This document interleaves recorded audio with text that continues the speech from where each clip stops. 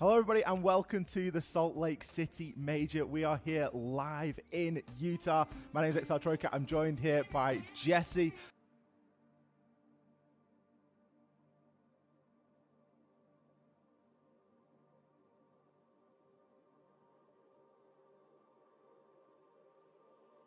Hello everyone, I'm hoping you're having an amazing day, morning, night, wherever you are guys. So we are back. Hope everything is good with you. Drips, thank you so much for the follow. Really appreciate that. Thank you. Do hope that you're having an amazing Friday and going to be having an amazing weekend. Let's see here. I'm going to see if I can get everything sorted out. Hopefully everything is going to be working. I'm trying to multi-stream through TikTok as well, guys. So please let me know if you see how it's looking, and I will hopefully. I don't know why you can't see anything through there. That's quite interesting. Where did you go?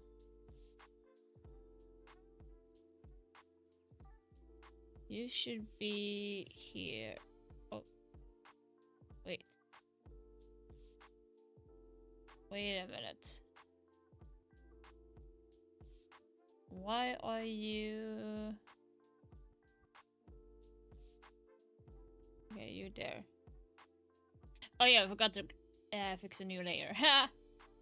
See, I'm still learning, guys. I'm still learning. Hi Foxtech, by the way. Let's see here. Here we go, here we go. You don't need to see this part. I think this should be suffice, right?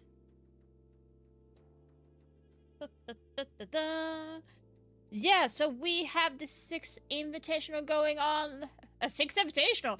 It has already happened! What the fuck am I saying? I do apologize. This is the Salt Lake Major in Salt Lake City. I'm already excited for the next tournament, okay? I'm really excited. So the information that we have right now when it comes to the Salt Lake Major is that US sucks. I'm just saying. It sounds bad, but yeah, the visa issue has continued yet again when it comes to an event in the US.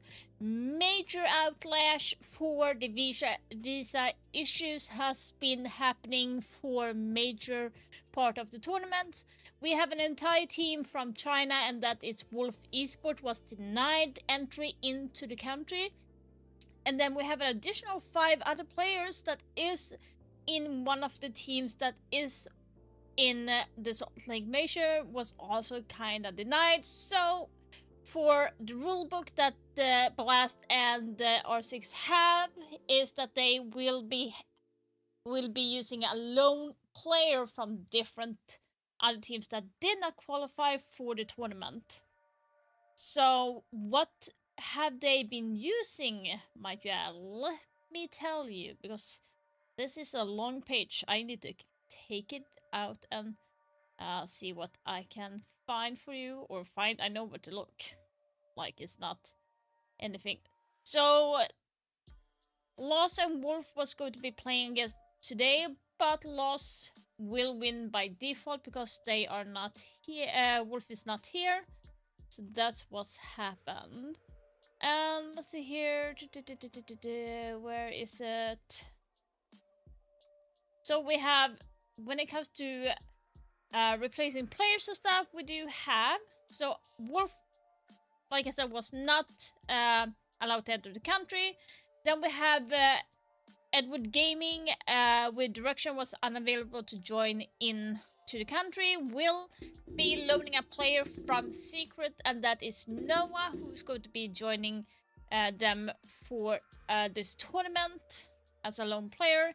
And for wildcard, Adrian was also not allowed into the country, and they have loaned a player from M80, which is going to be Hot and Cold, who has been stirring up a little bit of things within the R6 community. And also, when it comes to Twisted Minds, you have Dovahkiin was also unavailable to enter into the country, and they would be loaning guards instead into the tournaments. And you have Five Fears also with Archer was also unavailable to enter the country. Will be loaning Phoenix, who will join in as an emergency stand-in coach for this tournament. So there's a lot of things that is like really bad about so far. Very sad for Wolves that they were not able to qualify at all, or qualify that they were not allowed to get into the freaking country. So this will actually push in further on the question: should US be allowed? Wait. Gifts are suspended and your life is restricted in recommendation and search for due to reproduce content such as pre-recorded and copy. Wait, what the fuck?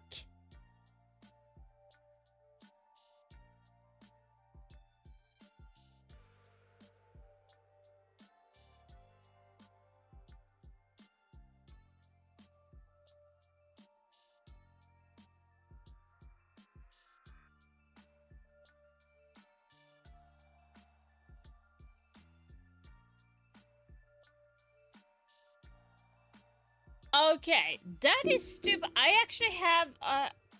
Okay. That is interesting.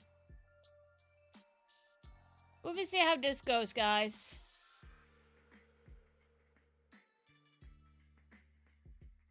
Gifting is suspended for now just because I'm showing you this. Yeah, thank you, TikTok. I am actually working with Ubisoft, so thank you so very much for this. If it comes down to this, guys, I will actually be closing down the stream on TikTok because that is purely dog shit in my opinion. That is purely dog shit in my opinion.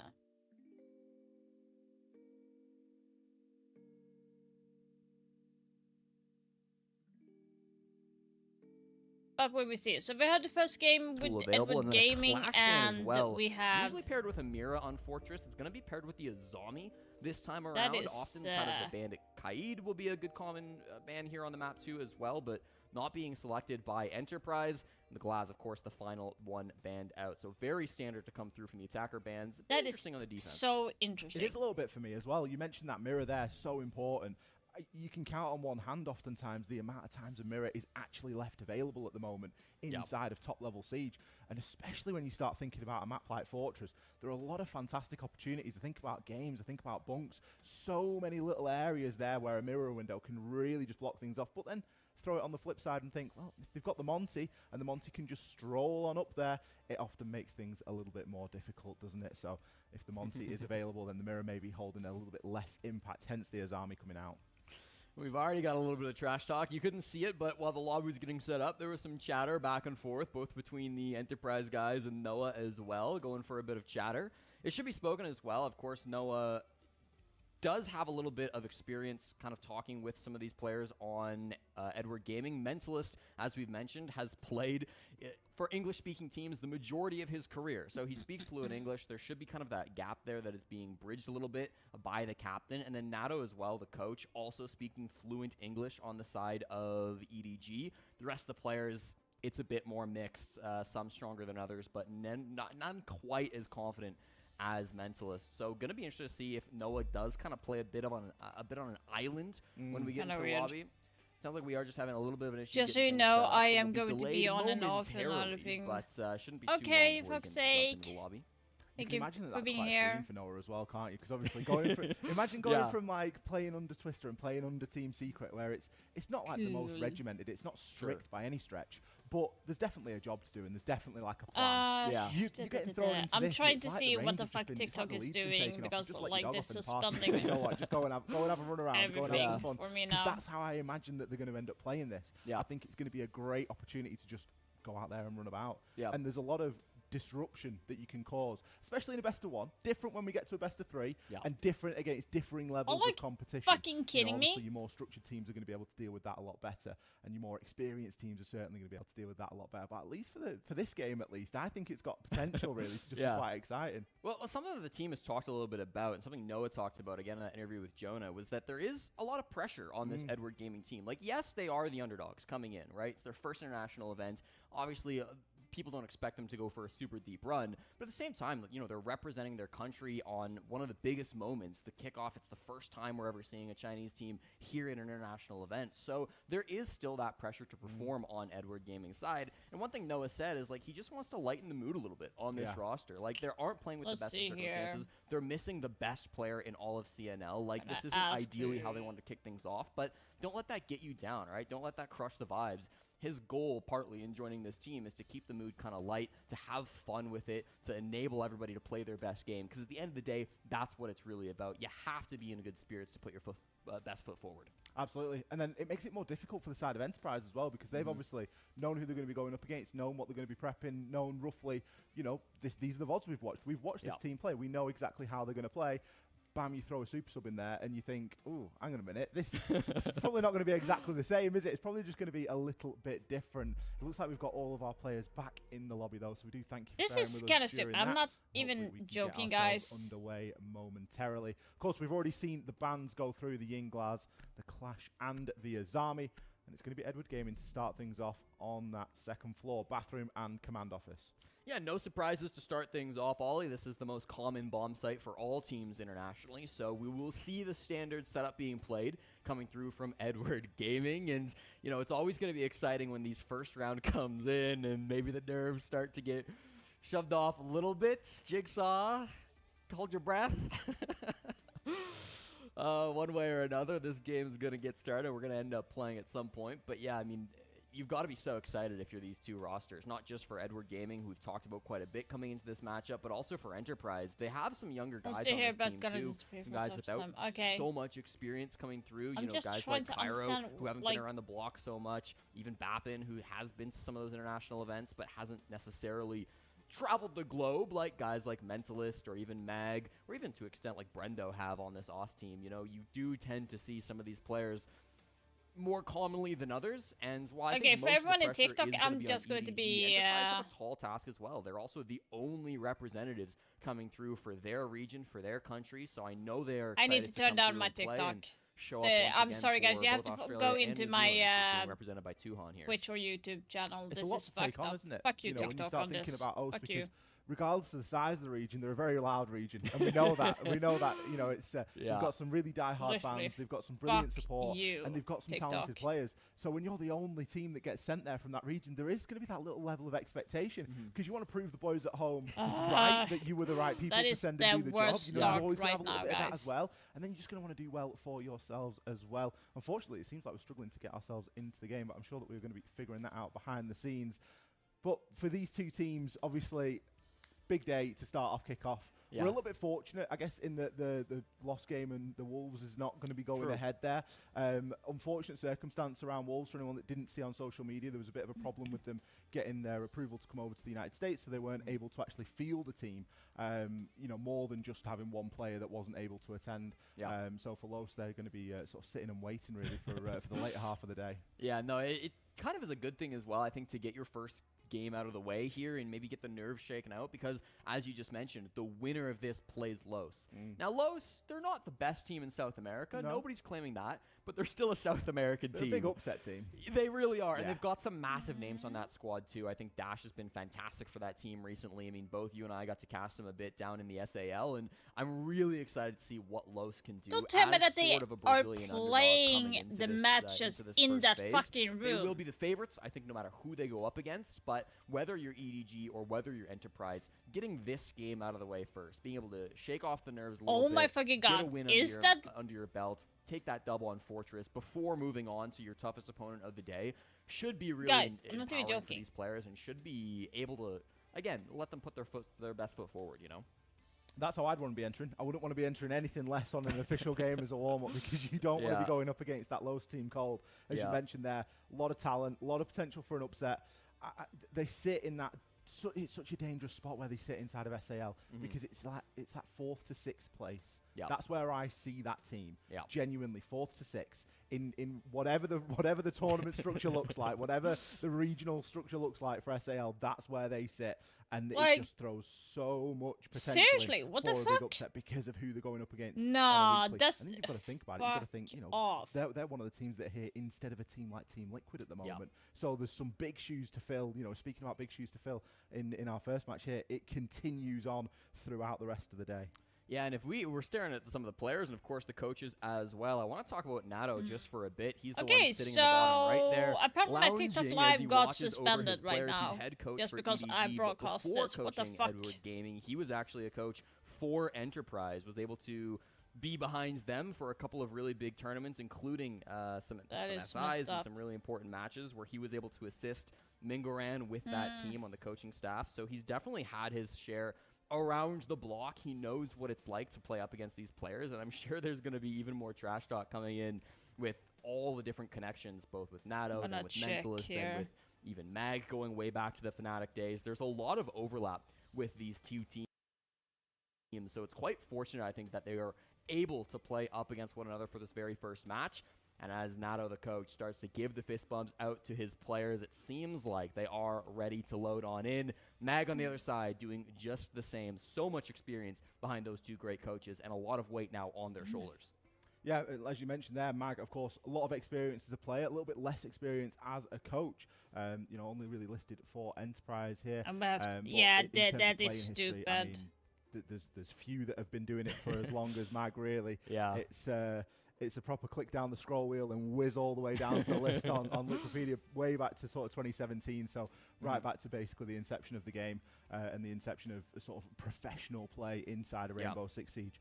They have been around. Yeah, I mean, Mag, really the founder, I would say, of Australian Gifts Rainbow are Six, suspended and your live is restricted in in recommendation and search results for 10 minutes due to reproduced content such as pre-recorded or copied content. Learn more in the live. The best sub-region Yeah, down in so APAC. that is fucking L for kind of at the TikTok. very top, and then Brazil was starting to warm up as well back I in was the early hoping days, that I but could when like APAC came multi-stream onto and the show scene, you it was really guys the that Fnatic tournament. squad, and I then to an really extent hope that Nora Rango for squad that. from Japan that were kind of the front runners coming out from APAC and I will have to setting the Google stage more for what and learn APAC from Siege that would shit. have to live up to as they went forward throughout the years. That is so that much is history disappointing, coming guys. around I was from, kind of from hoping Mag, and it's nice to see him coming back to, into the scene like, to play, or at least to coach for the top team broaden out of that. Australia. I know he spent quite a lot of time in Japan. I believe still lives up in Japan as well. But to be able to come back down, support the boys down under, it's been excellent to see.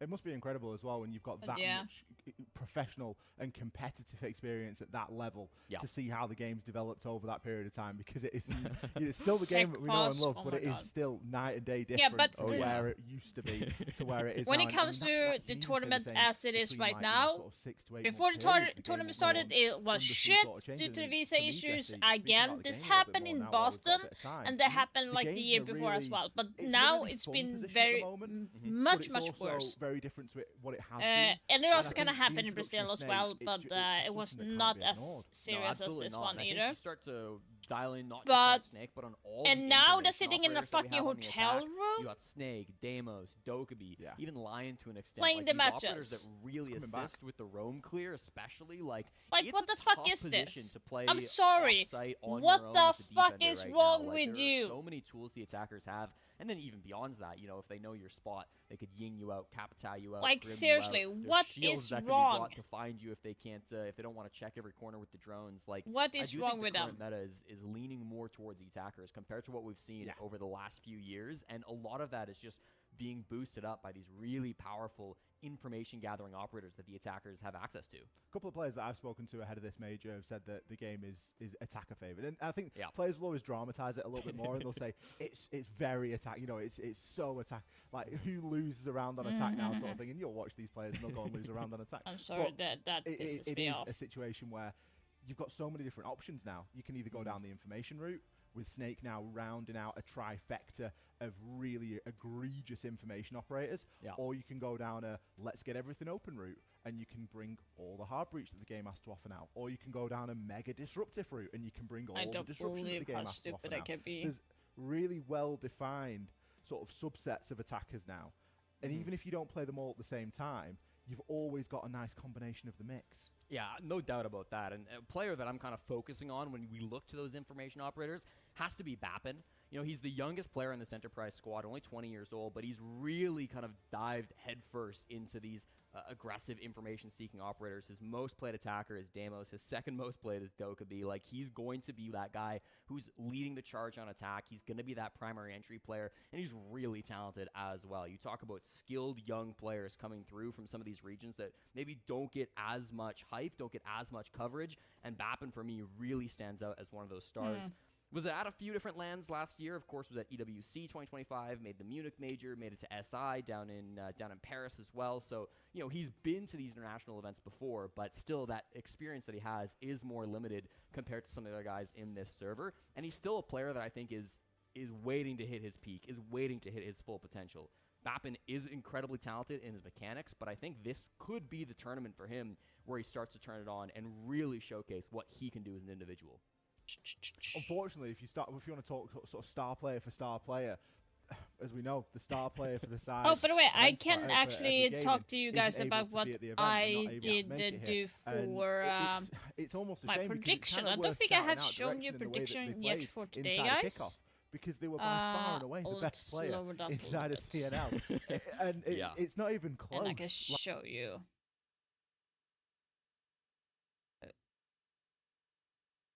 Okay.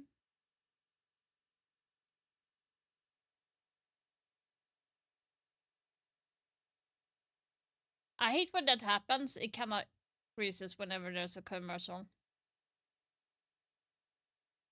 Yeah, so far it's pissing me off, to be honest. But if we look at the prediction that I have made so far, so I made like the prediction that Lost and Shopify is going to be in the top bracket, and then we have Falcons and Daystar pushing through, because Daystar actually played really, really well during the 6th Invitational, so I think they will be doing that as well.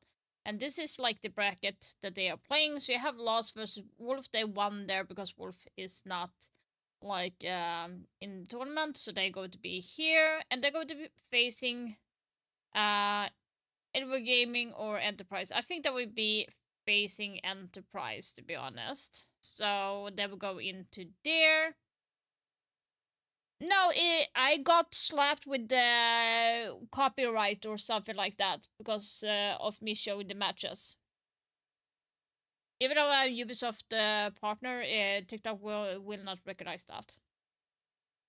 For some odd reason, it will not recognize that. So we will see. We will see how that's going to be panning out.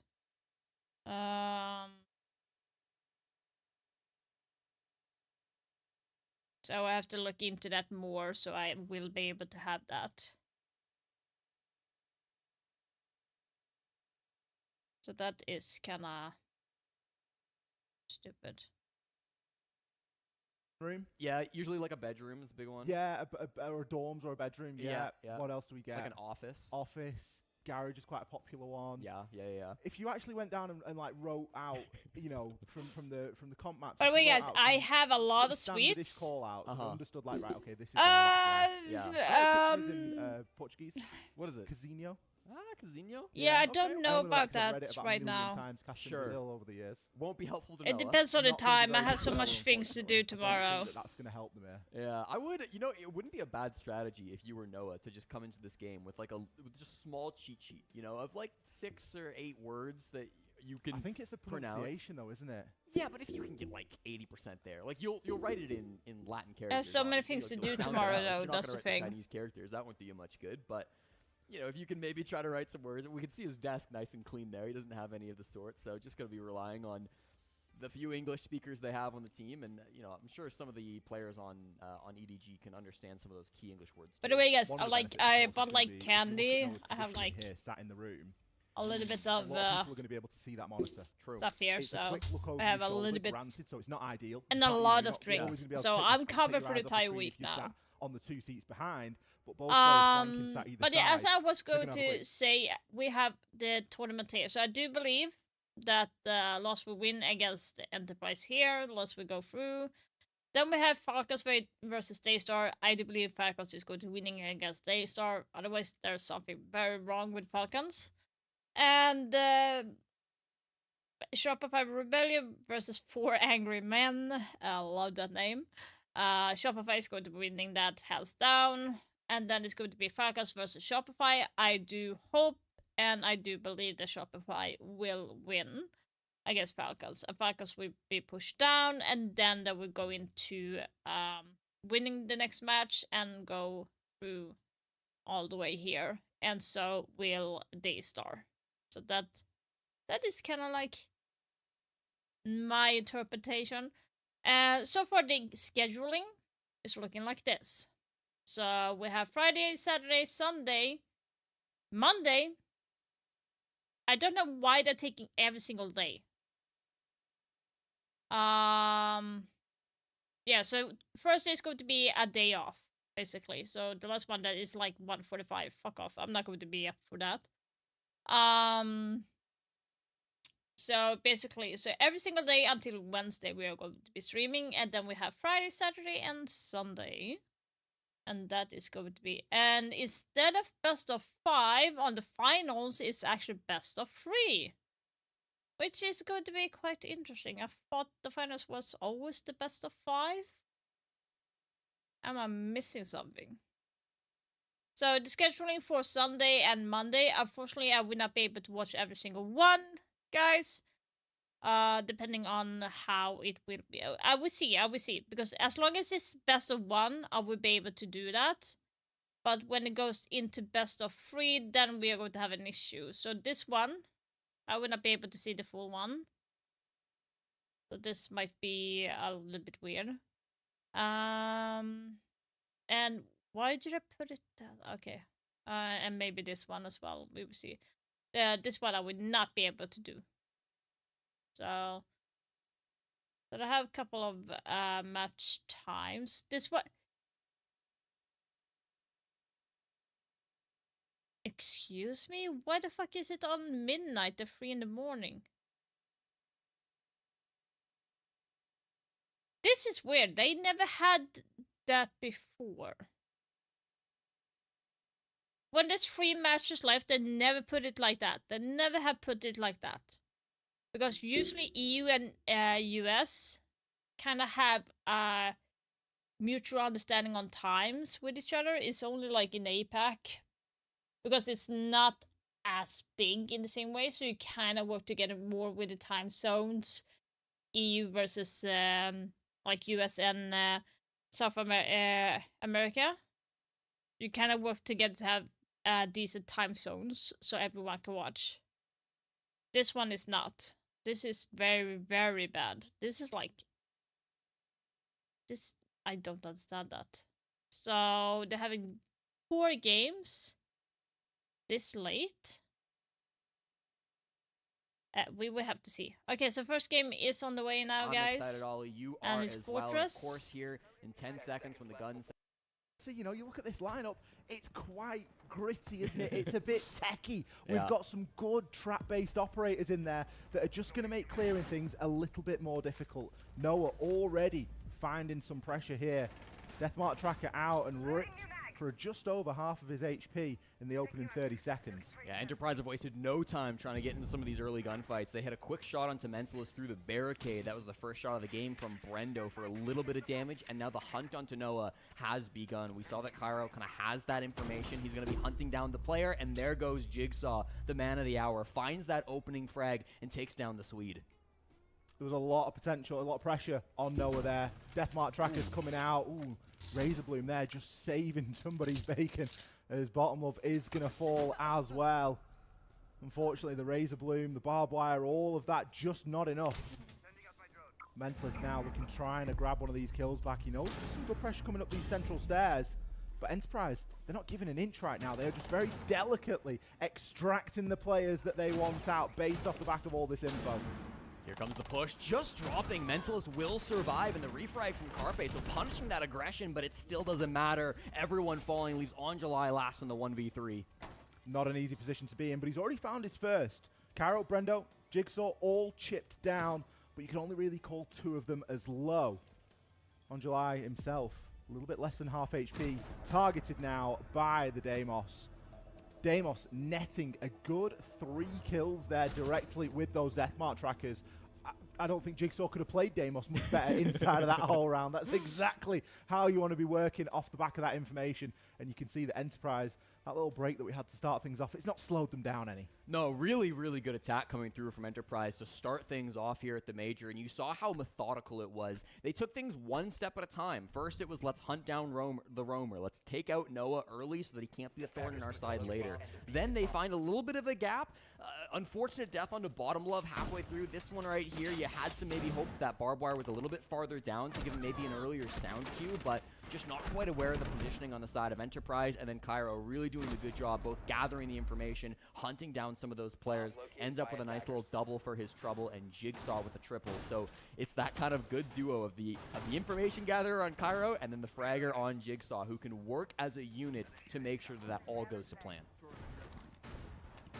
I mean, let's be honest, if that's the way that Enterprise are going to play this game, EDG are going to really need to tighten things up because they left themselves not in a position to be traded. Yeah. Very out there on their own. Okay, round 1 said and done. Let's see if we can make it a little bit different for round 2. I'd like to see just a little bit more link, a bit more togetherness in the way that EDG are trying to hold, because at the moment, I mean, at least in round 1, they gave up quite a lot of map control.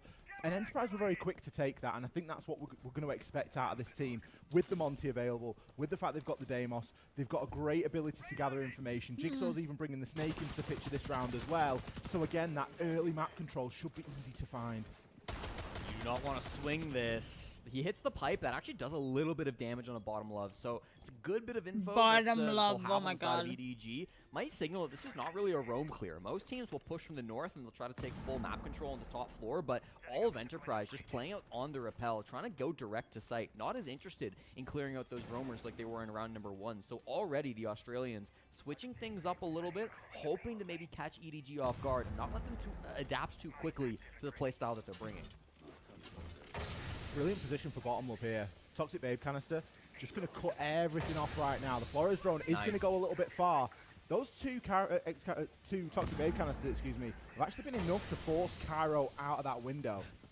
He's expended the 3rd now as well. Minute 45, all 3 of your Toxic Babes gone. It's not the best position to be in, but it stopped the Monty from pushing in on that side. Yeah, I mean, job done, I suppose. He did use a lot of utility there. I felt like even just with the first Toxic Babe, probably would have forced the Monty out. Now Cairo can just enter back into Old Tower, and he's got this space with no more Toxic Babes to deal with.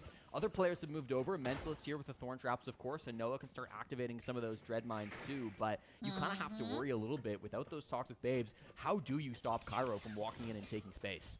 Well, the clock's going to do a little bit of it as well, isn't it? Noah, unfortunately, they're dropping right into Bappin's lap. 2 and picking up 1 onto July as well. And it's 3 flawless kills here. Make it 4 as Bottom Love down, but not out, and finish there by Brendo. Damn. Come on. Almost a flawless round, if not for Brendo falling.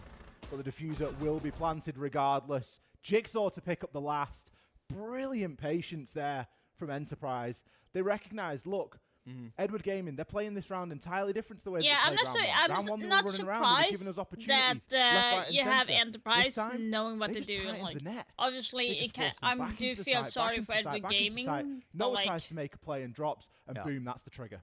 Well, here's the tack timeout being called immediately from Nato. Not liking the start that his team has gotten off to, so hoping to change gears a little bit in this early matchup. Remember, this is a best of 1, so if you lose 7 rounds, that is it. You fall to the lower bracket where you'll have to face a deadly opponent.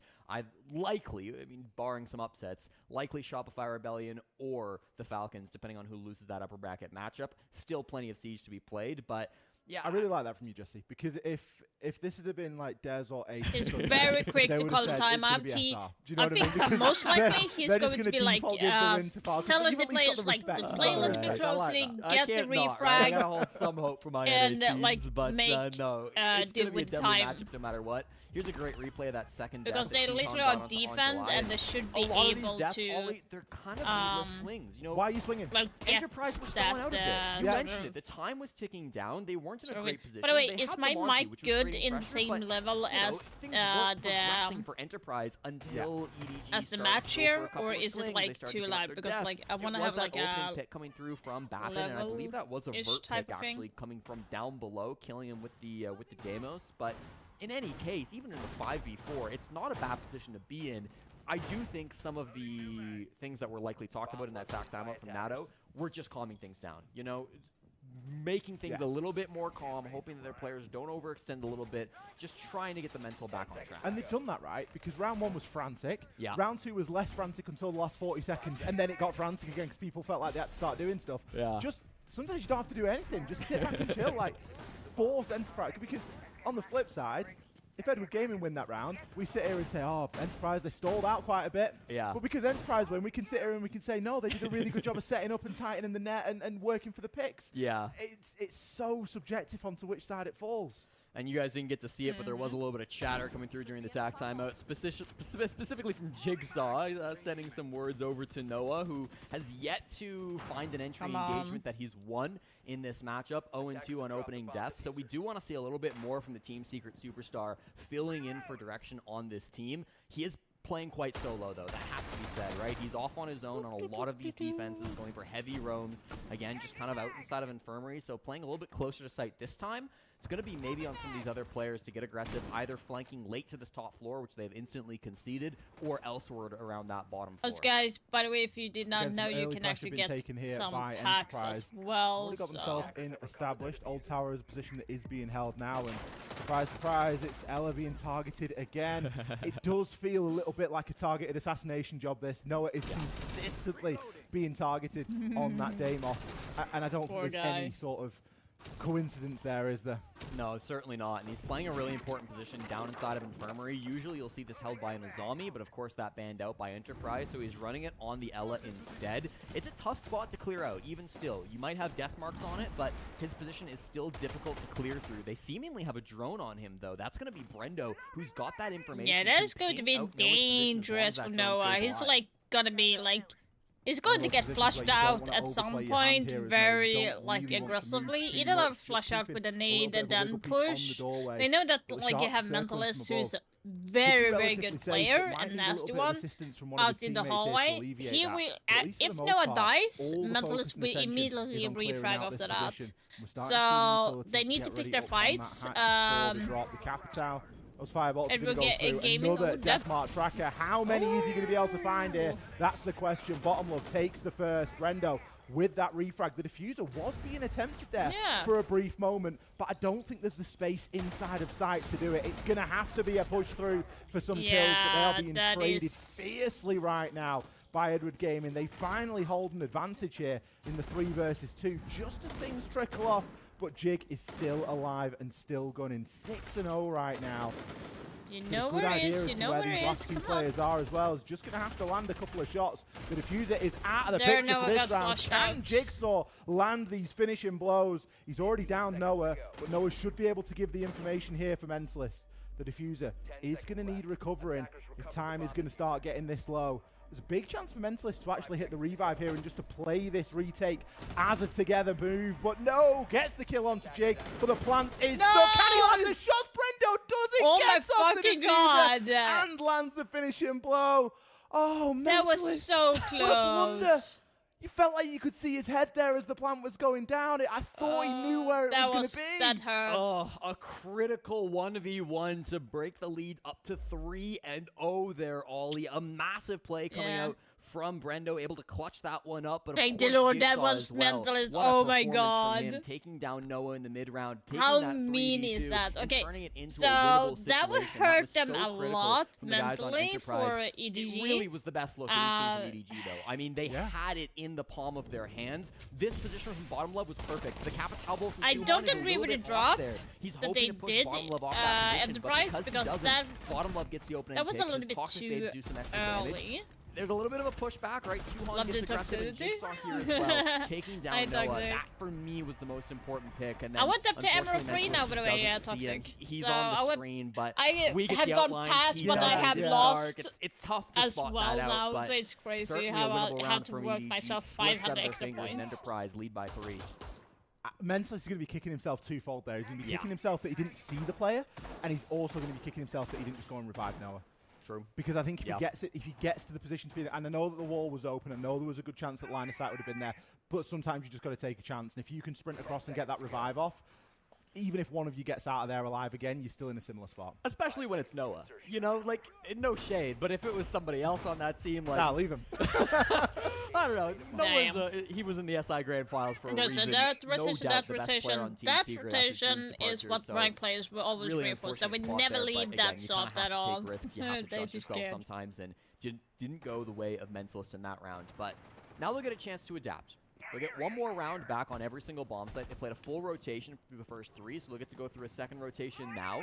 And we'll hopefully see a bit of a different look on this defense. And immediately, we see Cairo opening things up once again. Bottom love going down. He was playing those white stairs earlier. Okay, just so based on Cairo's current position, it looks like he might have been playing that should same be spot. Falcons. It was a vert pick just up through the floorboards. That is a tough one to lose early. Another one from Bottom Love where he's going down before he really would like That's to. going to be interesting. Yeah, By the way, guys, if you did not know, if you subscribe to the channel, you will get the unique Lord Tachanka charm as well that you will be able to get to have in the game. Right? It's not so I do have a charm to give to you if you want to have it. Obviously, we've spoken already that attack So has a good advantage, but in that subscribe for opening getting that engagement, charm. it's kind of 50-50. It's up for whoever really wants it.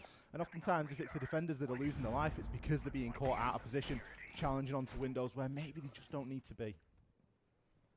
Definitely hoping to see more from Bottom Love, No. more like round 3, but we haven't seen It this is yet. a badge Great for nitro from Carpe. Wasn't sure if that was in-game. gonna I'm land, but it gonna does double find check. Bappin, and then Tuhon answers back onto Carpe, so they're already fighting in towards the bomb site. This Mav line has done so much work for Enterprise. Tuhon a double, and that will make them a 2v4 advantage. Only Mentalist and Angelai left to hold this down.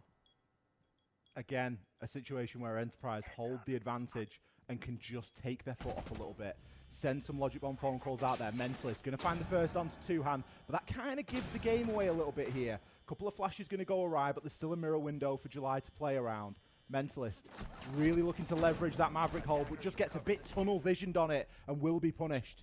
On July now in the clutch, 1 versus 3. Don't think he's going to be able to pick Mentalist up. The plant going down just over his shoulder, fluffs the first. No, it is a Twitch badge. Sorry, guys. Big It Tui is for a Tui Twitch in badge. that round. A nice little double thing. coming out from the captain of Enterprise, Tuhon on the Maverick. I love that play coming out from him. It's actually something we saw a lot of SI from Spiker on Wildcard, bringing that Mav here to Fortress just to give yourself an easier time opening those So lines to of show your sight, liege stop any to bandit Lord tricking of shenanigans, help yourself on Sparkles. some of these really important Subscribe walls. to your favorite Tuhon R6 deciding to pick streamer up that to up for unlock the himself, and it really exclusive just Twitch breaks chat the round by wide a badge. open. And you should So- expect, like, that Book's wall is kind of a difficult Yeah, one to unfortunately, play it was usually, not in the 'cause there is game. often a guy in that white stairs position, but because they got the early pick onto Bottom Love, because they were able to hunt him down from outside the building, it opened up that door, it allowed them to take that space, and it really made it easy for Enterprise to start converting some of these angles. I mean, just a powerful position from Tuhon to play here, really doing the most of it, and even after he gets smoked off the angle, the trades are so perfect to come through from Brendo, so it just feels like Enterprise, they've got a really good read of this game, Ollie. They're finding the gaps, they're making the gaps by picking off one player early every single time, and then they're using that space to convert into an execute. It's the space finding for me. I think the way that they're opening up the start of the round, consistently getting that opening kill, and then using that as a sort of mounting position for the rest of the round and how they want to move forward. And even if that's somewhere that they're then going to rotate off, like we saw them do in round 2. Fox 6 we saw a has pretty it. significant That is, rotate in round 2 because a lot of defender utility had been used in one area, and they went, you know what? Why are we going to fight you here now? We'll just fight you somewhere else where you're a little bit weaker, where you haven't invested so much. So it's not like they're committing to one plan and not being flexible enough to change. They're really, adapting on the fly. Okay, I'm talking to It's gonna Ubisoft sound like some directly now, copium for and the this underdogs, but I TikTok do is think fine. EDG have a great opportunity So, here in round I'm 5, just Ollie, asking. because last time We will Enterprise see what they went all for a say. very direct to site take. They didn't get too aggressive when pushing in onto this site. They didn't try to clear out those roamers across the map. They were very isolated in where they were trying to push from. And this is exactly the bomb site that NATO called his TAC timeout for. This is exactly what they were talking about in those 60 seconds that they had to talk with each other. So this should be where EDG have the easiest time adapting if they can rein things in, not give up those early frags. play a bit more passive. Maybe you let them into small tower after they get a bit of Jutsu clear, after you waste some time, but just don't go for some of these over swings. Play inside your sight. Trying to play behind your plant denial. There's a win con here for EDG. Especially when you've got your mirror windows, because that's a great piece of utility to play behind. Mirror hasn't been banned. It's made it through the entire game so far. We've got a Solace ban, we're going to say. So mirror being up there, it's free real estate there to just sit behind that, and you can then send utility from the back. Yeah, that's kind of interesting that they have not banned mirror. Just around the corner ready. Jigsaw. Beauty. It's only the second time he's fallen this game. You saw the C4 landing on your feet. There being attempted onto the Monty. No, you can't turn your back. Is this going to be the first with the left and the right? round Either win? side of the rotate. Make it 3 for him. He has come flawless. alive here inside of round number 5. A flawless round for the first round isn't a bad way to start things off for Edward Gaming. Yeah, that's exactly what I wanted to see from Bottom Love. You know, he's a strong anchor player, Ollie. He's not one of those guys that you expect to be roaming around the map, and if he gets into those early gunfights, if he gets caught off, he's going to die, and it's going to put your team in a really bad position. But if he can just play anchor roles, he knows what he's doing. He hits some really nice C4s, hits some really good swings, knows when to get aggressive and when to play passive. That is what we are looking to see, and I think that's going to be the win con going forward. I know they only have one more defense round, but if you can just play like that more with Bottom Love, play around your teammates a little bit. You see, it's not just him going for these swings. He's got Mentalist behind him. He's got the whole squad there in sight trying to work off that pressure. It really just opens the door for him to make those plays and to kind of catch Enterprise off guard. If they can't find Noah off on his own, if they can't find Angelai off on his own, right? If they have to go into the site 5v5, push with all of those players available, it's going to favor the defenders. Really big round there, and I hope it's the start of a little bit of a comeback here from Edward Gaming, because we don't want to see any of these games go one-sided. That's interesting in reinforcing that. So they are extending. The best they're going to be able to do here now, though, is into Hammam, which then leaves them a lot of work to do on the attack. 2-4 kind of looks like they wanted me to go with the vertical play and not horizontal play. It's not where you want to be, but it's good enough, especially for a team that is playing their very first international match ever. Yeah. You know, but they're also speaking 2 languages. Exactly. So whatever coordination you're hoping to have on the defense, if that can't translate onto the attacks, where you're going to need it a little bit more. Yeah, no doubt about that. So, I mean, especially for Noah, like, he's 1-4. That's going to surprise a lot of people, but he is really out on an island on a lot of these defenses. So he's not taking 1v1s. He's taking 1v3s, 1v4s. Enterprise are working as a team. They've really been hunting down Noah. We saw a bit of an early fight with him over towards front door, but they really don't like Noah. Enterprise making their way in through Hammam. Cairo taking the space on the Blitz. There's one player that they have to worry about, and that's just going to be, I think it's Mentalist just inside the door here. Not a great spot for Mentalist to be in, but he's supported on July. Why did Cairo go in like the back. that? 2 rounds in a row there, we've seen Shield players just falling from an angle that hasn't been considered. Tuhan, next player to fall as well. Those Rotero drones out of action. And again, we see Enterprise in a 3 versus 5 now. Was this part where it takes them like that, but you cannot leave the courtyard open for okay, them. It hasn't happened a lot, but Edward Gaming have worked well when they've been ahead. 1.5 minutes of the round left now. An attempt there at a kill onto Mentalist eventually will be found. Mentalist is having a bad game, that was kind of expected at this point. He's been part of the problem, and they knew where he was. They don't know where the rest of them are. That's right. I mean, the position is still not very strong for Enterprise. They don't have any top floor control, so they don't know about this player that's just sitting on the main stairs. That's going to be on July, who could go for a flank on any of those Hammam-facing players. That's where the defuse kit is. There is a bit of a dual push from both Brendo and Bappin, but then Jigsaw on an island across the map. He's not going to be able to work with his teammates much here. Ooh, getting Brendo. a freebie. Didn't really need too much teamwork for that one. Just catches Bottom Love down. Noah will find a kill onto Jigsaw, though. So that isolated player that you were talking about, Jesse, the potential for backstab has disappeared. Still with a man disadvantage here.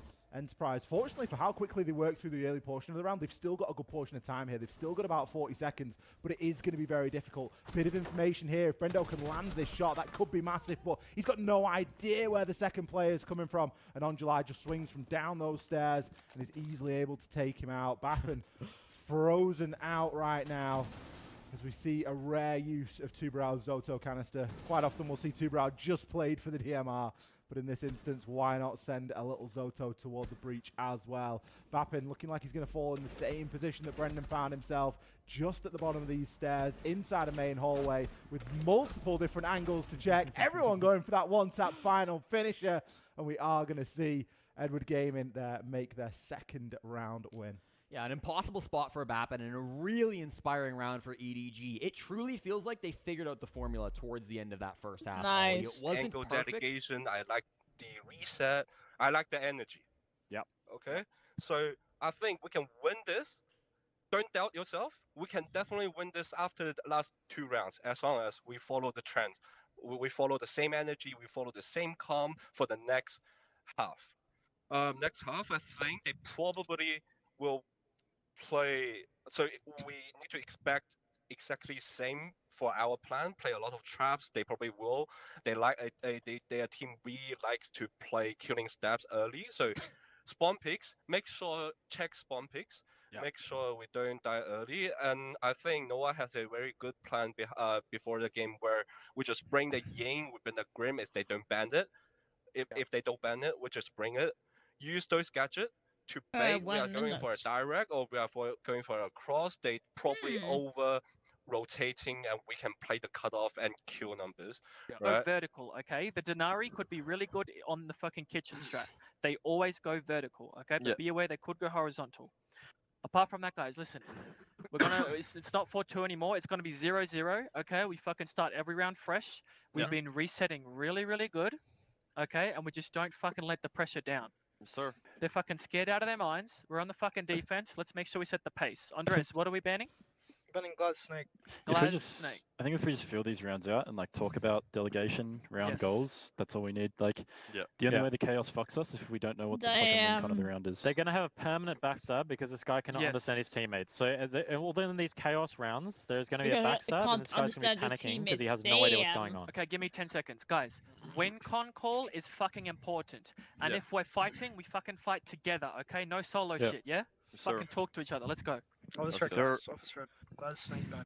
Big tack timeouts coming out from both the coaches. Of course, that is the halftime timeout that we've added in this season. Both Nato and Mag getting 2 minutes to talk about this second half game plan on what they want to try to accomplish. And you can hear a bit of a different vibe on each side, can't you, Ollie? I mean, I think that's an understatement, Jesse. I think there's a very different vibe on each side. Enterprise maybe a little bit more focused on who they're up against, right? The mental on the side of EDG and the fact that, yeah, there is a guy subbing in who doesn't have perfect comms. EDG more focused on the specific strats, what they're going to play. Talked about that Ying play that is going to come through from Noah. And it's interesting, I think, what was actually said by Nato in that tack timeout. He said it was maybe a strat that was designed by Noah, or it was suggested by Noah, where he kind of wanted to bring in that Ying for some of those attacks. So could be interesting to see exactly how much of an impact he has on those decisions. I think calling it a strat is maybe a little bit of a stretch. Like, I'm just saying it's a stretch. Like, I love what you're trying to do it. I really do. But bringing the Ying, bringing the Glaz. I mean, the Glaz has been banned, but trying to just sort of bait. Yeah, okay, it might work. You might pick up a round. Sure. But you're not going to be able to win, 5 rounds that are required to get you to round 7, are you? Like, you're not going to be able to bait every single time. From the Enterprise side of things, really interesting listening to Mag there.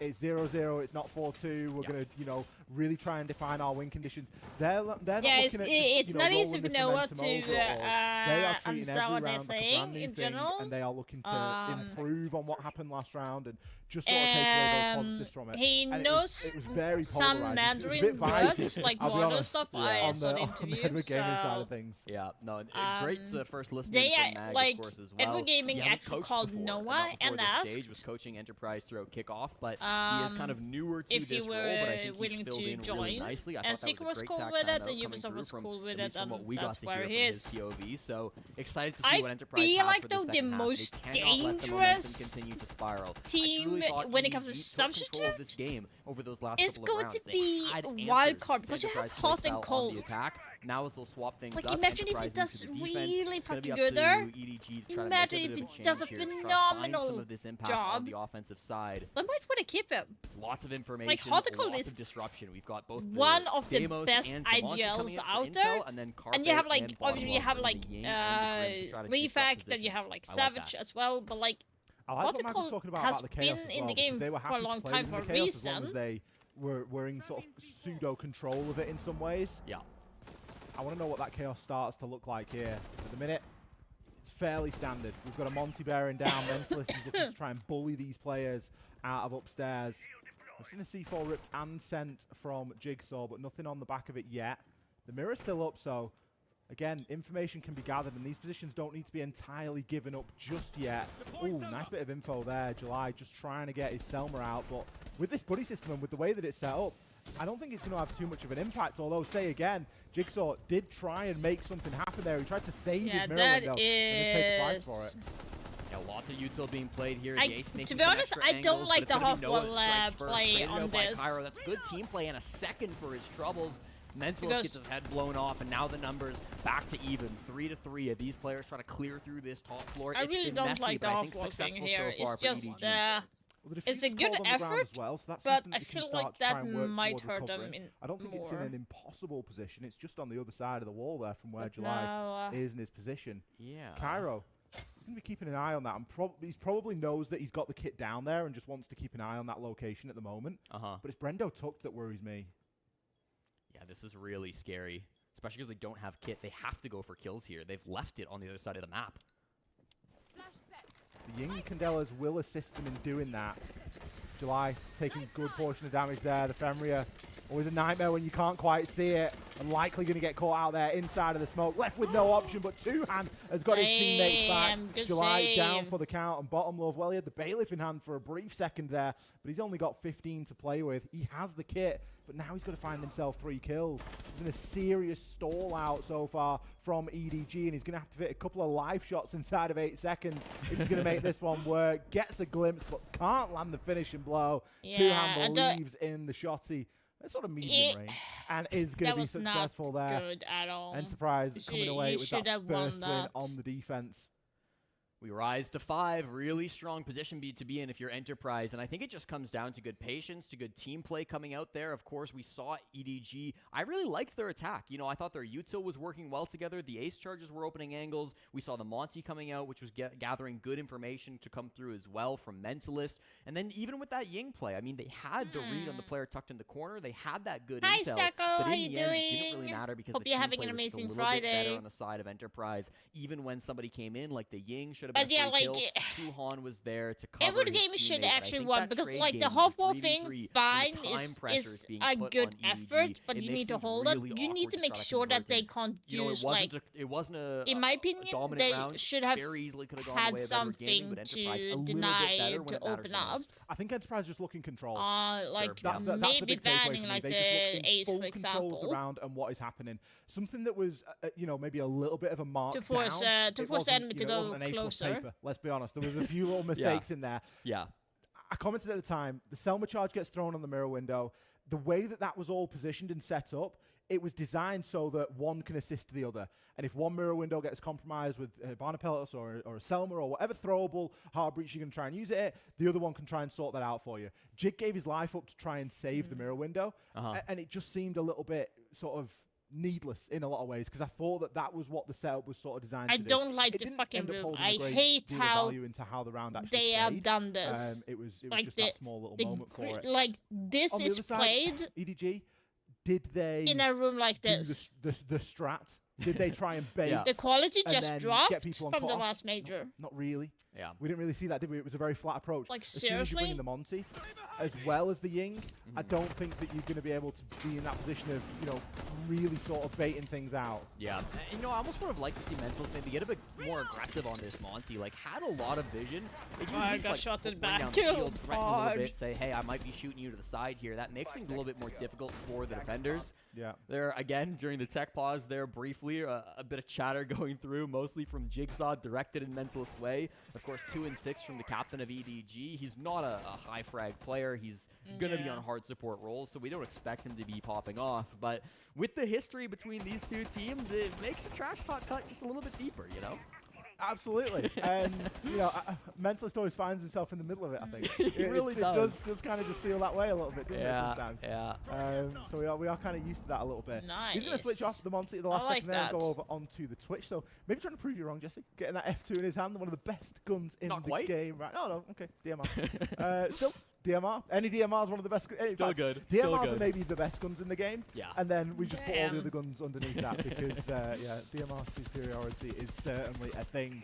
Yeah. That being said, we've got a couple on the other Yeah. side of things as well. Two-handed going to be. By the way, brilliant. Saka, I Something actually that's got the new impressive for mouse now Enterprise as well, is to get and everything I to like play with. There's it's a going brilliant really little bit of a well. trade situation where we have My Brendo and headshot two-hand, like, level I think it was Brendo that percentage was, has like, gone really up by tucked in 2%, and just trying to so melt that into is the wall, good. and he's immediately being Then held. I think, It just seemed like they're ooh, holding one of his Noah. hands so much.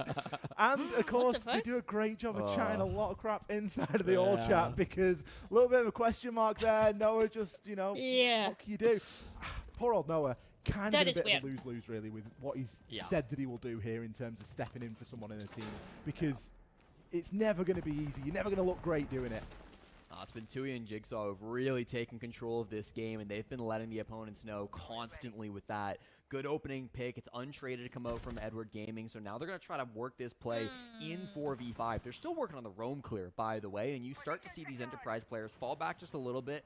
Bappin deciding the hallway's not his best position. Jigsaw setting up some of these Kibas still inside a bathroom. You need to find utility to clear this out. They've got 3 flashbangs, they've got some smokes, they've got nades on July as well. Some of these have to be used to clear these roamers, and at this point, 90 seconds, 4v5, you can't just be pushing these guys back. You have to catch someone on a rotation. Especially when you look now at what Enterprise have got. They've got 20 Shoemakers to send.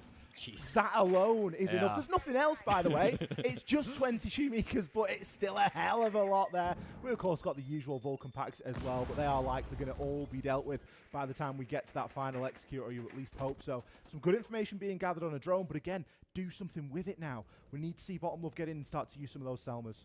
Didn't catch anybody I in the roam just game, like, so now it's a 4v5 push. Not a lot of positions to play Just for like, Enterprise, but EDG is lots like, of crossfires set up. Ooh, big kill there from Carpe. He is Jigsaw, able to take what were you Jigsaw down. doing? It's one of the downsides of being hemlocked inside of the site now with all this time double remaining, peek. but a brilliant response, double swinging onto the player that had Good just taken refrag. down Jig. Carpe now going to fall. No, the next person, advantage they know that continues someone's to going to be stay pushing in there, Enterprise's hands but- right now. And well, EDG, they're going to have to get a little bit more active than just watching these single doorways into sight, because there is no reason for Enterprise to move right now. They do not need to push, and Brendo finds that out the hard way. Is able to flick and get a couple of points of damage in onto Mentalist, but takes a few in return. Flash now being sent out, but Brendo anticipates it. Will be Yeah. traded by On July, but EDG again, is going with to be that early losing pick, this, the I'm numbers sorry, just and it's keep most likely working due to the here fact in with the Enterprise's favour, communication and they will issue. continue to do so. Bapping great down over onto Bottom Love. And well, On July, you've got to be in the site to make an impact, mate, and you are only just getting in there with no time left. Just such a difficult push, Ollie, because they didn't have numbers, as we mentioned, but they also didn't really have much hard breach. They had one Selma charge that was being used kind of on the briefing wall to try to get into dorms, but the only real effect that Selma had was it allowed a flank from Bappin to come out and kill one of the attackers in the back. I mean, it really didn't have a lot of angles. The main wall that was still over towards the south bunk side was closed. Unlike you know, see we still had Shime this with main no wall other, from there briefing that was mostly closed. nothing There else to not say. really much pressure. Small tower, a bit of it, sure, but a lot of these players on the defense knew what was coming. This is that breach I was talking about. The one bit of hard breach that actually got used towards the site favored the defenders more than it did Edward Gaming. So that push just really didn't By the way, have guys, the tools if it you needed did to not find know, you success. can actually Now get Enterprise will have 7 4 packs opportunities to close out this game and secure themselves a match for against this Los later on stream today. for the week. Gotta It give the says benefit how of the many doubt to hours you need Enterprise to at the moment. watch. I mean, Very nice. not only in the scoreline, but the way that they this. played Siege, it's been good to You will watch. be able to get a It really has. It's been entertaining going to and be it's more. been It says well For coordinated. me, I have Siege. 6 minutes left on Obviously mine. a group that has so- a hell of a lot of synergy. And I know that Like it's easy that. to sit there and watch a lot of APL and say, yeah, we know this, we see it in APL all the time. And this, again, it's a different environment, isn't it? You know, it's international. They're against one of the CNL teams. It's going to change again when they go up against a team like, or if they go up against a team like Sorry Lost, for which, yawning let's be honest, is a looking lot, fairly guys, likely but like at this moment. it's But it's good to see that the fundamentals and the basics there's been a are lot of all things still happening, there. so I'm like EDG on the flip very side, no timeout left now, overwhelmed and as really well. just looking to work on these vibes. Doing a lot that of Ying things play right now. that was sort of heralded as the savior, Yeah. has really not seen all too much use or action. And I think we need to be looking a little bit deeper than just that. But they are going to be looking to try and take some top floor control. By the way, here. I That bought much is some demonstrated pastries by the today fact as they're bringing well, the ramen. so I'm Jake, going to be I'm not sure eating I see one of anyone those used a lot later. there. I'm sure he's doing it for And sound that is reasons. going Yes. to be Yeah, a very lot quieter interesting. than just dropping down. Saw the drone, knew somebody might be entering in there, and I think he's going to be the real focal So point. the You ticket, have to they confidently shut him taking down if the you're vertical EDG. play He's right the now. one roamer So top floor. He's all by yeah, himself Cork on going to an be island. opening up. Very, Then you very have similar to how Noah being was the playing, aggressive and player they've got him on a to death clear mark. out They've the got him on a roamers logic and bomb, make so them they push force back him to back towards site that or first floor, at least to and the now bottom you've floor. put the pressure on. You've not allowed him to make that really important thorn No in the side of important your kills attack. right now except It'll be for Bappin who opens things up on for some reason July, so he it's a got different killed. player coming up in a Don't know different what position. It's not July just was Jigsaw doing. by himself. The team play is still there. Yeah. And it's another opening duel for Enterprise. One of the problems when you go so sort of light-footed on the top floor as a defender, and the attackers move through and take all that space because it's free. If you've not got anything on the flank or you've got no one watching that drone, it's so easy for someone just to sneak up and get a kill like that. And Jigsaw, he's just provided the perfect distraction. No more Logic Bomb phone calls here then for what could be the final round of this opening match here. We yeah. are starting to see plenty of the floor ripped open though. So But then like again, it's what's not stopping the defenders from entirely moving wrong out? on A lot of what these attackers are operating EGG spaces is inside of this top doing, floor. but They're it's not holding like the cutoffs down below. And you it's have very one similar to guy the problem we going saw too last far round. I mean, away, they don't have especially numbers. you They have have Dokkaebi. 0 hard breaks, so the hatch is going to stay closed this entire time. They have to just run at this infirmary player, and frankly, I'm favoring Tuhon as he's gone 9-5 through the first 8 rounds. Ooh, Never well, mind. Ooh, nasty shot by That's why you Mentalist now. shouldn't favour people, Jesse.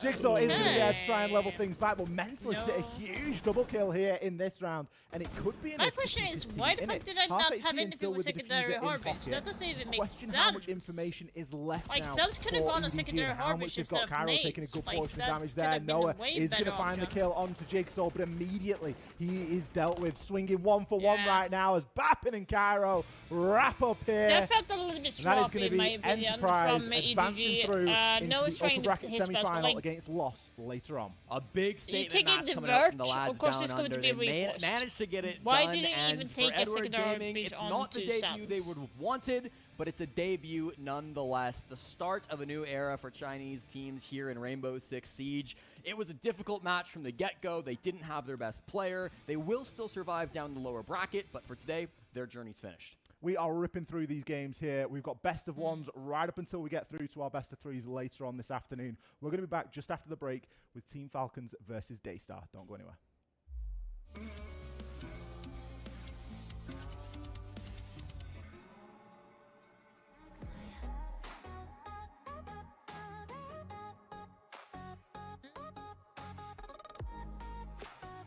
By the way, guys, I am affiliated with Blacklight, so if you're interested, use my code RUNOUT if you want to have a little bit of cheaper setup.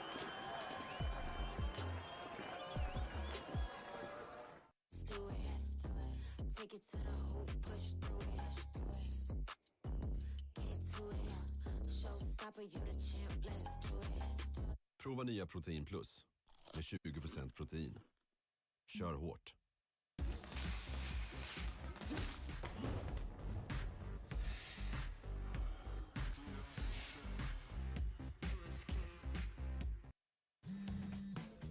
När du har lite tid och behöver maximal diskkraft, använd Yes Max Power.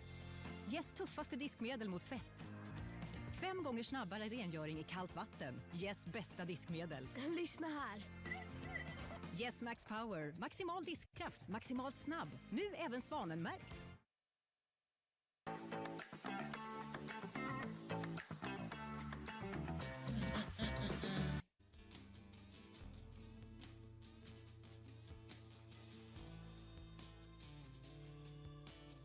Two minutes into the next match.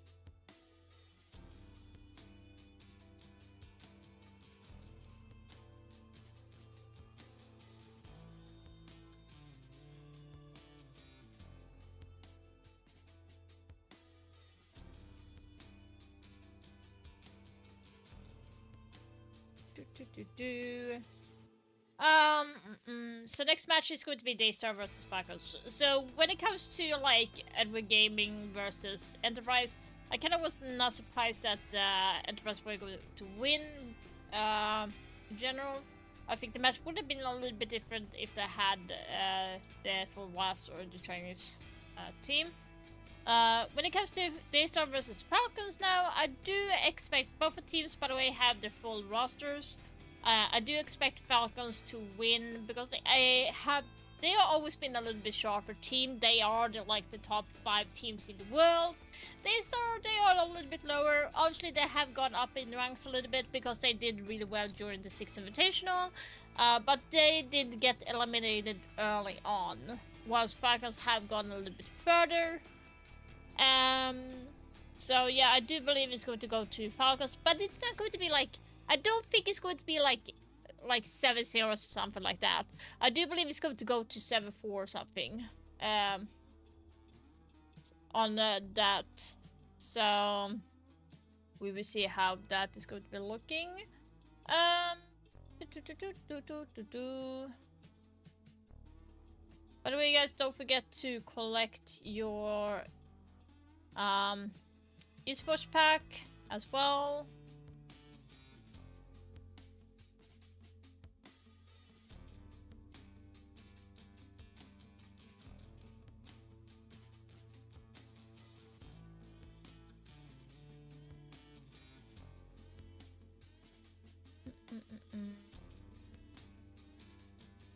Let's see.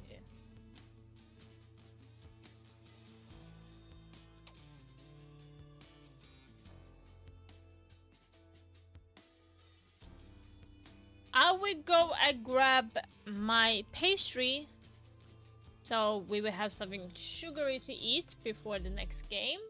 A 7-2 win for Enterprise over EDG, the opening match of the major. I'm here with Mag. Guys, you clearly targeted Noah. At least it felt like that from the outside. We heard it during the TAC timeout. Was that a focus at all going into this game? It wasn't a focus going into the game. Obviously, when you know, Noah doesn't speak Chinese, Mentalist, he can do some sort of translation, but when Noah was going to do his own thing in the game and the other 4 just do what they usually do. But during the game, actually, we talked about, what if we just pick the Deimos, we just target Noah at the start of the round, and sometimes we actually did that. So he didn't frag out and have a life game that we thought he could have. So we were able to deal with Noah very well. Well, Mag, you mentioned Mentalist. You teamed with him, as far as I understand, SI 2020 on Fnatic a few years ago. Now you coached your team to a victory against him today. How does that feel? It feels really good, to be honest. I mean, look, Pat and I, Mentalist and I, we're really good friends and teammates. And, yeah, I'm glad I got the win against him. And really good that he is still playing, unlike myself. And, just really good to see him again.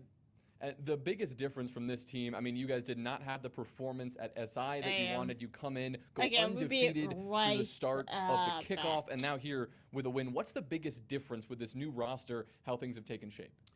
The biggest difference with the roster is definitely the fragging power of this roster. The old EP roster that I wasn't a part of, obviously. We had some super support players that weren't able to frag out, like, Cairo is now on the shields. But, the individual skill on some of these players in the room is insane, and we will just be using that throughout the tournament, so please look out for it. Well, speaking of, match up against Los in just a bit, best of 3. Thoughts ahead of that one? Can't wait to get the game on the road. Los, they might not be warmed up as much as we are, but hopefully we'll take that and go on to phase 2.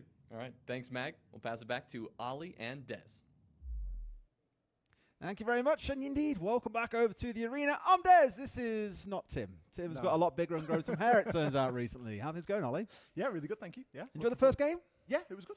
Fantastic. I was actually quite surprised by it, to be fair. I think I was holding a little bit more stock in Noah being the super sub and like sort of saving the day, and I think it's such a nice storyline to have, and when it doesn't seem to translate, it just kind of makes sense when you look at it in the cold light of day, doesn't it? I'm really going to have to get used to looking upwards here. This is just weird. I'm so used to like looking there, and now I'm just like, I got to do this. Life ain't fair sometimes. But you know what it is? We've got a brilliant game coming up now for our second game of the day. Daystar against Falcons. Now, Daystar, it's fair to say, coming in, they feel like the underdogs. But anything can happen on day 1 of a major. And it's a best of 1. Anything can happen on day 1 of a major, and anything can happen in a best of 1. If there's one thing that we know about this game that we all love, it's that best of 1s can be terribly unpredictable, and it doesn't take too much. And, I mean, Falcons, yes, we hold them on a pedestal, but it's a bit of a dicey pedestal sometimes. It can be a little bit shaky as well at times. Yeah, they've had a good few events recently where they finished second, and it's become a little bit of a meme at this point where it just keeps on happening time and time again. They can never quite seem to get it over the line. However, with it being the first day, you would back them to come out swinging here, right? You'd hope so. You really would. And I think that's what we're looking for. We're looking for a really dominant performance from a premier org inside of Europe. Let's be honest. The fact that these guys have come into stage 1 is almost in some ways surprising itself. Well, here our map vetoes are ready, so we'll take a quick look here at where we're going to start out this game, I suppose. And we're going to find things out in just a moment. Any ideas on where you think you'd like to see them go here? Anything you kind of look at when you see Bank and think, you know what, this feels like it really favours a given team, Ollie?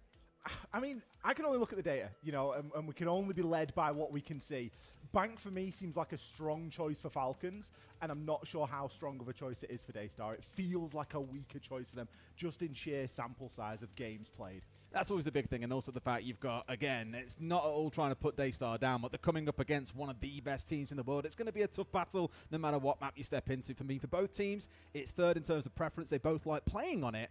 What I'm especially really excited to see is how June plays this out as well. Of course, we've seen him during kickoff. That was the big move after SI was, whoa, June's moving over. Shaiko's leaving Falcons. No one ever had that on their bingo cards, but it happened. And so far, it's going pretty damn well, so I'm really keen to see them show what they can do here on the international stage on a map like Bank. It doesn't seem like we can go through a game without talking about a Team Secret player, really, does it? They're everywhere. Either a current or like an ex. vermin. Yeah, either a current or an ex-Team Secret player. But Doom, of course, as you mentioned there, most recently known for being second inside of SI, only back in February in Paris, and has since joined this Falcons roster.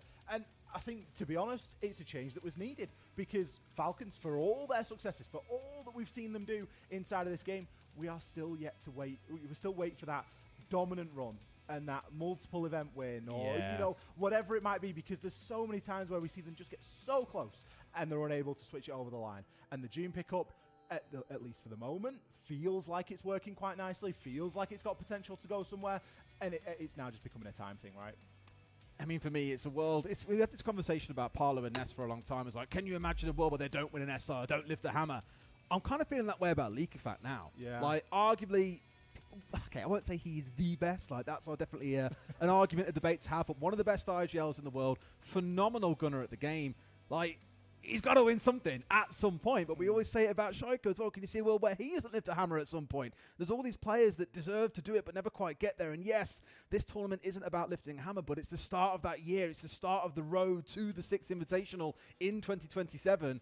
And they've got to start out strong here. Get the SI points on the board. Ensure that you're 100% going to be there. And probably making a statement, I think, is a good way to get things moving on day one.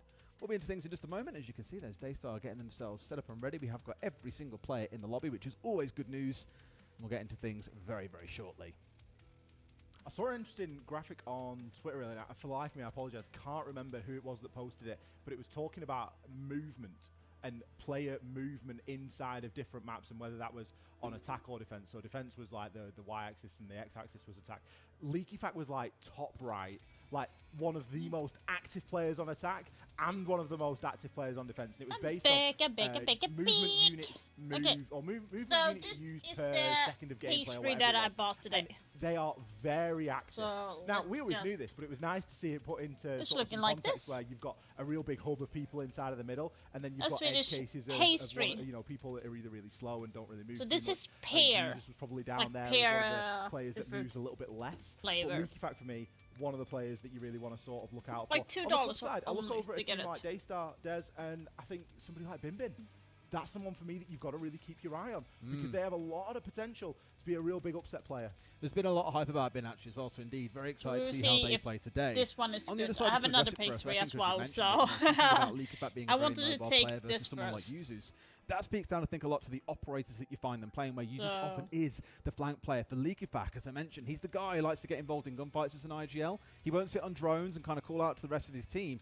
I can think of a few moments during kickoff on Cafe Top Floor, the one that always jumps out to me. He's playing Snake, he's up on Skylight. He catches out 4 players on one of his scans, and immediately, bam, he's vaulted over the Skylight. He's in, he's killed 2, his teammates are cleaning up the rest, and I'm just like, this is, again, just the genius of him seeing what's going on and immediately knowing what the right call is, when to tell the team to go, when to move himself and get himself involved. He's not a very This one passive is actually player. pretty He good. just want to be involved in the mix of things. Something I'm already looking forward to now, and I really don't want to wish the game away because I'm looking forward to the first 6 rounds. But at the halfway point, we get to listen to the players and the coach. Yeah. And I thought it was so insightful in the first game, and it's going to continue to be insightful because some of the timeouts become a little bit legendary in some cases, don't they? And it's a real rare glimpse that we get as players to actually listen in. I remember messaging Harambe about this, actually, the coach of Daystar, and I was saying, I remember you from SI still. I don't, truthfully and respectfully, I had not a single clue what you were saying, but you'd occasionally drop an F-bomb in there or a shit in there or something like that. And he was just always like, guys, chill, all the time, trying to calm them down and just get them focused. And I had a chat to him, and he was saying, like, look, kickoff went well for us. We're coming in here. We know we've still got a lot to learn. We want to play a lot of big teams here to continue learning and growing. But you will see a better Daystar than what you saw back at SI. And I was like, wicked. Can't wait to see it come out. And this is certainly a big first challenge against Falcons. Let's get into our operator bans to see who's not going to be available for this first half, Ollie. So nearly called you Tim then. I think it's going to be Kaid or Mira first. It's like when you call your current partner by your You kind of don't want to leave Mira for a play. It's never happened to me. Yes. Okay. Not surprised by Daystar. Socially, I think that's one of the examples, isn't it? I think more like you probably call out one of those in your household the name of a pet or something. It's going to be a Mira. I don't like Mira. Maybe you have. Admittedly, no, but my mom does it all the time. When we spoke before our dog died, it's a very good band for this map. She's really strong. Would just get mixed up all the time. I don't know what. Des, and I'll be like, what? She's done it again. Yeah. Okay. Yeah, Mira. Is that because you were just stood at the back door waiting to go out? I think it's so Kaid and Mira was right on the defense. Yeah, pissing on the floor as well. Glass and Monty on but the bans have come on through pretty thick and fast. We've had Monty and Glass taken away by Falcons from Daystar, and on the other side, pretty typical bans for this map. The Kaid, of course, to look towards those action aisles, and the Mira also being taken offline. Always good to see the Mira taken out nice and early. It was available for what felt like far too long in Fortress on both sides of things, and it is just. I'm just thinking about standing at the back door now and whining. Yeah, I know. I can imagine. That's the thing is, I can actually imagine you doing it. That's the annoying part. Why do that, Ollie? Come on now. That's the annoying part. Give me some credit. Falcons going to be kicking things off here on the defense. Got Leaky Fat just doing a little bit of drone hunting and site setup there. Users on the Echo as well, so those Yokais are going to be kicking around. Yeah, so this is kind of playing this a normal per second, Ollie. It's not going to, is it? The movement per second. Type of operator selection that Falcons have. It's because there's been a lot of tools. Especially when it comes to the Echo player back for Falcons, that is very out of the game now as well. So I really look forward to seeing how analysis develops throughout the year. Then you have the Smoke, Tubero, and Goyo. For sure on the other also side, very common for Falcons to play with on bank. Ford is kind of new. I think they usually go with something else, like a mute. A lot of teams have been speaking absolutely lyrical about this operator. We saw him a lot throughout kickoff too. And my question to a number of coaches that I spoke to was, do you think we'll see a lot of bans? And they said, maybe, but the problem is shields are still a thing. There are other operators you need to also remove, and while Snake is really good, is it like so oppressive that he has to be your must ban? Not quite. It's like banning out new operators. I always say the same thing. It's like you're playing a game from 6 months ago with no bans. Yeah. Because if you're just using one of your bans on a brand new op, then there you have Souffle being a sneaky going in.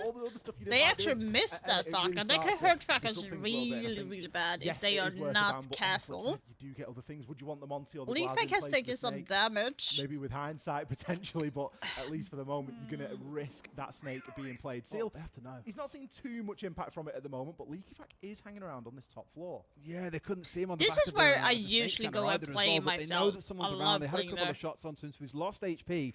This is really where the Blackbeard has got to be the one leading the charge. Of course, capitalise on the info that Seal might be able to feed across. And now they even see him on the he got the freebie. Can't find the kill, but the trade is there. Yeah. Good bit of team play by Daystar, but the worry for me, Ollie, still, that was a better. And they've gone Leafek got the better kill because they got the Grim. I'd take that trade as well. Right now, Leakyfax, Vulcan Packs, they're going to be down Falcons there. in better position. They are still in the pocket of Pikanzu, and they are going to be needed to try and root these players out. As you say, the time being a factor as well. Okay, the hatches are open, minute the cade's removed. Is wasted. That is a good waste. Solosov's still got 2 of his Zoto, so whether they've been used or not, it's not really going to be of too much consequence at the moment because the time has done a majority of the work. Souffle with a great backstab angle, but again, Leaky Fact down. Who's users playing? He's playing Echo, so there's going to be info for him to work off.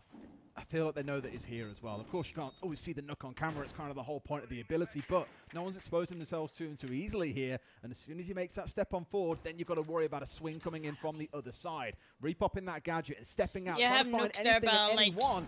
But as it stands, no one's giving their way over. I tell you what, Solotov, I thought surely might go down there. No, but Souffle's eyes were on towards Users. Attempted trade comes on through, loses half his life, and June gets seal elsewhere. It's down to a 3v3 with 20 seconds to go. A great second shot on this garage flank. It took 2 minutes to come online, Ollie, but it's got 2 kills. This is theirs for the taking. The problem is now he's 1 HP, and June is immediately going to swing the corner and deal with the problem. Bin has the kit, but he's not going to be given the space to plant. Rede sent the Toxic Babe canisters down. June's on for a triple, and now it is all down to the lowly Capital. Just a little bit too far out of the fight when you've got a player so deep inside a garage and you've already got someone planting in non-default. You can't afford to be all the way back in server. You have to commit to the flood. You know what? That was Falcons a little win bit the round, too close. But I was actually really pleased with how Daystar approached that round. Admittedly, a little bit slow, I think, on the top floor clear. If they get that done 20 seconds quicker, they give themselves so much more time down in the basement to make that execute happen. Because I think without the pressure of the clock becoming that 6th man for the defenders of Falcons, they probably get away there with actually managed to get a couple more kills. You don't see June floating around and getting the 3K that he did. It was a wonderful round from him, and without that 3K, this could have been a bit of a disaster for Falcons. Leaky Fact needed to be killed there for free. The fact that Leaky Fact went 1 for 1 is what's basically won the round. Because Souffle can come in and pick 3 kills up from Garage, but they're kind of impactless.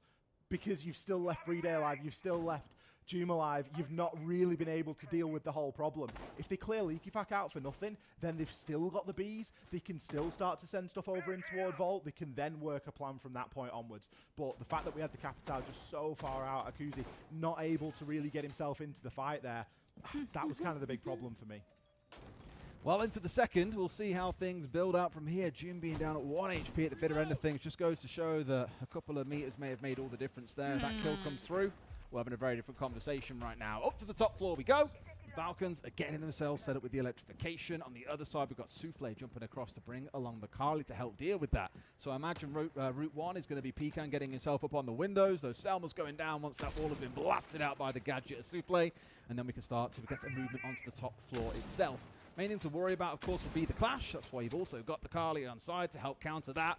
Doesn't mean that it's going to be easy to pin Brede down, though, and destroy that shield. No, clash on this top floor as well, very difficult, just through the sheer length of the angles that you're dealing with. You're always dealing with very long angles, and that's somewhere that Clash can just plunk the shield down and play behind it, or indeed just make those rotations nice and easily. Already opening up the majority of those CEO windows there. Leaky Fact's Castle Barricade's not really coming to too much.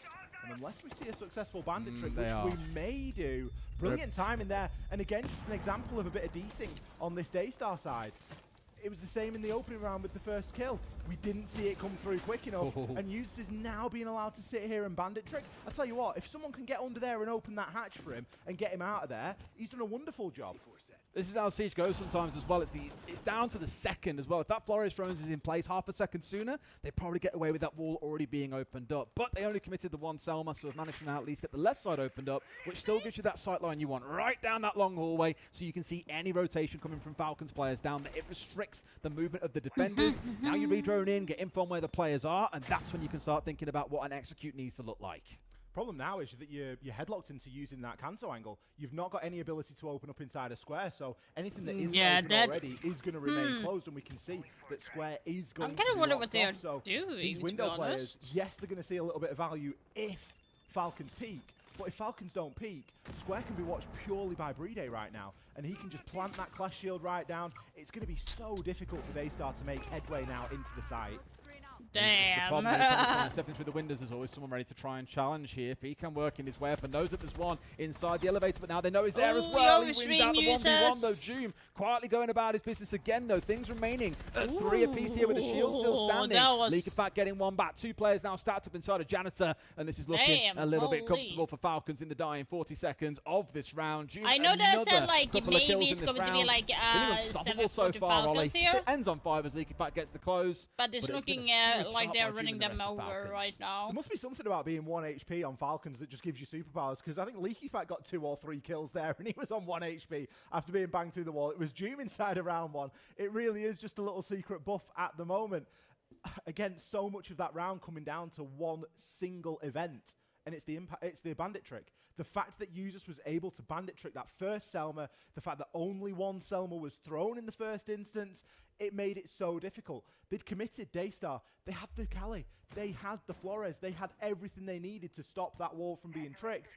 And they weren't able to do it because of the desync. The fact that they had to use all the Selmas on that single breach made it so that there was no option for redundancy. There was no like, well, you know what, we probably should still open square because it's going to make it a little bit easier for us at a later point. Still liking overall what I'm seeing from Daystar. I feel like their approach, it's been impressive, it's been good. It's definitely been to a stage that you'd expect Definitely, to like, Daystar has been getting better. Struggled a little bit against Falcons in the dying moments of a round, who, So, as you know, I wouldn't say anything. every individual player on this Falcon So, side Falcons is the one are that you would trust being in a 1vs. extending They're the kind of players that in clutch can go out big, that can walk away with a 3K or a 4K to round, like tellers. we've seen. So And they're in round opening a 1 with a rotate 3K, there Luke and back in the into the second with a small 3K of his office. own. Then you have Now the we get to Nard see if they putting can his gadget complete up the for trifecta, all three so they sides can get a 3-0 start here and then go so into they that can't second jump quarter, in most through likely the drawing window. attack time out of Daystar because they Now cannot the afford information to is be coming going out down that 6-0 Nard here, traps are which is here. exactly how the game could head. We've got Ben jumping across on towards playing No, they on need the to Blitz. nade that shit Seal, out. of course, being banned away in the Monty. Still get a little bit of what you need from that in the form of And a then they blitz, have but the it's a little Redin. bit more aggressive. You need to be going that little bit quicker. And here a lot Yeah, of utility nicely coming done. into this top 4 to at least get Nicely themselves done to inside clear the out build. the And bearing in Dinars mind, there, the and sight they is had the down information on of the that one first eye, floor. It's over so... towards open area that we're going to be focusing on in this round. So I want to see them be a bit quicker in clearing out these roamers that are sat up on the top floor. And I can see 3 of them already up there so far, Ollie. I don't know what it is, but you never really think of Bank and You Blitz as just being like a missed match made in that. heaven. You always think of Bank and the Monty. And the Blitz, I just never feel like Blitz is having a fantastic time, but we'll see how Bin Bin chooses to use it. It looks like he's maybe going to be looking to get himself in through that spiral stair and get onto that top floor and work through that way. But there's still quite a lot of time gone here, and we've not really seen too much happen. There's a very bit of a under stall out the here from building, Daystar. It looks a Daystar. little It's bit like unclear they as are to what we're exactly going to be afraid. going Ash for. is We're starting crouching to as see players well. move through this main lobby. Is the target upstairs? Is it downstairs? It's one of the reasons why the Blitz is no good. You've not got enough coverage, and there's too many extended angles. It's a bit of a heartbreaker, especially you've got things like the Lion inside there that really could have supported their push on forward. Uses into a second as well. Well, the pecan elsewhere on the Ash. He was the one who was alongside Bin on his push forward on that Blitz. He's managed to get himself 2 in the round. So I feel like for the 3rd time this game, Ollie, we're in a 3 versus 3, and they're the ones who are starting out with the advantage. Leak it back on the backside, now down to a 2v2. If you're going to win a round, boys, it's going to be now. Finds the side, Seal good for 2, and Breed8 has got to hold up. But think about what I said at the start of the round, Ollie. Any player on this team can clutch, so I'm a little bit nervous for Daystar, but hopefully Pecan can hit the 4K. There's quite a bit of time for this as well. And that kind of favours both sides at the minute, right? Because Breed8 can find a little bit of an off spot. outside. We can see that the kit, forget about it. It's all the way outside. There is time to recover it if Daystar wanted to, but they wouldn't be leaving themselves with enough. A little bit more vert to be made, bit of distraction, bit of noise. I doubt that Seals are going to end up using that angle, but there's always the possibility. Picanzu, the way that he's circling, it feels like he knows that something's up right now. We've got Seal moving down those main stairs as well, but Breed8's position is not known at all right now. A little bit of info there on the Tellers Fenrir. Is he able to land the bang through the wall? Can't quite get it, but he's got the time. He can readjust, he can reset, hit the reload, but Seal, oh my god, that was so close! Is able to put Breed8 down. They would have kicked themselves at the bottle that one, but he just knew where Breed8 was coming from, had the pre-fire on the go, and Daystar do at least get around off the back of that quarter. It's only one attacking round, but against Falcons, personally, I think I'll take it. Well, it's the offside. Okay, now it's going to be like Fenrir Fenrir ban or you know, you're not going to win the primary side against or the secondary Falcons side every single time. and like on attack, maybe. I don't think Ram is going to be anything but like attackers win the first round maybe of the a game snake on round 3 and then start to build up from there. They've already seen what's going to be going down inside of the basement. They've already seen what's going to be going down upstairs. They know what they're going into now, and again, it means it's a good time to take a tactical timeout. Yeah, no surprise at all. See if you can have a listen in a moment as well to what's going on there. But to summarise that for that first quarter overall, good efforts by Daystar overall. I was impressed by what I saw. Falcons, as reminded though, are just that team that are a bit too scary. With June and Leak back, especially in round 1 and 2, really dragging their team through what could have been otherwise a tough few rounds to come out. Something that we spotted in the heat at the moment there, but wasn't really worth calling at the time. Might be worth calling now. Breeday's little pocket bulletproof camera. Yeah, I pointed it on the screen. I was just like, what? I'm not sure that we needed a view of his pocket at that point. I think we would have quite liked a view of just anywhere else to gain a little bit more of something. It's not the reason that he lost the 1v1, of course, but could have shaped the round a little bit ahead of that. You start thinking about the double kill that Seal was able to get, and a bit of information in and around that area might not have been a bad thing. But as ever, we move. Daystar have used that tactical timeout. Of course, Falcons getting a little bit of time themselves to have a discussion during that time as well. And back down to the basement we go. I do want to talk about the bans that have come in, because Falcons didn't play as Army once during that half. It just isn't something they use. I'm a bit like, why now? And I think it's more because they expect going back into the same rotation of 3 sites, they're going to see some different strats that they know they've seen Falcons utilise in VODs, and previous times they played on Bank.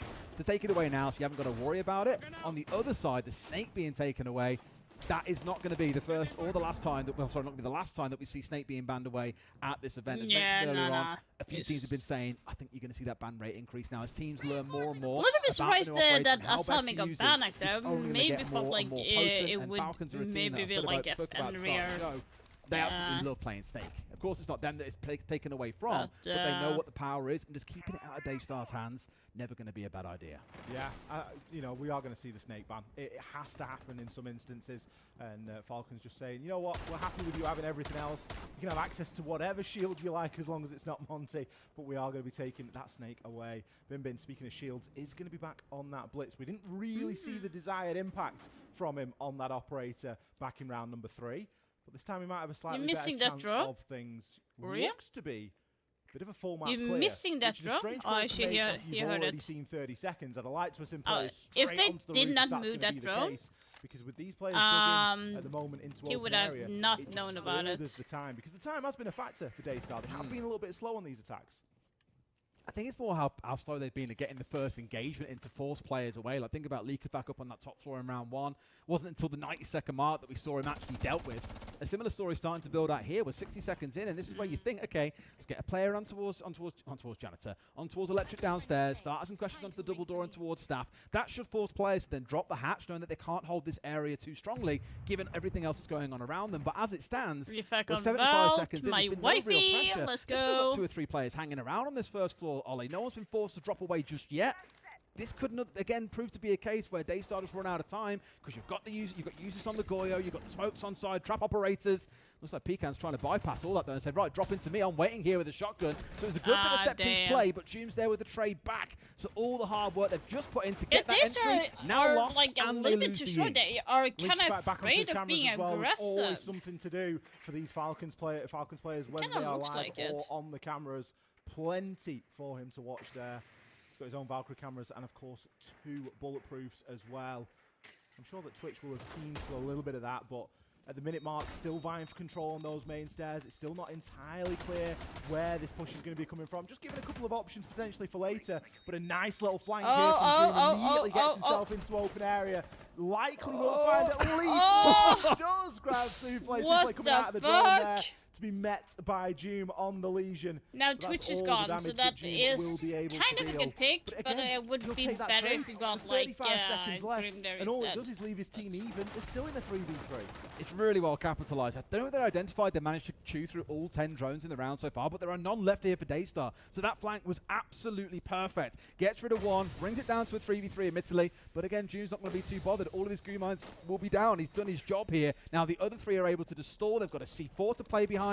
The last smoke comes out here with about 15 seconds to go. They're going to tuck in and try and get this one happen right at the very back of sight. And surely Falcons are a bit wide to this one. As I mentioned, that C4's on side. It comes out and over, but doesn't quite find the man that they need. This one should get stuck. Azuki did pull off for a second, but with a bit of shield cover, this one looks to be getting done. We're into a post-plant, Ollie. Interesting that Falcons are losing that. Down behind the Blitz. Seal and is Seal being on nasty that right now. 3 kills on the round. We've spoken about 1vx's. We yet to see a massive one. Brine takes Bin come down. on now. That was a bit of a misplay. You can afford it though. You're 3 versus 1. Surely we can allow him that. Seal needs to get himself onto the hatch. Brine finds the head, my but God. Seal was the win condition. Heart in my Oh, mouth there, just hoping damn. that Seal is Again, sprinting for with all the he's close worth encounter upstairs for into open Daystar, area to they're play like that going hatch. down like 3 versus 1, Unfortunately, and they're going into a close Yeah. 1 versus If 1 they've bottled situation. that Like, one- it's not good for Daystar I to don't be know. in There's that no coming position. back It's from that going to one hurt them mentally. very a bit risky mentally. from Bin, like, you're taking the, I think he thought he'd flash pre-game, so thought, oh, it's a free kill, I can end the round. All well and good, but there's no need to go hyper-aggressive there. You're the ones in the winning situation. It's on the other side where they've got a 1v3 to win in a post plant. And I know I said every single player on Falcons can clutch up big. You almost gave him the chance to do just that. It was a very scary moment, but thank God they managed to have the presence of mind to get Seal up on the hatch. And now things get interesting because it's 2-2 on the scoreline. Falcons started out strong. Daystar have battled their way back in. That was the most Falcons convincing need round to of be theirs careful so now. far. They're letting let's see what happens up on the letting top them floor. go a little bit too and much. despite the time as well, because it was something that we criticised, wasn't it? We questioned the time usage from Daystar there and whether they were leaving themselves enough time. Now, sure, everything happens in the dying few seconds, but if you get in the round win, it doesn't really matter. To the top floor we go then, and a slightly different layout of things. We're actually seeing the Maestro be brought this time. Maestro sees sort of varying pick rate. A lot of the negative and downside to, of course, playing the Maestro is a Brava. It can be very devastating. And oftentimes, you are just giving information away to your opponent because Brava can very easily scan and hack those Maestro cameras, and very quickly you've lost any advantage that you were looking to gain by bringing them. That hasn't happened this time, though, and Juma has managed to sneak it on by. So information shouldn't be a problem here for Falcons. They should have that aplenty. Speaking of newcomers, though, Des, we are actually seeing Aurora be brought this time. Now, top floor on Bank, it's as good a place as any to bring it, but where are those doors going to be placed? I was speaking to Eden over breakfast this morning, actually. He's coach one of the teams. And he was saying, I think you're going to see a few more Rower setups coming out of a few teams. Now, whether he's saying that in the sense of they've got some or he's seen it in scrims, I didn't want to press and pry too deeply. But he was saying you might see a little bit more of it throughout the event. And maybe this is why. Maybe he's seen a couple of things coming out of Daystar or potentially other teams at the event and what they've been doing with her. We'll see how this one rolls out. But you mentioned like Util on the other side. Yeah, Leakyfat being on the Solus to me is just like bread and butter. Goes so well together. Even when we had Solus absolutely down and the dumpsters and nerfed to heavens, well, Leakyfat was still running around playing it. And then the bus came on through and he's like, oh, great, I can keep on playing it. And now just even stronger. Pair it up with June being on the Maestro, as you mentioned. They should be aware of almost everything coming their way, unless Daystar pull off a pretty quick execute here. Maybe that's what they're looking in for, although only one Rara comes out, nothing out of the Capital, so not quite yet, a bit of a false alarm. But they've got so much utility they can use all at once in an execute. I really want to see them pull this off as well and just show that they're growing into this game and can bring a big challenge to Falcons. The problem is there's a lot of it, you get stuff to use for an execute, but on the counter to that, there's a lot of stuff to use for denial. Falcons are very well set up. It's almost the sort of lineup where you sit back and go, go on then, plant your diffuser. We'll deal with it, and we're going to know where you've planted, and we're going to deal with it from that point onwards. It feels like a bit of a retake setup from Falcons at the moment, and that may be a worry. It seems to have come at a really good time for us as viewers. Bad time for one of the teams, I'm sure, but that's the sort of setup that we feel. It by no means is a quick move, though. Daystar, again, taking their time by it. They now know that there's a Solus. That's been tracked out. Azuki has got that death mark, so Leakyfat going to need to find some sort of safety to try and get away from that. And for the meantime, Bin control a square. There's a chance that you could try and walk in and make something happen, but you've always got to keep your eye on that diffuser, and it is in Narnia. The thing is, Falcons now know about every single operator on this Daystar side as well, which sounds like a weird thing to say, but they've seen a bit of utility coming out. They've heard players in certain places. They know what's going on, and they know that this just screams there's an execute now. ready He's to happen waiting at for some point or another. They'll be ready for it, and yes, a lot of the utility has been softened up, but look at that. Even Leakyfat underneath, as you've sort of alluded to, Ollie, is ready to deny. They have to chase him down, so it was a great track coming out from Azuki, just to force him away that will now let the diffuser go down. But Sufei's the one in spot trying to make that happen. Do they know about June off towards the left? Not 100% sure they do. Yes, he does. June goes down into maybe a second as well. This has been brilliant, Ollie. It has been a slow and controlled round, but no! How have they let it slip? That was beautiful. It was a 4v1. Nicely Diffuser done was by going down, but no one was on the diffuser. The player because was down prior. Julio. Heartbreak like, for that Daystar. was That nicely looked to be done their round by, signed and sealed. But Falcons still get it Daystar. over the line. Really, really a few nicely stray done. shots and time running the rest. That six man we often talk about for the defenders. And again, heartbreak. Because you look at that and you think, Daystar, they didn't have it made, but they had a really good idea of what they wanted to do. Yeah. They had a very clear strategy. Look at Souffle here. Souffle Oh. just gets killed. Brede, star of the show. There's only one kill that matters in those final four, and it's the kill that Breeday gets. That's it. And it does just go to show. And to be fair, the second onto Bin, because if Bin had got the kill onto him running in towards Janitor, round's over. It was 4v1 at the very end of that one. That would have been it, done and dusted, and Daystar still would have got the round, even with the diffuser going down. So again, it might not be a 1v5, it might not be a mega 4K coming up from Breeday, but it's the 2 kills that got them that round, because Daystar, again, leave things until the dying moments. Time really has been their enemy throughout this game. All that said, they've still got 2 rounds on the board, could make it a third here, which would make that second half really interesting. It would, wouldn't it? Final round as the sides currently sit at the moment. Daystar. Now, they were successful last time down here. Again, comes down to a 1 versus 1. Breeday in that clutch again. That time wasn't able to win it out. But it was a really confused push. And I'm already liking the differences that we're seeing. What got me a little bit was Souffle was the one getting the diffuser down on the Capitao. He had all utility, every bolt still in back pocket. Smoke onto the wall, fire, anything just to force the player and Janitor back from getting that swing would have been beautiful. You're still analysing the last round. I am. We're on the next round. I'm on about this one, because that's the thing that really bothered me about it. Like, it's a bit, both teams have had that moment of leaving a little bit of utility still in back pocket, but these are the small things that really matter at the top level. Anyway, Ollie, carry on this round. Go on. Well, all I was going to say is that I like the fact that we're seeing the Blackbeard instead of the Blitz. Because the Blitz has been terrible. Bin, we've not seen the desired level of impact from a Blitz player. On the Blackbeard, it might be a little bit different. They need to try and clear this top floor. It was something that they kind of struggled with. It was kind of a little bit confused. They just tried to walk up spiral stairs and sort of make it happen. And if Seal hadn't picked up 2 kills as a couple of the Falcons players were picking one another up, then it would have been a bit of a different story of a round. As it stands, they were successful last time we saw this. So this is going to be the last defender round for Falcons. Very cautious. And it just gives space to players like Doom, because all of a sudden, look at him. He's starting to move up. He now knows that someone's there. He's got the hatch as an option to drop back on. Hello, users! Oh, dear. Pressured out and forced back a little bit there with the Blackbeard running into him. Had no choice but to try and flee down White Corridor, and it's handedly dealt with. So another good bit of play out of Daystar, but as I said so many times, it takes them half the round to get towards this point. But this site, admittedly, it's not the end of the world, I don't think. You can take a couple of minutes up here, getting yourself the top floor control, looking towards a hatch drop execute if you really want to. But I imagine here there's a more complete plan in mind for the side of Daystar. Seal now getting himself busy on this top floor, getting the last of those couple of these drones down to go rolling on through the floor.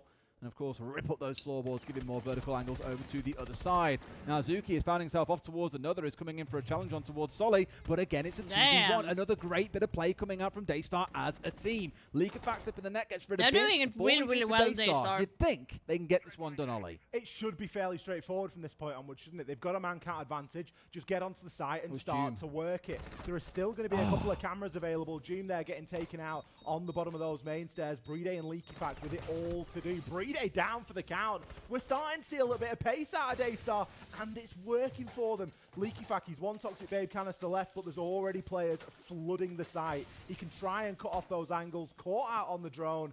Everybody now knows where he is. There's 15 seconds. Daystar can't mess this up. Beautiful flash, though, comes into the perfect spot, and that should give Seal the ability to push on forwards here. They have to know where he is, and sure enough, Beacon with a wonderful round. Sees Daystar ending the half 3-3. What could have been if not for a couple of clutches going the other way? It's been quite a close game on the balance. It has, hasn't it? Yeah, I've been really impressed by Daystar. Really good. It has been strangely close. We're going to get a listen with the teams. Very impressed. 需要被人大盾或是赢也可以，反正你就 ban 掉 ，OK。然后一个小改变就是OA 的时候啊，就守1楼的时候， I don't talk over this one, admittedly. 在那个 CO 小房 If you can translate, be my guest. Like I said, from Harambe, all I've known like historically is the occasional F-bomb. I think he's going to say, like, let's play as we have.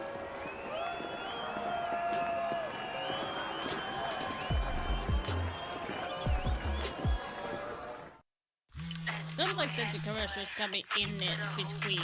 That is kind of annoying. But I think like Daystar might be saying like, now we are on defense, so let's stick to the plan. Don't overcommit in the beginning. Feel where they are. 5 ultravassa blad för en smidig rakning och Everglide som ger vårt bästa glid. För Gillettes oslagbara släthet i varje drag och en stil alla uppskattar. Gillette Labs. Upp till 30 släta rakningar per rakblad. The best a man can get.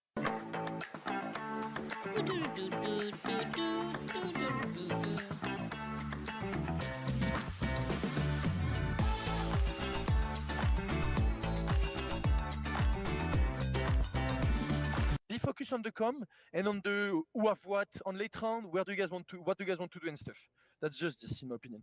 Remember the adaptations as well, no, based on the depends, no. Yeah. If they've been like again, Ace Bantam, you have Mont, you have Glass, you have like everything. Okay, basically everything. So just remember the depends, and between rounds, if you can see a gap, you know, like I said, especially Glass types.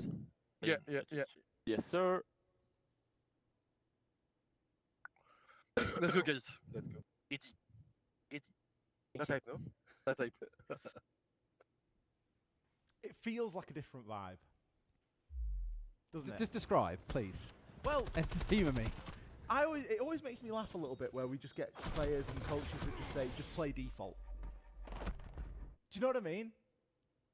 I think that League of Facts kind of hit the nail on the head a little bit by saying it's hard to explain, but it's the first game.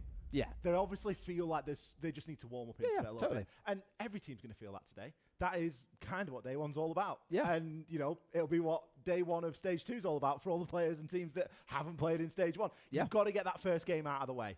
And they know that they're maybe not performing up to their potential at the moment, but they seem very comfortable in where they're going to be able to go. The bans was a big factor, and I think we heard we need to abuse the snake quite a lot. That's likely going to be something that we're going to see. And, you know, Falcons are one of the teams that are going to love to do that. Oh, yeah, it's a go-to for League of Fact normally. In this round, maybe not, but he will play that snake given the right opportunity on at the appropriate site. And for me, again, it was a piece around just talk to each other.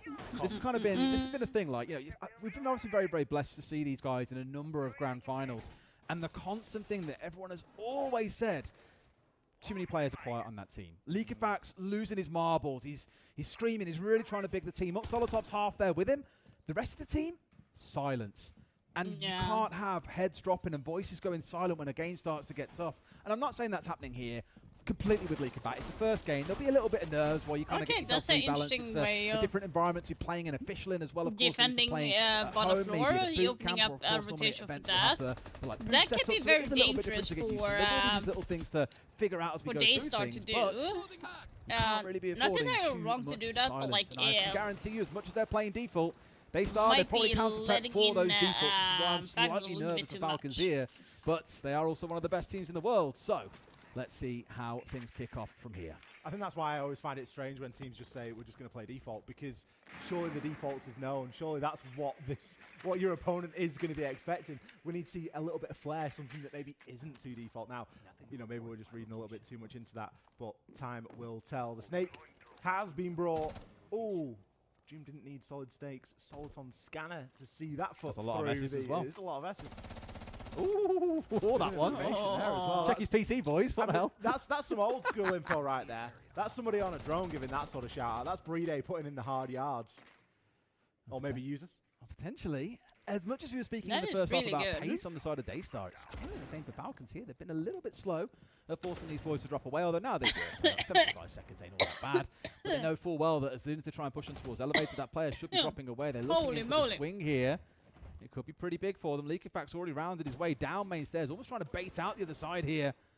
Lazuki, he's now away and in a spot where he can not have to worry about getting aggressed on from above just yet, especially with that laser gate in place at the same time from Bin. And here we go, with League of Facts now getting himself a good angle in towards the basement, hoping to find someone, anyone, that's just not paying full attention. No! I tell you what, that's heartbreaking.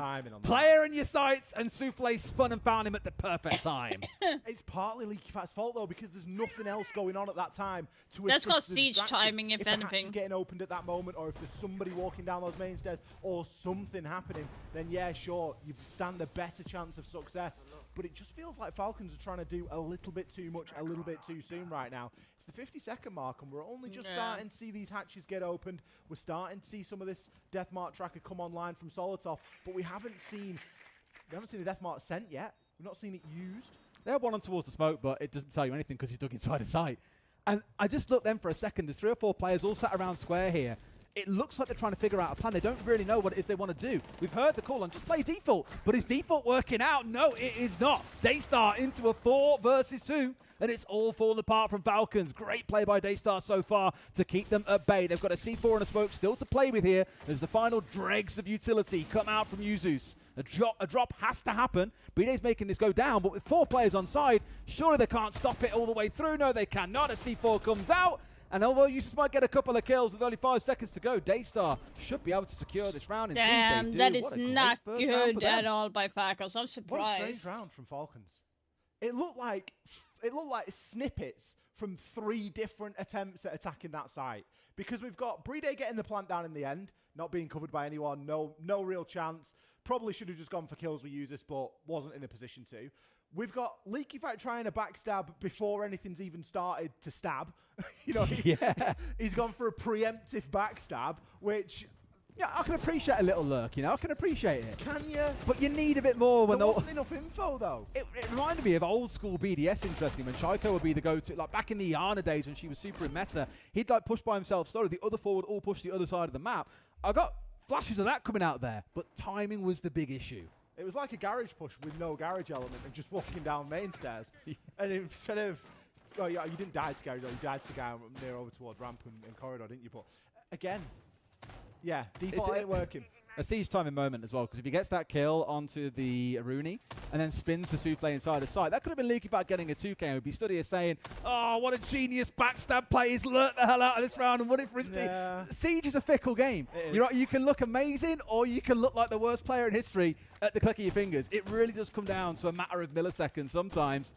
All that matters is Daystar are in the lead. That's the big one to keep your eye on.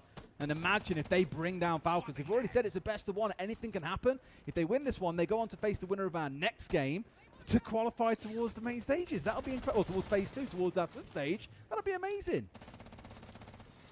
Scary things. Very. I love it. I love them though. I love the chaos of it because I've got no horse in the race. I'm just here for the chaos. But for the players and for fans, it is very scary indeed. Nice little angle here from Souffle. Thought he was going to be able to just find a couple of pixels there, but doesn't want to move too much. Good castle barricade set up here as well. It's going to need dealing with in some way. You have the Ash, so you've got a couple of launches that you can look to try and work that at range with. You're just going to be tasked with trying to open up that cancel wall as well. It's the wall that he is also charged with defending when he's on the other side of things. There is a bit of info kicking around here for Falcons, but they don't want to overcommit just yet. They need to try and find a pick before they start to blindly just repel into that top floor. Very much feels like a combo of the comps that we saw coming out of Falcons in rounds 2 and 5 back in that first half, with the Solus, of course, feeding the info, but then all the stall coming out from the castle and the clash and in towards everything else that's going on for them. They've got a lot to work with here, and a lot that Falcons need to chew their way through. Solitov finding his second kill of the game here. Didn't have a wonderful start, admittedly. 0 and 6 a couple of rounds ago, but now he's starting to work his way into things now that we've switched over on the half. He's still jiggling himself around the corner here, hoping to find someone else peeking out. Leaking back good for a second. This looks like the Falcons that we know can deliver. Bin equally finding his first kill in the game as he finds one, but it has very much crumbled away pretty quickly here, Tim. We're down to a 3 versus 2. I told you it was going to happen at some point, but this one feels like Brede getting a bit bully. Get that shield up, big man, and just hold yourself in there because you've got teammates coming around to give a bit of support, and we know exactly where these last couple are. A C4 over the top. They're trying to bully him out as best they can, but cannot finish off the mountain. Users, he has the Too angle. He has the winning formula. Can he land the last shot? Unfortunately, no. Brede going to start to get that plant down, though, and to try and split Seal's attention. Nicely done. Users eventually makes good from that little main stairs lurk that he was on. Falcons looking far better there, far more coordinated. Was it more default? I don't know, but they at least worked those angles. There was not a heavy overcommitment. There was a very good information exchanged, and let's be honest, they used Brede for one of the things that Hiya, he is the best Bodo. at, and that is getting that Monty shield in and gathering that info. I honestly think a lot of it came down to Solitov on the entry. The fact that he got into Banana so freely there and was able to contest 2 or 3 players at the same time was what really set the rest of the team up there to make things that little bit easier for them. Knowing that there's pressure and he's soaking attention from the other side by making that pressure on towards him on Banana just means everyone else can move that little bit more freely. And you look at the other side and say, well, how the hell did he get in towards Banana? And I think it was the elevator challenge on towards Pecan that really cost them there. If they manage to hold on a little bit longer on towards lobby stairs and slow things down, don't let them get on the windows so easily, maybe we're having a very different conversation. So I think a small slip of attention there from Daystar has opened up the door, and Falcons have just bulldozed their way through. Back up to 4 apiece. This one could be an OT game if it carries on. If it keeps going back and forth, and I'd love that, because that's what we're here for. That's what we want to see. We want to see really close games and real fierce battles to get into that stage 2, and of course to get in through that upper bracket as well, for the benefits that that has when we start to move into that Swiss stage. Time will tell. And, well, at least for They don't Falcons, have going to be going with something anything for quite tried and verticality, tested at which this is kind of moment in time. interesting. If there was ever a default lineup, you would look at it and you'd say, yeah, that kind of falls into that category. It's a little bit more chaotic over on the Daystar side. We've got Interesting. The They Thorn, don't we've have got an the Mozzie. That's RAM just gonna or bring like that back element of or that sledge element of to disruption, take for the and that's essentially verticality. what's gonna do well for them, So because they are throwing those little going to be obstacles up, doing it like a it's something that we did see Falcons just struggle like with a horizontal slightly take. in the Is early that portion of the their plan? attacks. Yeah, I think we're Like, very much they're in a trying trap, to Matty. Every pick coach has spoken out to prior the to tournament Romus saying, above. oh, you know, defensive So meta is I very just much think defensive they're meta right now. just It's very going to be trap focused because the game feels focusing like on it's very like attacker clearing leaning, out especially with Snake looking to make that the even enemy. worse and more punishing on defenders. It Flea feels like got we're in a place where domed. you need to find a way to slow teams down, Fade. and so often trap operators are a great way of doing that. Souffle, though, was caught out super early as that nade came on through from Solotov, has got him down. Not yet finished off, so could be recovered here. That's what Pekan's trying to do, is find a way to get his teammate back on his feet, but it's always risky territory here when you haven't got full intel on what's going on, and sure enough, they know that you're here. Got to be quick about this. Well, they now know where two players are, not just one down. So Yeah, that's going to be Doom even got, more advantage if first Doom can picks find there. the second. Does able to shoot the Razor Bloom out and knows exactly where his player is. Look at the info and the utility that Doom is soaking up right now. He's saying, waiting for hey it. guys, look at me, throw everything this way. And he's going to clear Yeah, they're the just path going for the gunfights rest of right the now. team. They're Seal not even will be bothering forced with to drop their off there, back verticality. in toward open area. And if you look at this Picasso from a will time probably get a perspective, freebie here. Falcons, they've moved a Oh lot no, quicker and they've gained he's a lot more not. than what we saw Daystar do on their own That was attacks. They basically a now have freebie minute at and this point, 15 but to start working this 5 versus 3 Seal advantage. playing It's been aggressive, wonderful, making and his again, it's the presence pressure that was created by Juma known. side of square that freed Brede up from the outside the building to be able to get the second kill. And if you've lost two players Oh, from yeah, home the inside 90 headshot. seconds, there really isn't too I much forgot saving about it. that. Not against a team like Falcons. So unless one of these final three players is beginning to Seal, he's been having a wonderful game so far. Unless someone can clutch up and go big, I don't see Falcons letting this one go. Not with 50 seconds still on the clock. Yeah, it's not like they've got a C4 or anything like that that they can try and get two off, or a real big cheese play. Solotov there, still working these vertical angles, will be able to take down Akazu. And that's just going to be a further nail in the coffin right now. It's looking likely to be a flawless round. Kinda looking Kanzu up holding too a bit of much. a nasty angle there. Seal will find Oh, one. siege Brede there timing. with that finisher. And Falcons That have is the siege definitely switched timing, on since Jesus switching Christ. sides. That last one was such a siege timing moment. Watching the verticals the whole time, you look away for half a second, and that is when someone steps onto the angle and kills you from it. Just classic. Falcons now back in the lead, though. After they still had that 4-3 lead, that's been 2 rounds in a row going over to the attackers. Will it be as Back in I that did first call half, we in the had beginning 2-1 that first quarter Falcons will towards the win against defenders, then we saw Daystar Daystar win 2 7-4? attacking rounds in the second. Will it be We've true? got to see the flip happen here, because Will Falcons I have those have 2 been attacking guessing rounds. that Daystar have got to find right? 2 of their own. I did if guess they want to have the any chance of ban sending this not just to OT, but earlier. potentially Now I'm getting the not round win. when I think we Falcons switched are just sides, cooking I a did little not bit guess too that freely right. right now. Taking away the I didn't castle that's guess been played in anything. all 3 of those rounds. But, Just to earlier, unimpede them when a they little using bit more, give them Cloud9? more What the fuck? flexibility and ability to move through the map at a bit of pace. It's not even something that slowed them down, really, has it? Because we've seen them deal with the castle barricades really well. They've not really been a bother, have they? They've not been a problem. It's going to be a comfort thing, isn't it? It's just going to be like, nah, Yeah, you know what? I'm It rooting for saves us having Falcons. to play the I Ashe. feel It like they are saves us having a to play stronger something team. that's going to directly be able to deal with them right quickly now. and effectively. I mean, even the Ashe, we only saw it brought inside around number 8. So If it's you not compare like they've to been forced Daystar and onto that Falcons, operator Falcons are definitely every round stronger. either. And likely going down to the basement. And yes, we are for round number 10. Falcons maybe just trying to clear the decks a little bit. This was the site that we've seen them struggle with. And it's not unusual, is it, Des? You know, it's basement, it's bank. We know that this can be a very big fortress for defenders. But you'd like to think that Falcons have got an idea for it. And I'm not saying that we saw their best attempt at it back when we saw it in round 7, because let's be honest, it was pretty terrible. But you'd like to see they've got a better attempt than that in their locker. Did also see a Souffle 4K. Sounds wonderful to say that. Souffle 4K. Back in that round, off the initial spin on towards Leak, in fact, as he came down main. So, you'd assume this time around they're a bit more prepped. Won't see them just charging their way through. And looking at the lineup, they have definitely got something cooking here. In towards the Monty on side. The Thatcher, these days, back in the day of old, we just see Thatcher brought along in general. Good operator, can help you move through the map. These days, it's more looking towards things like C4 denial, or of course, anti-wall denial all the time. It's more often than not part of an execute. So, I think Falcons have got something very specific in mind. Yeah, I would say so. Especially given that, you know, you've got hatches, but we've got no cade. We're not going to see that be a real big factor. There was a Vulcan pack placed on top of one of those hatches as it was reinforced. Souffle getting lucky. I think it's Solotov that's already taken some pretty handy ground there inside a garage. June's been softened up a little bit as well, but already cutting through those sights. Solitov's position is going to be incredibly strong indeed. But with Sens going, I'm not entirely sure where users died there. That's going to be a bit of a loss. We've still got Pikanzu hanging around on that top floor, so I can only assume it was up there. It's very reminiscent, actually, what we saw back in round 1 when it was Leakifat roaming upstairs, playing on the Goyo.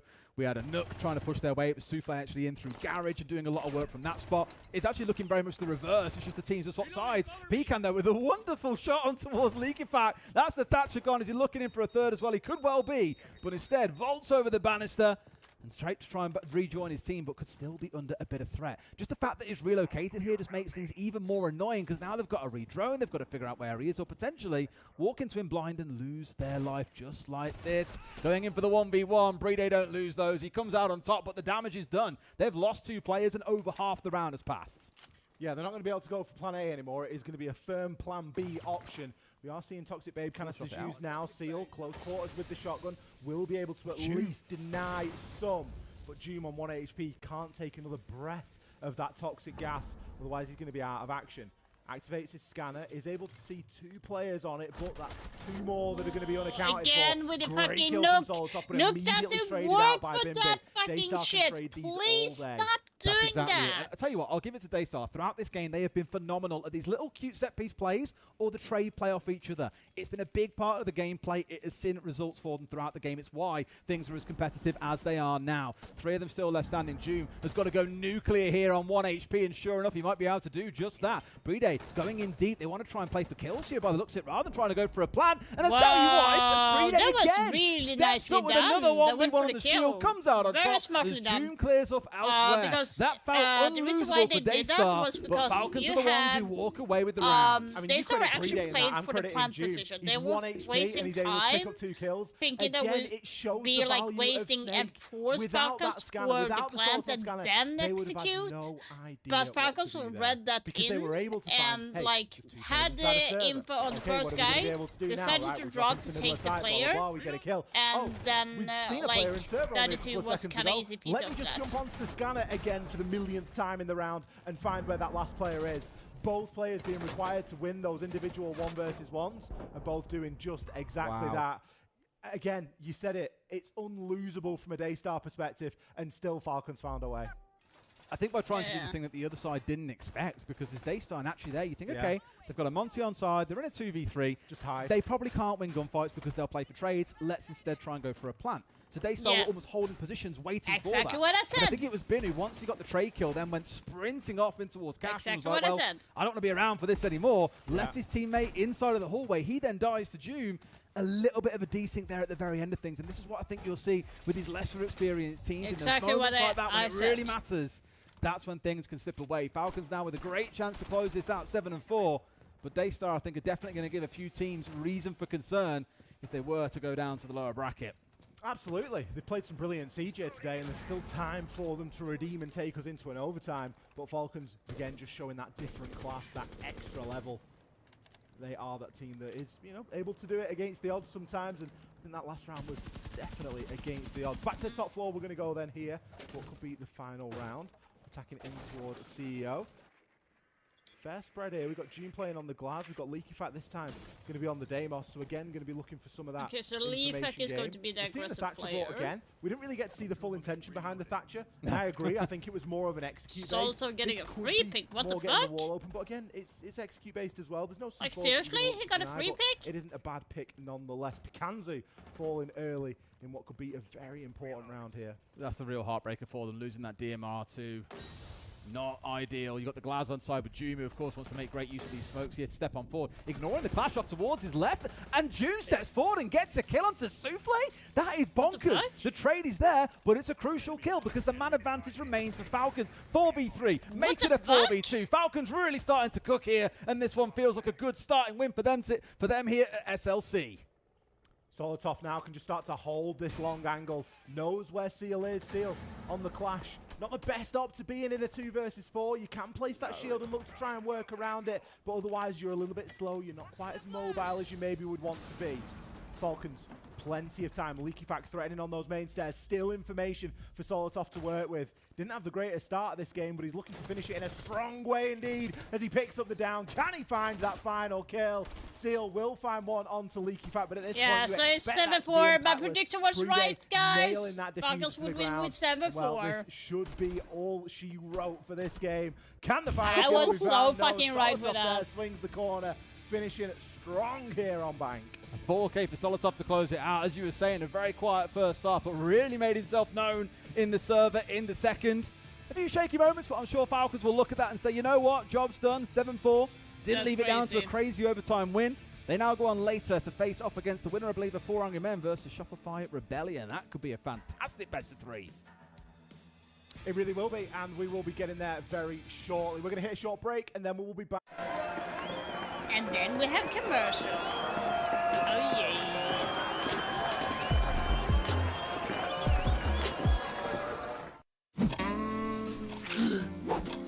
När du inte har tid för smuts, ta tag i Swiffer Wet. Med en inbyggd skrubbremsa för att enkelt rengöra klibbiga fläckar. Enklare skrubbning. Snabbare rengöring. Det är slut med smuts med Swiffer Wet. Rent igen på nolltid. Yeah. I kinda like. It's good to know a little bit. Still annoyed about the TikTok. Still annoyed. I don't know what to do without getting like shit on. Like according to one of the staff here, like streaming this on TikTok should be fine, but TikTok actually like slapped me for doing that. So I need to like either talk to Ubisoft about that or write to TikTok and see if I can find a solution, because that is so fucked up that I got shit on. Oh yeah.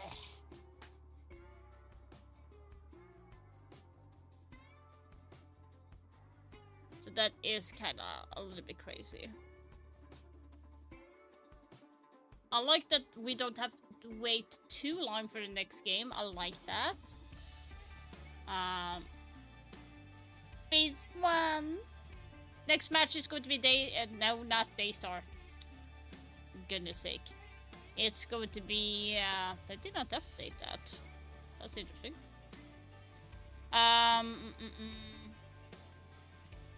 It's going to be Shopify Rebellion versus 4 Angry Men. Or 4 AM.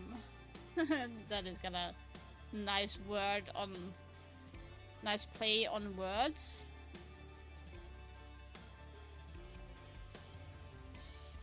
But the prediction that I made for this match does not count. It's like on the prediction, it does not count. Unfortunately, it does not count. But I don't think you guys. I will show you the prediction again. So my prediction is that Lost and Shopify is going to go to the upper bracket, and in the lower bracket it's going to be Falcons versus Daystar is going to be in the lower bracket. I do believe 4 Angry Men and Edward Gaming is going to be kicked out, unfortunately. I don't think they are the stronger team, unless 4 Angry Men have something huge to do something about against Falcons later on. Unless there is going to be, because team that Daystar came to play, but Team Falcons take the win 7-4 in the end. I'm here with Joom after the win. Edward Gaming is going to be here. They're going to be overall. playing against Falcons. Did they fight than you were expecting? I think they definitely did. And then it's going to be Angry Men versus Daystar. I think everyone was still, Then it's going warming up, getting used to go to there. the It's going to be bundle and stuff, Enterprise warming up, versus getting used to the bundle and Falcons. stuff, but And here is going to be Daystar versus And overall, how do you 4 Angry Men. feel you have been land build and adjusting? I mean, here on the international stage again, how are things going so far? great. I actually love it so much. Yeah, so good. We saw Wait, you guys competing, I mean, So- well, all match long, but looking ahead, we've Shopify, got some we have scary potential Daystar matchups with maybe Shopify here. Rebellion. how do you feel about that one potentially here in phase 1? I think it's going to be a good game. So wait, we have that is going to be a weird thing. Matchup. Well, I don't know talk to me a how little it's bit more going to about look. this phase 1 dynamic. Some people say, oh, it's good to get warmed up. You might have an advantage going into phase 2. Others say, oh, it's There's going to be one match that is dangerous. not It could played, I actually. think it's definitely a bit of a UK, but for me, I actually like it. You know, you have an advantage in phase 2. Interesting. We'll see. If you make it through, so I actually like it. Well, we go to Shopify Rebellion and 4 Angry Men coming up right now. Hello, everybody, and welcome back. We are here once again. Well, I'm here once again. Ace, I'm here for Tim, the first you're time. here for the first time. This has been a rotating door. It's been a revolving door, a merry-go-round of casters coming in from all around the world to come and work with me today on these best of ones. We have now got quite an exciting prospect ahead of us. Yeah, I'm looking forward to getting into it. We've had some couple of good games already, and I don't think this one's going to disappoint either, to be honest with you. No, it shouldn't. I mean, 4 Angry Men. I mean, that sounds like a fantastic recipe for anything. Put them up against SR, one of the best teams in NA, and I'm sure we've got a recipe for success. Let's have a quick look at where we are going to be playing here for this matchup. Of course, we're in the best of 1 territory at the moment. This is actually the last best of 1 of the day. Border! Then we actually move into best Let's of 3s, go. which will then qualify teams in toward stage 2 Yeah, of Spoit this wonderful major. Spoit We're needs gonna be to heading wake over up. Come on. towards Border. I think this actually suits 4am a little bit. I often say this: if you've got a team where 4 a.m. at Border. let's be honest about the expectations. A lot of the expectations here are that Shopify Rebellion should come in and win this. You know, they should be coming in and being a dominant team, given the players they've got, the status they've got within the game. But that said, I think going somewhere like Border, it I'm kind of hoping that they have removes a lot of fixed that strategy. whatever It they need to removes a lot, fix you know, in going to a general gunfight heavy SR. map, it's small. There's room to get in there and just take a few gunfights and see what happens. So I think that kind of suits 4am down to the ground, really, versus something like a lair or maybe something a bit more complex. Yeah, absolutely. And, it's a straight-up gunfight, isn't it? You jump onto Border, and what do? You're just going to shoot some heads. And I think, like you say, it's a good leveler map for when you're getting into those sort of situations. Obviously, SR, there's going to be a bit more tape on them on Border than necessarily we've got for 4am. I can't really find many plays of Border for 4am in the data that I've got, but I can certainly find them for SR because obviously we know that team by this point. Yeah, absolutely. It's, for me, I think coming into Border, it's going to have to be pretty clear for Canadian to step up and RGL them through it. Absolutely. We're going to hit a very short break and then we'll be back with our game. Don't go Short anywhere. break again.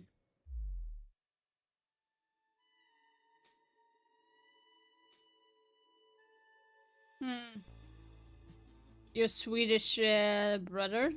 Yeah. Okay. I'm going to see if I can contact, like, support or something.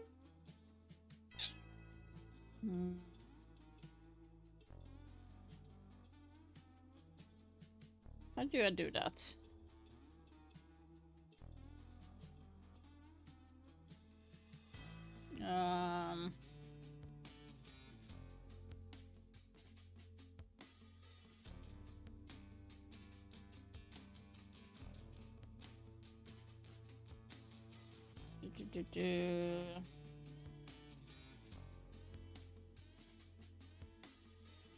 That is...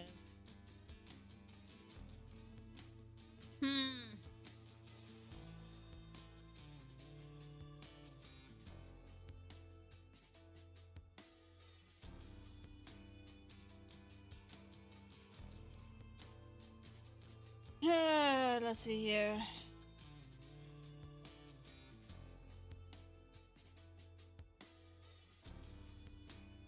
Let's see.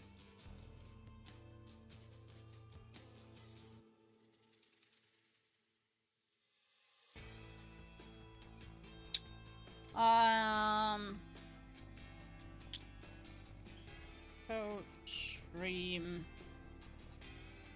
Rainbow Six Siege.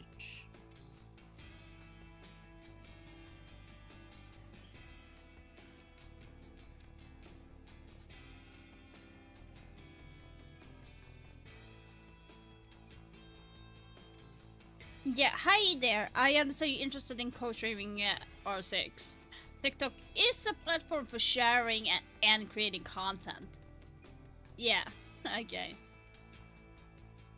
But it does not currently have specific features and guidelines related to co-streaming, if you have any.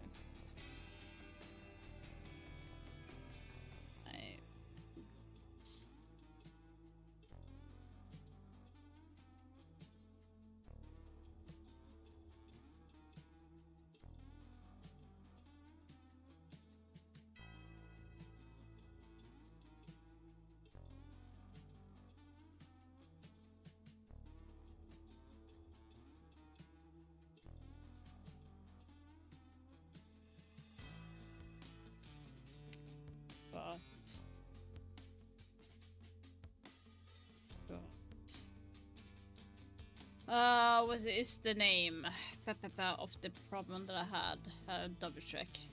I'm trying to like to fix my TikTok things, guys, if you're wondering.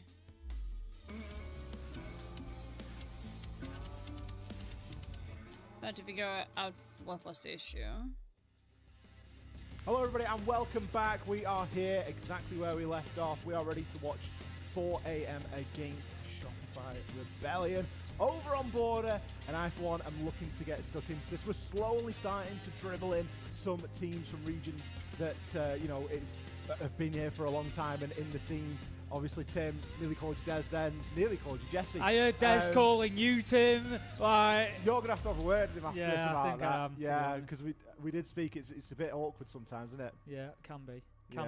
Let's see how awkward it's going to be for Shopify Rebellion here on Border as we get into it. 4 AM, of course, one of those new CNL teams that we've seen coming through. Are they going to be able to provide that surprise, that shock factor, or is it going to be business as expected? I'll say for Shopify Rebellion, we saw the social vote coming in, 84% of you backing the North American team. And look, as I said, we've got it coloured as we see it. That would be the expectation, that Shopify Rebellion should be coming through with a win here. I think, there'll be a few people, you watched it firsthand all out in NAL, there's going to be a few people maybe surprised that Shopify Rebellion are in Phase 1 at all, that it wasn't a direct qualification through to Phase 2 for them, same as we've just seen from Falcons in the last game. Absolutely. It's worth highlighting for anyone that isn't super familiar with the format. To be in Stage 1 isn't the best. Yeah, the best this is to be in. stupid. I can't even do anything. Yeah, it required you to lose games inside a kickoff or lose games inside of that qualification. The best teams, air quotes, that are coming into this major and usually all majors. Okay, so Sport is back on to Nomad on board. I've seen him play that multiple times. You have Rexon on Ace, Surf on so go see to for SR Bravo in there, this sort of okay. position, a little bit of a shock, but then again, someone has to be here. And I'm depending thinking, on how they go, we all know how wonderful this game yeah, can we're be. back. I kind of like You don't felt like always get the the Bravos expected outcome. not And the it, siege that we've seen because there was definitely represents the for solo me of things SR to like being here inside of hack, Phase to 1. be honest, Now where it is it their kind chance of to did try not and make fight their way sense. out of it. I've got a He feeling needed that with the 4AM off are kept gonna out have a for rough start here on Border. They're going to have to, for me, play this a little bit aggressively, get themselves they involved, get are up to those ditching the hard boundaries, reach. the borders of I'm Border. guessing secondary Don't hard let reach on the either North Americans into the map easily. I'm just looking straight away Sophia at Ambi and Ash. or That to me Rexon. screams, Maybe we're going Canadian in might here, have we're going as quick, well. we're not messing about, we're just going to let Ambi go Either and try one and of find those, some we kills. will have And, a second in hard terms of the reach, players on and 4AM, that of would course, be Gotti will be one that I'm sure well many of our viewers enough may to have. recognise the name, having seen before, and then there's going to be a few new ones along the way as well, so we'll see how they do. But for now, it's going to be Shopify Rebellion on the attack, and as expected, Armory will be the first site. Armory the first site, and again, CCTV going to be the first point of pressure. We do have a couple of players here from 4AM that are going to be occupying that space. They have an ability to rotate out toward 90 as well, but the pressure isn't really mounting just yet. You beat me. He's jumped himself in. First a kill little bit onto too Ambi, hard there. second kill onto Surf, third Nah, kill onto what the Spite, and then fuck? drop like flat. A flawless round to kick things off here for 4AM. As soon as SR press What that were they go button, doing? as soon as they use the Sensor ROU projector, as soon as they take one That was step a into the weird building, first round for all like Shopify. They were dominoes. trying something, but it did not work. Well. Who's, I feel like who's Ambi preparing got the near airport too copy overconfident there with pushing Might with be a bit little soon, yeah. Might be a bit information, soon. and then Sport was look, just trying to it was a rough refrag round off for that, Shopify Rebellion, like you said. but it did What not did I pan say? out. in border, you got to fight them at the boundaries. You got to prevent them getting in the map, and that's something that 4AM were absolutely ready to do. Super aggressive, right up there, ready to take the challenges, and that doesn't surprise me. We just saw a shot of the team there. You could see that Eden was the coach as well. You know, again, somebody who's been around Siege and top-level coaching for a good long time now, and along with Gotti in the side, this is a team that are familiar with, you know, this experience. They've got the experience there. They've got that little bit of LAN, you know, background. And so, yes, there are players who haven't done this before, but there is also that influence in the team that certainly have. And so I don't think they're going to turn up here and just, you know, be completely overawed. It's been a great start from them for the first round. They move on to Ventilation and Workshop for their second round. Shopify Rebellion, they've just been punched in the mouth. The question is, how do they react? Of all the maps to pick for a best of one, we've ended up on Border, by the way. Like, you can't, right? This is probably the most dicey best of one map that I mean, they're all dicey because that's it's why the best I said of one, it. but it's Border at the It end. just suits him down to the ground for it. Rounds like that can happen. Surf, he's going to try and make a big impact here, gets caught out on the wood, but has a chance at putting a few shots, and he knows that somebody's over there toward Armory. A few shots just coming on through the wall, but thinks better of it, maybe recognising I kind of got away with that one a little bit. The beeper just slightly catching him off guard there. He wasn't anticipating that to be in the position. Canadian just going to be gathering a bit of info here. We'll grab that 90 camera, the Banshee. There's plenty for a Brava to be going at and confirm the location of someone inside of CC. Yeah, like, if you did not know, guys, CC is a very powerful position to hold as a defender. Because again, and even if the attackers get, like, it's going to be very attacker-sided if they get control of CC. And the reason why is because, like, CC is such a powerful hold, and it holds for, like, 50% of the map. Just that room alone gives 50% hold of the map.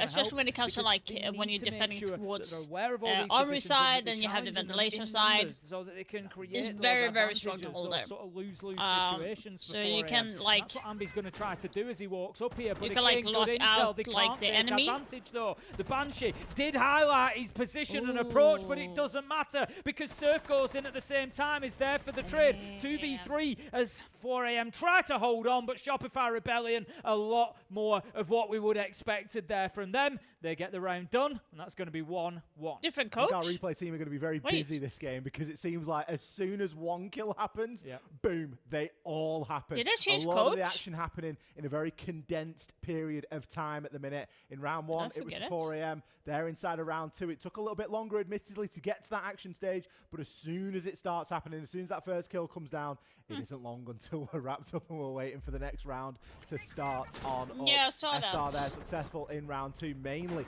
off the forgot back of that Ambi just they being able to replaced walk it. up those main stairs. Like you said, Tim, caught out on the information, caught out on the Banshee, but sometimes that's so just an change occupational hazard. to And it isn't going to be the that, first time that Ambi activates a Banshee and then has to, guess what, carry on past it and push through it because he knows there's kills at the other side. Yeah, absolutely. No, it's the same. It's Spur. I think I was you know, like, that's going to be the play here for Shopify Rebellion. If they are playing into It's a lot Spur of getting that a kind haircut? of utility, you can see they've got the FNATs of Fenrir, they've got the Banshees again of the Malusi. They are going to be playing into a lot of that utility. I think sometimes it's about recognising its position and then just using it as bait almost. It's like, yeah, I've triggered the Banshee, so I know somebody's going to push me. And instead of taking a backwards step, I'm actually going to take a forwards one. And it worked beautifully for Ambi. And we just saw if I those did little this things that are setup gonna on creep in rank, for that would get 4AM, the things that are pissed going at to me. make Like, the open up the difference, hatch to between a hold good team above. and a great team. Kinda There's that need to have reaction. Ambi a gets the very kill at top clear-cut metal, and then there was no understanding on where preparation you're from the supposed player to on be breach. holding. He gets shot in the back. The comms maybe not quick enough. The expectation of him going in through small office window maybe not quite there, and that's where Shopify Rebellion are going to punish 4AM. They now need to be right on the ball. Surf going to be activating the Soliton scanner there and then jumping into some old-fashioned tech, a drone. Not often that we see a snake with a drone out, but even sometimes there is things that the scanner can't quite grab. A lot of drones being played inside of round number 3 as Ambi is going to be switching over onto the Brava. We'll have a chance to hack any of those electronics. Potentially a little bit of a bait here as we start seeing Candelas sent through the site window. Brilliant play there from Surf, and Gotti reacting quite nicely to that bait. Maybe frantically just trying to get himself back into position to do something about a potential plant going down. Darsley He's going to be stuck here at the top of these east stairs and will be able to rotate himself back into office, but this is I really would the say danger that zone he because would this is where a lot of Shopify probably are drop at operating. this Yes, they've got point, to be Canadian honest. downstairs outside by the site window, but that isn't the main focus right now. It's these players tucked in, and Surf, he's likely going to swing the corner here, and if he does, he'll have a field day. No, too easy. They're just going to stray on him, but Shopify Rebellion again creating that good position that they could at least make it a lose-lose. 4 versus 2 as Ambi manages to find Lider as well. Surf still down, but it's almost certainly not going to matter here as we get ourselves down to Rockstar versus the World. 1 versus 3 at the moment. Just takes his pot shots through. No, it's an absolute beauty onto Ambi. He might not get the round, but at least he gets to keep that. Can't take that away from him, can you? That'll be clipped and put on repeat. Doesn't have a C4, so won't be able to affect onto those players upstairs so well. Canadian and Surf, though, both super low. And 50 seconds, it's a lot of time. Rockstar can find a bit of space here, potentially. He's going to get zoned off there by the nade. He has got a Banshee that's going to back him up if anyone tries to push They up know onto that he's him. in But there, so Canadian all they need has to do is managed to get jump in from the themselves window and into plant the there. site and will start to get that plant Or down. not. Exploit the drone, the bait. Beautiful stuff. And another round there for SR. Yeah, round 2 and 3 looking absolutely leagues apart from round 1. I think, you know, like I say, just a little bit of jab to the mouth on round 1, but Shopify Rebellion have responded What the well. fuck was They've run Void headlong doing? into it, and we're now starting to see them control border a little bit. And the Yeah, reason Snake I is say going that to get is banned. these positions that they're creating. I said at the And beginning maybe of things, you know, Belushi. this needed a strong performance from Troy in that IGL role to be going in there, and because there's not a lot of space on border, Totally, so okay. to find those gaps, find those opportunities, and to guide I his was team to act 50% on them right, so quickly. Snake And went that's off. what we're seeing there now. The little gaps that are opening up, those little opportunities, those little 2v1s that they can create. As soon as they've got somebody isolated, making that call, right, Ambi, Surf, pushing together, and they're moving in together, they're getting those kills, and they're getting the man advantage. And 4 You AM, see, guys, you you know, don't need to as do the much as I psycho enjoy peek. what they're doing, they've been really good to watch so far. I think nice and aggressive. They're definitely up for the fight. But I think the problem is they're going to really struggle in those sort of man disadvantage positions. If anything, they're the ones that needs to be 5 versus 4, 4 versus 2. You know, they're the ones that need to be building that advantage and then winning from there. I think they are going to find it, you know, increasingly difficult to win from behind against a team like Shopify Rebellion, who will, you know, they'll dot the I's, they'll cross the T's, everything will be done, and they won't give much of an opportunity for that comeback. I'm looking forward to seeing a bit more of round 1, by the way, because well, it was so quick. It was kind of just over, wasn't it? I've just double checked. It lasted 4 seconds. Yeah, essentially. From first kill to last, it lasted 4 seconds. Damn. So our observers did great. I'm surprised we saw as many as we did. We saw a couple of them. We saw in 4 seconds. I tell you what, you can see a lot in 4 seconds apparently. Not much we've learned. We're hopefully going to see a little bit more. Now, of course, it wasn't 4 seconds of the round we saw. It was just from the point of that first kill to the point of the last. Bish, bash, bosh, 4 AM, we're looking in the right direction. And I think that's kind of all you can say about it. SR weren't really pushing in the best possible way, and nobody won a gunfight. That was the big takeaway. We're going to see a little bit more here inside. of I round always number do 4. that. And even still, it's going to be a slightly I'm not different shooting approach. We've got it full Canadian, up he's there, rocking but a shield now. Interestingly, we've not I seen them open up ban a out the Monty little against just them, so I but can get the Canadian hasn't drone been, coming. you know, sort of impelled to play the Monty, whereas typically we'll see a Monty up and that's all they'll kind of do. So nice to see them moving around a little bit. Okay, it's border, so it's maybe not an every round sort of requirement, but Monty is very synonymous at the moment with SR and this team. Surf kicking things off, and Canadian already found Why a little did bit of you trouble, ADS? but that's not an angle you want to challenge. No, that was always going to be a I think with the Blackbeard, you've got to have Why the shield did- down ready. We'll come back to that. 3 versus 2. There's a couple of kills going. Gotti manages to In get general, one, but Surf like, is you there don't for the wanna trade again. ADS at that Something point, Shopify guys. Rebellion have done so well, these You trades, need and to keeping ADS in themselves a on top of he- things. he was a keeping little bit themselves in the too advantage. fast It's with that. TX this time. He's been a big player for them through that Siangdel Ooh. kickoff. He's really been top of the pops in terms of the numbers. They need a big moment from him here. And again, Shopify Rebellion, they're just being... They're being so clinical about this. Yeah. 3v1, could they have gone for the kill there? Of course they could. Did they? No. We're going to move in. We're going to use the Oh position. yeah, it is And, you know, Bird. I Now often I say see you it. can- I didn't you're see it only playing earlier. the It's team that's Bird. in He front of actually you, cut and his hair you've and still gotta beard. play What the your fuck? game, and that's what Shopify Rebellion are doing so well now. Just getting in there. The space is there for a plant. We don't care if we, 3v1. We don't care who it is that's left. The best move here, the peak move here is this. and By the way, that's what did we're you gonna know do. So that the really well teams played from are them. A not, tough when they're finish to the talking round, to each but yeah, other, did it's- you know that I they will are be- not not always going to using be a Discord. tough challenge if you're dropping They the actually Blackbeard use shield whilst TeamSpeak. looking Just at somebody. flat. Yeah, It's you've really flat. got to have a bit of movement to it or Teams- we something. actually You're kind use of asking for TeamSpeak. trouble at this And level the reason of the game. why for that if you're just is dropping your TeamSpeak shield whilst don't I think have he was hoping 'cause he'd anything thrown the except nade. for speaking. He was hoping that they might in general, be, like a it's little bit of very distraction minimal, there. He's gonna try and move. and there's He's gotta get out nothing of the getting in the way way I can of get in there like and get taking aggressive, from but the no, they weren't PC or having that. anything. It's one of the When you're beautiful sitting things and about talking SR for me is versus that you've Discord got that has that- a lot of other things. You've got that sort of polar opposite spectrum, haven't you? Because you've got Canadian who'll do that on one side, but then on the flip side, you've got Ambi, you've got Spoit, you've got Surf, you've got Rexon, who will all do that. But the other way, they'll do the flashy bit. Yeah, you they're know. the one hitting the headshots. They'll Spoit do the is flashy cooking. side of things. Maybe. Speaking of Rexon, I think he unfortunately drops out there, and we are going to have to get all the players back inside of the lobby. But yeah, a gentle respite, I think, for 4 a.m. because so far it's been a bit of a trial by fire, hasn't it? And we were sort of expecting it, but you got to throw into it, Border. And honestly, after that first round, I was sat here thinking, oh Who my knows goodness, what happened here? what are we about to be in for? I know. I joked about it after round one, but I think there was probably a few North American fans after round that were just like, not like this. I know we're only one round in, but not like this. But no, look, Shopify Rebellion are looking every inch the professionals at the minute. They're just going about their business. They've been playing really well. So I think it's actually probably quite the opposite. I think it's very promising what we're seeing from the North American side so far. For any of our NA fans out there, I'm sure they'll be more than happy. But looking at how the game's gone so far, I spoke about the importance of man advantage, about this man count for 4 a.m. particularly, and not playing like off the back foot as much as they can. And this is a little bit of the problem that they're starting to find, and that is that the entry battles are all going against them. Apart from that first round where, yeah, it was a little bit crazy. Round 2 through to 4, it's been Ambi and then 2 for Surf that have been getting those openers. And that's something really that 4 a.m. need to try and address.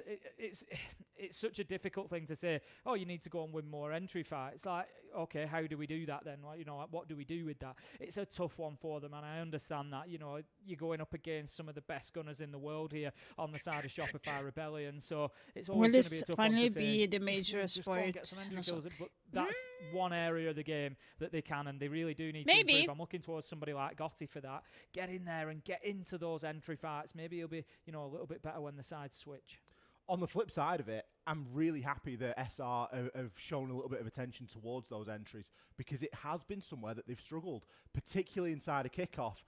And obviously Maybe. kickoff being the most recent I'm date not that we've got hoping to for go much off. because, like, SR in general, famously being the for only team Angry inside of Man, North America to not make they a are change. not So, that as I've said a few good, times, we have to come be down, honest. or They at are least I have not. personally, I'm a little bit more sorry, heavily but on them they because of that, just because they've not made a change. there They haven't got those same in the excuses same that other way. teams have got. There was this These are the reason same fast why players you who've been have playing for a so long many time of the together same now, teams and their entries getting have been, for into my the money, end of the subpar, tournaments. especially for And where they end up that's finding because themselves. they are the because best they do for end a up reason. attending So, majors, like, they do end up it's winning games. So to put themselves in that back foot, they by need a little losing bit those more opening engagements and still getting there, you mentioned how time good they could to if they got the be openers. that So team. it's I nice think, to see like, them if working 4 on that Angry here. Men It's early wants days. to, they need I to hope that involve it more. continues throughout the course of the major. but it's They are already something new, that I've and noticed. Well, I believe they're from China, hold right? that thought, Ollie, because we don't need necessarily to look much further than today to have that theory tested. Yeah, they're because from China, those so amongst you who love a that's the reason. bracket, those amongst So they you are who still love very to new. look towards the rest of the day and what might or might not happen, will, I'm sure, know, having seen Falcons win the last match, should Shopify Rebellion continue in the current trend and get themselves a win And it's here, the same with they Edward will be Gaming, playing who's the also from Europeans China, in the so- best of 3 later on today. The winner goes through and qualifies to stage 2 of the major. So it is quite a an opportunity to see that theory tested here with Shopify Rebellion. They're coming in, yep, they're playing well in the entry game now against 4 a.m. The question is, can they then do it against a team like Falcons, where I'm not down talking any of these players on 4 a.m. We've got some great players there in the server, but you're going up against Falcons and you're going up against Doom on the entry. You're going up in entry battles against Users, against Solotov, some of the best gunners that we've got inside of the game. So yeah, that entry stat is going to be thoroughly tested. It will be in the next match. I might just stop. Should they win this one? They've I got to might win this just one. stop testing it now, if that's all Just right, call it a Brian. win. And I'll just say they've worked on their entry They've really improved well. it. They've improved it. Yep. You know what? I'll take that to the bank. Great stuff, SR. Because you never know what might happen. Great stuff. As you say, if this game keeps going this direction, we are very likely going to see that Falcons and SR match, which feels like a bit of a treat for day one. Oh, it does. Like, doesn't it? let's be honest. I mean, I don't feel like we deserve that. We're not putting enough work in to get there just yet. Start as you mean to go on. Start as you mean to go on. Plenty of big games in Phase 1, and then I love the chaos of Swiss in Phase 2. I always love that format. For any of you that don't know what the format is going to be, we will have Swiss in Phase 2, where you basically go through winners play winners, losers play losers, and then I think it'll be the same as previous. Every qualification game is a best of 3. Every elimination game is a best of 3. So yeah, always a lot of fun. But we've still got Phase 1. Still got we've got a day and a half left. So today we will see the best of 3s that are the upper bracket finals, essentially, which will see 2 teams qualified through to Phase 2. And then tomorrow we will see the lower bracket played out, where we will lose a couple of teams after just 2 days. It's rough, but people have to go. We've got to get it moving. You know, Stage 2 lasts for what, like 4 days. That's it. So Swiss takes a while to Swiss get takes through. a while to get through. You've got to get through these games, so we need to be rattling them off. And so far, we've been doing quite a good job of that. SR slightly slower approach this time. We're seeing about the 50-second mark, and we've not really got people making significant headway into the building just yet. Surf will be droning out up there inside of office. We've got Ambi prowling at the bottom of those. Could it be the first round where double door, which SR died that easily? It was just them trying to feel them out. On that Brava drone, and he'll be looking to try and make a bit of a move off the back of that. Opener this time does go to 4 AM, so let's see how they can build off that now. It was an area that I wanted to see them improve. They've come out straight away and got that done in round 5. Can they now hold on and keep that advantage? No, they can't. Got it. Taken down by Surf, but a trade there. Again, taking a leaf out of SR's book. That's something the North Americans have got done a well. little bit sharper now, so 4 AM. They kind of know to do the same, a little bit how they're playing SR. 3. Now it can become So a see game how of they are going to attrition keep pushing. for these defenders. They can just keep themselves in place, try to make it as difficult as possible for the North Americans to approach them. I love Rockstar's position here. We've seen it played so often, and it is really tough to clear them out as it is. SR do a great job of it, but look at that again. Immediate response from 4 AM. Spoit there, just going to get caught out in the FNAT. That's going to give the game away that he's walking up onto that armory wall. Lydia, big round from them as well. 3 kills. Spoit, been a little bit quiet so far this series. Haven't had the Spoit round just yet. Are we about to see it here in round number 5? He knows exactly where the player is behind that half wall, and it's just like aim training for him. He's just waiting to play whack-a-mole as soon as they jump up. There's still 40 seconds, so he's got a good portion of time, and the player that he's already got down is trying to crawl and scurry away. Couple of shots there getting put in. Can he land the finishing blow? Yes. Not been revived, so another kill can now go through. Lydia only on 1 HP. They're already jaded. They've been in 3 engagements so far, Tim. Come on, Spoit. This is not going to be an easy finish, but look at that! Super cool, super calm! Just waits for that vault animation, and it's practically a freebie as Spoit gets taken down, low health himself. That was they managed to get themselves a second round on the board, and as if not by an accident, it comes on the back of getting that entry. Not only getting the entry, but keeping themselves in the advantage almost all the way through. SR were able to turn it around at the end there, and it needed that clutch moment from Lida to come out, but ultimately, great round from 4 AM. It was Lida's position for me inside of CCTV. Holy moly, that is close. Brilliant angle to be holding there as well, because you think about that position, that fountain rotate, you've got so many options. You know what's happening main stairs, you know what's happening CCTV, you probably know what's happening over toward east stairs, and you can affect on each and every single one of them. The only way Spoit wins that is if he goes through the door, and I don't think Spoit's got the info to know if the player's in archives, if they're in office, are they deep, are they close, are they short. You're shooting in the dark, aren't you? So you've just got to go for what feels right in the moment. Can't blame them for that one. Another round there going toward 4 AM. There's chance for this to be an equal half of Border, which, again... It would feel like a steal. It would. But you look at Border as a map and you think, there's still opportunity for 4 AM on the attack here. You've been teasing people. You've been teasing the viewers for this SR Falcons game. It's not locked in yet, Tim. It's really not. Look, I still... If 4 AM come away with a 3-3 half here, it is daylight robbery. I will say that. SR so far have been the much better team. The rounds that they have won have looked extremely convincing. 4 AM, yes, it was a good round from them, but it still required, that sort of clutch moment at the end to close it out. Whereas where Shopify Rebellion have won rounds, they've won them convincingly. And I really would expect them to take a 4-2 half here. But like you say, absolutely nothing is a given. We're going to be looking at a defense of Ventilation and Workshop again. It is a site that has not been won yet by 4 AM. Gotti does pick up Surf, though, a player that I picked out that could maybe improve on that entry stat, that could be one of them to start driving things forward. Does exactly that, and he's taken the Lion off the board. Big part of that execute utility. The opening kill has been converted in every one of the rounds so far as well, regardless of anything else that's gone on, and Gotti's just hit his second. Ambi now down for the count, and well, this doesn't look great. Rexon should be able to be recovered here, but it's going to require Spoit getting out of position to do so. He's only going to come back on 20 HP.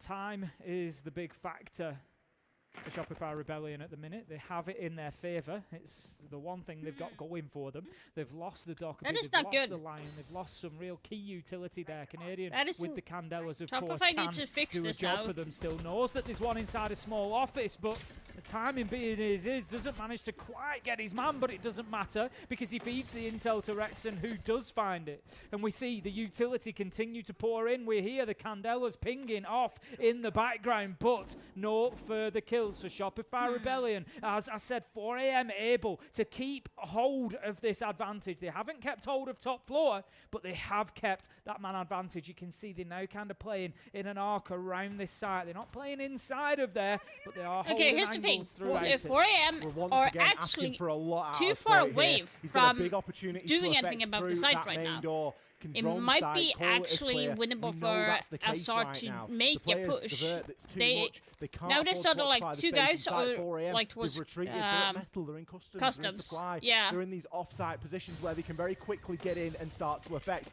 Canadian. He's hit the drop and he's going to start to get that plant down under the cover of one of the Candelas going off. Rexon He's will gonna be the die. next player to fall. Spoit has to find the kills No, here because why did you Canadian's only good for one. Spoit needs all three in 15 seconds. They're kind of lining up for him, but again, putting in these impossible positions, and you just can't continue to ask that of him.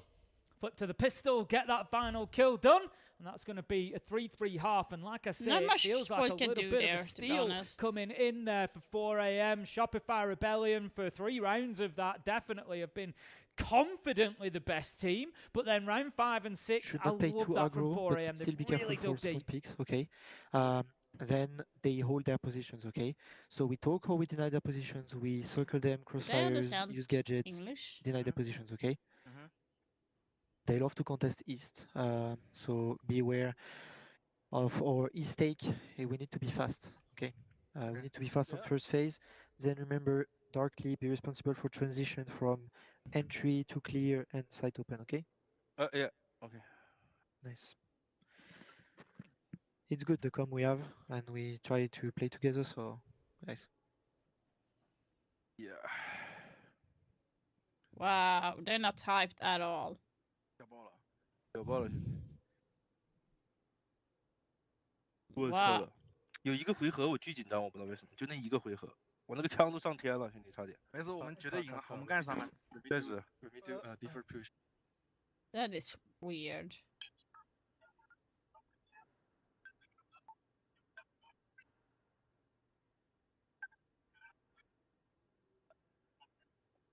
Is not having the mic on? Oh, that sucks. Plus, I guess.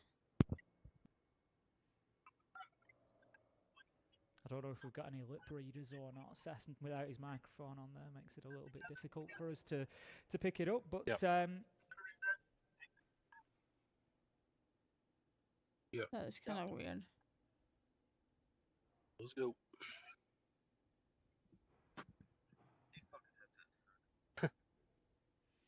certainly seemed like there was a process there for. Guys, There'll be 7M border here, bro. No Fluxo border. Yeah. Hell yeah. Aggression. Let's get it. Breakdoor bees. Oh, you're gonna get freebies, dog. Certainly seemed to be a process for 4 AM there where it was Eden sort of, imparting what he wanted to say, what his contribution was. And then, we had the discussion amongst the players to, I think probably translate that. And I was going to hit say, it yeah, home and, yeah. Which is one of the nice things about it being 2 minutes, right? Because you can have a minute Got that there time, yeah. as speaking in English or whatever, and then have a minute to translate that and to sort of spin it around and figure out, make sure everyone knows what's going on. Yep. Hopefully we can get Seth a mic, because I was kind of looking forward to hearing what they had to say. But yeah, I can imagine it was quite different because Eden's timeout was very much like, yeah, we're playing well. We just need to keep going. Maybe one of those positions where it's not that they can't believe that where they are, but they're thinking, we've actually got a good chance in this game. Let's not try and overwork too much. Let's not try and overcomplicate things. Let's just keep playing the siege that we've been playing because that's been working really well for us. On the flip side, for SR, they're going to know now that they're going onto that defensive side. They're going to know that, right, we need to try and make this very difficult for them. We need to be exploiting some traps. We need to be exploiting some rat plays. Already we've got Spoit playing on Thorn. We're going to get those Razor Blooms out there. It's going to go down that sort of a route, I'm sure.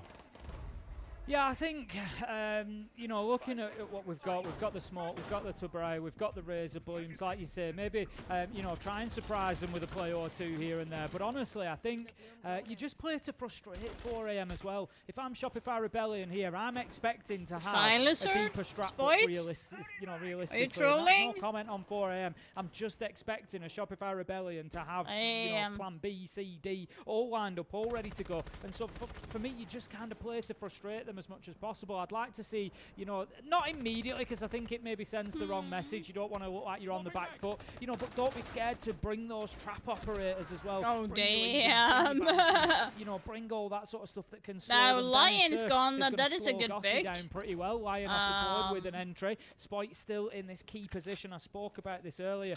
An often used operator that we see to try and hold that is the Aruni with the DMR, a couple of laser gates to give that warning of any kind of entry coming in against them. But in this case, they've gone with the Thorn Ambi over peaks and just gives himself away 4 versus 4. Lida proven to be a very deadly player on the side of 4am so far in this fixture. 7-0. Can only imagine that's since the rehost. So we have seen a couple more kills, and I'm sure that we've seen He's them really, fall really as good, well. Lida. But still, a 1-for-1 trade. Gotti down for Ambi. So the Ambi on the Wamai, maybe a little bit of a rogue one, if you look at it that way, but still the ability to catch those Capital Bolts, still the ability to catch some of those bees. So you are going to want those magnets placed out there on the map, but they're not going to be as big a factor as they could have been. Canadian in a very dicey position here, but a nice little double swing. Him and a teammate behind him is going to net the kill there onto Lida.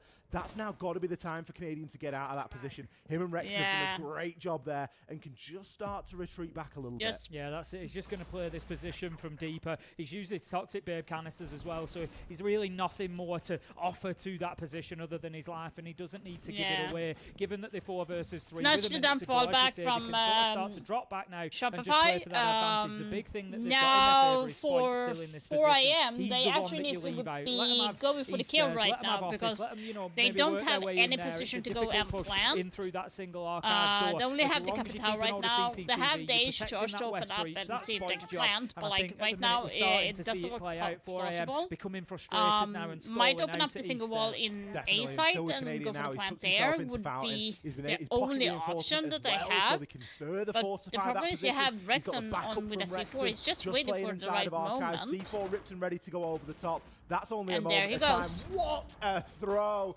Basically lands at the lap. We're seeing a couple of Thorn gadgets go off there now as well, and that's going to be Spoit's cue to call. He doesn't need any invitation to pick himself up a freebie. Rockstar now left with 4 players to find, and I'm not sure he'll get through the first. Canadian there, a great shot there. Nicely The done on the SMG-11 first pings defense. the head and secures the round. That was starting more to see what clean could be, executed. sort of the Right time to differentiator fall between back. these 2 teams now that Just we've got hold Shopify Rebellion angles, on wait for them defense to and come. playing their own plan. It was so well If worked, anything, it for was 4 so a.m., well I would organised, probably go for the orchestrated window as well. outside and then Beautiful stuff. toss the An ace charge inability from or there a failure to deal with to that open up position in CCTV an angle to clear force Spoit Rex out off earlier the in position round. with the C4. Really came back to back So 4am. We saw that him would pick up that probably kill a towards better the end of the play. round because it was kind Of that course, moment if you of don't like, know that we really there need is to put some someone pressure on with the other C4 side of holding sight them here. We behind, can't just come in from like, this at one in direction general, because it we're would gonna still lose be a these better fights. choice So to open now up we're the just wall going to have just to so rush you somebody into can, like, CCTV and hope push to win a the gunfight. defenders But off Spoit was to always gonna hold make that in a difficult secure for them. spot, So yeah, which really is well going to played be from around Shopify A Rebellion bomb. there to get themselves their first defensive round.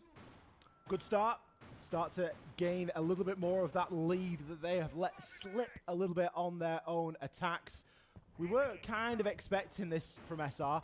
Their attacking win percentage on border over the last sort of 7 times we've seen it played, it's around the 44% mark. So it's a little bit less than 50-50, but coming out 3-3, you could say that that's overperforming based off what we're used to seeing. It's the defense where they have tended to shine a little bit brighter, 55% over on that defense side. So it is the side that we're expecting them to do a little bit better on. But again, as I say, the margin, it's 5% either way. It's not a great deal from 50-50. Okay, the Solus underneath is going to need to be dealt with. Ambi is going to be playing down there. We saw him just using that Ambi scanner. needs He's gonna feed all to not kinds be of too intel back into his over-aggressive team, right of now. course. He's been And heading over-aggressive for the upstairs. entire We're gonna- game, I actually. see where he lands at the minute. He's up and down Ah. those main stairs. He's back down on that ground floor again. But because it's ventilation got drowned workshops, they will have a good advantage if they can keep Ambi alive upstairs later into the round. And we do see him now after that first minute just kind of moving his way up there so that he can use that scope to see if he can find anybody underneath as and when a push comes. But for now, 4am are shaping themselves up outside of the building, kind of getting themselves prepped and ready. Drones are going in. We've got Lion in position. I think it will probably be on the back of one of those E1D scans that they then try to move in through detention and take a little bit of space. Rockstar there just doing his thorough drone work inside of Supply. Doesn't really want to leave anything to chance at the moment. We've already seen how slippy the SR players are being here. Not really tying themselves to one location. I think Ambi sort of moving around there a little bit on the Solus was sort of in a desperate attempt to find out where this push is coming from, because it's taken a while to materialize, Tim. We're at the minute 30 mark of the round, and we're only just starting to get players looking to try and move through. Everyone is stuck. That we may have lost connection to the game, but it could be one of those situations. Oh, no, the game has. Are you fucking serious? Proceeded either. I thought it was one of those weird ones where we sometimes lose we the lose it observer and the game keeps playing, but it looks like we've just lost everything. Yeah, Nah, so we'll get back serious? into that one just as soon as we can. We'll let the admins do their work and iron all that out. Yeah, and because exactly, like how I it's set noticed up, like and we will through get this everybody cam back here, in they're and losing a sorted. lot But of yeah, connections. I think It's you like know, looking bullshit. just at that first defensive round that we had from Shopify Rebellion, my concern and kind of what we saw of that round, my concern here for 4am is that inability to kind of play on the fly that you need on attack. It's not your setup anymore. You're having to play in, you're having to find problems, solve problems, and find those opportunities as well and take them. And everything has to be a little bit more dynamic on the attack. And sometimes I think just the more you've played as a team, particularly competitive at this level, which it's their first time at an event like this for the majority. I think it becomes Let's see if I a can real maybe- difficult skill to have in those early stages, Yeah. to just be able to say, we've seen this before. This is how we're going to deal with this. We know, yes, you can prepare for the teams you're going to be playing, but I think, once you're in there in the server and you've got Spoit locked in CCTV in the corner on the door, you've all of a sudden, within 3 minutes, got to solve how do we take down one of the best gunners in the world so that we can push West Breach. And I think, there's an easy answer there of let's move to the other side. But when you move to the other side and you're going up against a wall of 4 players who know you come in and have just dropped back beautifully, really organised, and they're pushing back into you, it's very, very difficult. So I think we might just see, I hope we don't, I hope that 4am come in here and can really start, putting some dynamism into the server on these attacking rounds and show that flexibility that we know. We've seen it in the CNL. We know that they're capable of playing with. They've now just got to deliver it here. And again, I think it starts at that entry. Get Gotti in there, get TX in there, get them picking up some kills, and then build on the back of it. That's absolutely it, and it kind of goes into what we say sometimes you just got to do nothing. You just got to sit still and do nothing. And it's a very easy thing to say. It's a very difficult thing to do, because when you're looking at Spoit in that CCTV position where his trigger to move is 2 razor blooms going off and he hops on a desk and he knows instantly where the player is because everyone's already half pushed him, then decided, no, it's too difficult. We're going to push east side, come up against Canadian on the SMG-11 and just got absolutely banged, and a double swing with him and Rex. And then you think, oh, okay, hang on a minute. We maybe do need to go back there. You've still got to be sat there doing nothing, even though the action's going on elsewhere. And that's as the teams increase in quality, and particularly when we start getting into some of those stage 2 teams, that's something more that we will see, and it will trip teams up no end. Hopefully we're going to be back ready and waiting. Fortunately, we didn't have any kills go down in round number 8. So fairly straightforward. It should be fairly straightforward to just repeat from where we left off. It was a slow round, though, and we had seen over half of it and not really too much action. A little bit of space had been gained, but it wasn't significant. No, and this is exactly what I'm saying for 4 a.m. You know, we need to see them coming in here with impetus, with drive, to be able to take space quickly. It's Border, you know, as an attacker, if you're not getting in through those doors, through those barricades, you are going to seriously struggle. You've got to have a plan in mind. This is our beachhead. This is where we're going to go in. This is the space we take, and you've got to execute that quickly, and then you build from there. That's how you win on Border as attackers, by going in and taking space. You know, it's not one of those maps where you can kind of, you know, play a slow burn through the round. As a defender, we always say, how do you best fight on a defensive side of Border? You stop them getting in the map. You know, you've got to take those fights right out there. So 4 a.m, their focus now has got to be, let's move a little bit more quickly. I'm not saying you have to rush into site, but in this case, they're attacking onto bathroom tellers, so ultimately you want office. You do that by clearing CCTV and moving across. They've got Spoit in this position. Shouldn't come as a surprise. He was there previously, so let's have a plan. Let's go and deal with Spoit and get that kill. Let's push from multiple angles. Let's use our utility. We've got the Grim. We've got the Capitão. You know, we've got the Deimos. Let's make it a nightmare for him to stay in there, and we can take CCTV, and then we can push into Armory. We can push through to Archives. We can start that verticality. They don't have too many vertical options, which is also a concern for me. So I think we're going to see a lot of horizontal pressure, and I'm just not sure that'll get the job done against Shopify Rebellion. Ambi playing at the bottom of these main stairs now. We'll be looking to try and move up. It's Ambi's favourite spot. If you're ever wondering where he's playing, he's main stairs. Attack or defence, it doesn't really matter. He likes to play that little link area. He's going to be retreating upstairs for now, as if this is just a horizontal push, SR can make that work for him. They can open some vert, they can open some hatches, they can start to try and retake into customs and into workshop. So there's always that option as well. Again, double, triple droning of these areas and not taking the space behind it. 4 a.m. need to start getting a little bit more confident. I've seen 3 drones now in supply and customs, and no one's moved in off the back of any of them. It's a little bit of a problem. Lider, first player to be taken down there. That's the Grim God. Ambi, he can start to loosen up a little bit. Freed up that little bit of pressure. Oh, maybe is it back down to the main stairs? Yeah, I feel like Ambi is a little bit nervous, to be honest. He's a little bit in tense. Position here. Not too much of a plan, I don't think, to clear in. They're just going to put one onto the window you get to for pre-fire now. that shit. Spoit's definitely considering a little look out of this door, but he hears the air jab. Doesn't matter. Spoit, the air jab, Spoit. it's on the wrong wall. The Zoto, it's going to freeze it. He's going to be able to get that thing anyway. The teamwork is impeccable. Ambi comes in for the day saver. Surf was watching his angle as well from the armory door. You've just got that beautiful little bit of interconnecting play there. Everyone linking for one another. And you've also then got 4 a.m. that have got a problem that's gone unsolved. Big problem. Not only have you lost the player, you've got this problem that's gone unsolved. Really well played again from Rebellion. As you said, teamwork just absolutely, tip-top at the minute. Flawless round, playing for each other all over the map, creating crossfires, creating situations where they can be in a win-win, and they are winning and winning. 5-3 at the moment on the scoreboard. I'm not confident 4 a.m. pick up an attacking round at the minute, given what they've shown us in those first couple. I think they've really started to struggle. Now they're playing into Rebellion setups. We'll see, whether that changes. I think they just need one of those flash moments. They need, like, Gotti to go in and just pick up a double, and then they 5v3 and they can bully Rebellion a little bit and get around, and I think that'll be a catalyst, like we saw in round 5-6. They got the first, and you saw them play really well in the next round. So I think they just need that confidence builder, but I'm not sure that the North American side is going to allow them to get it. And the problem for me is that's the best we've seen SR look so far today. Attack or defense. Regardless of how they're at.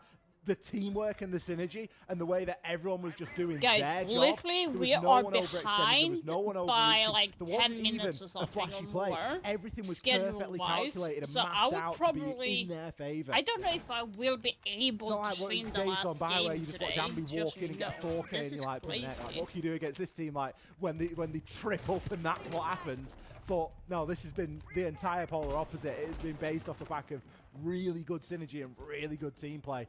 5-3 now. 4 a.m. still yet to find a round here on this attacking side.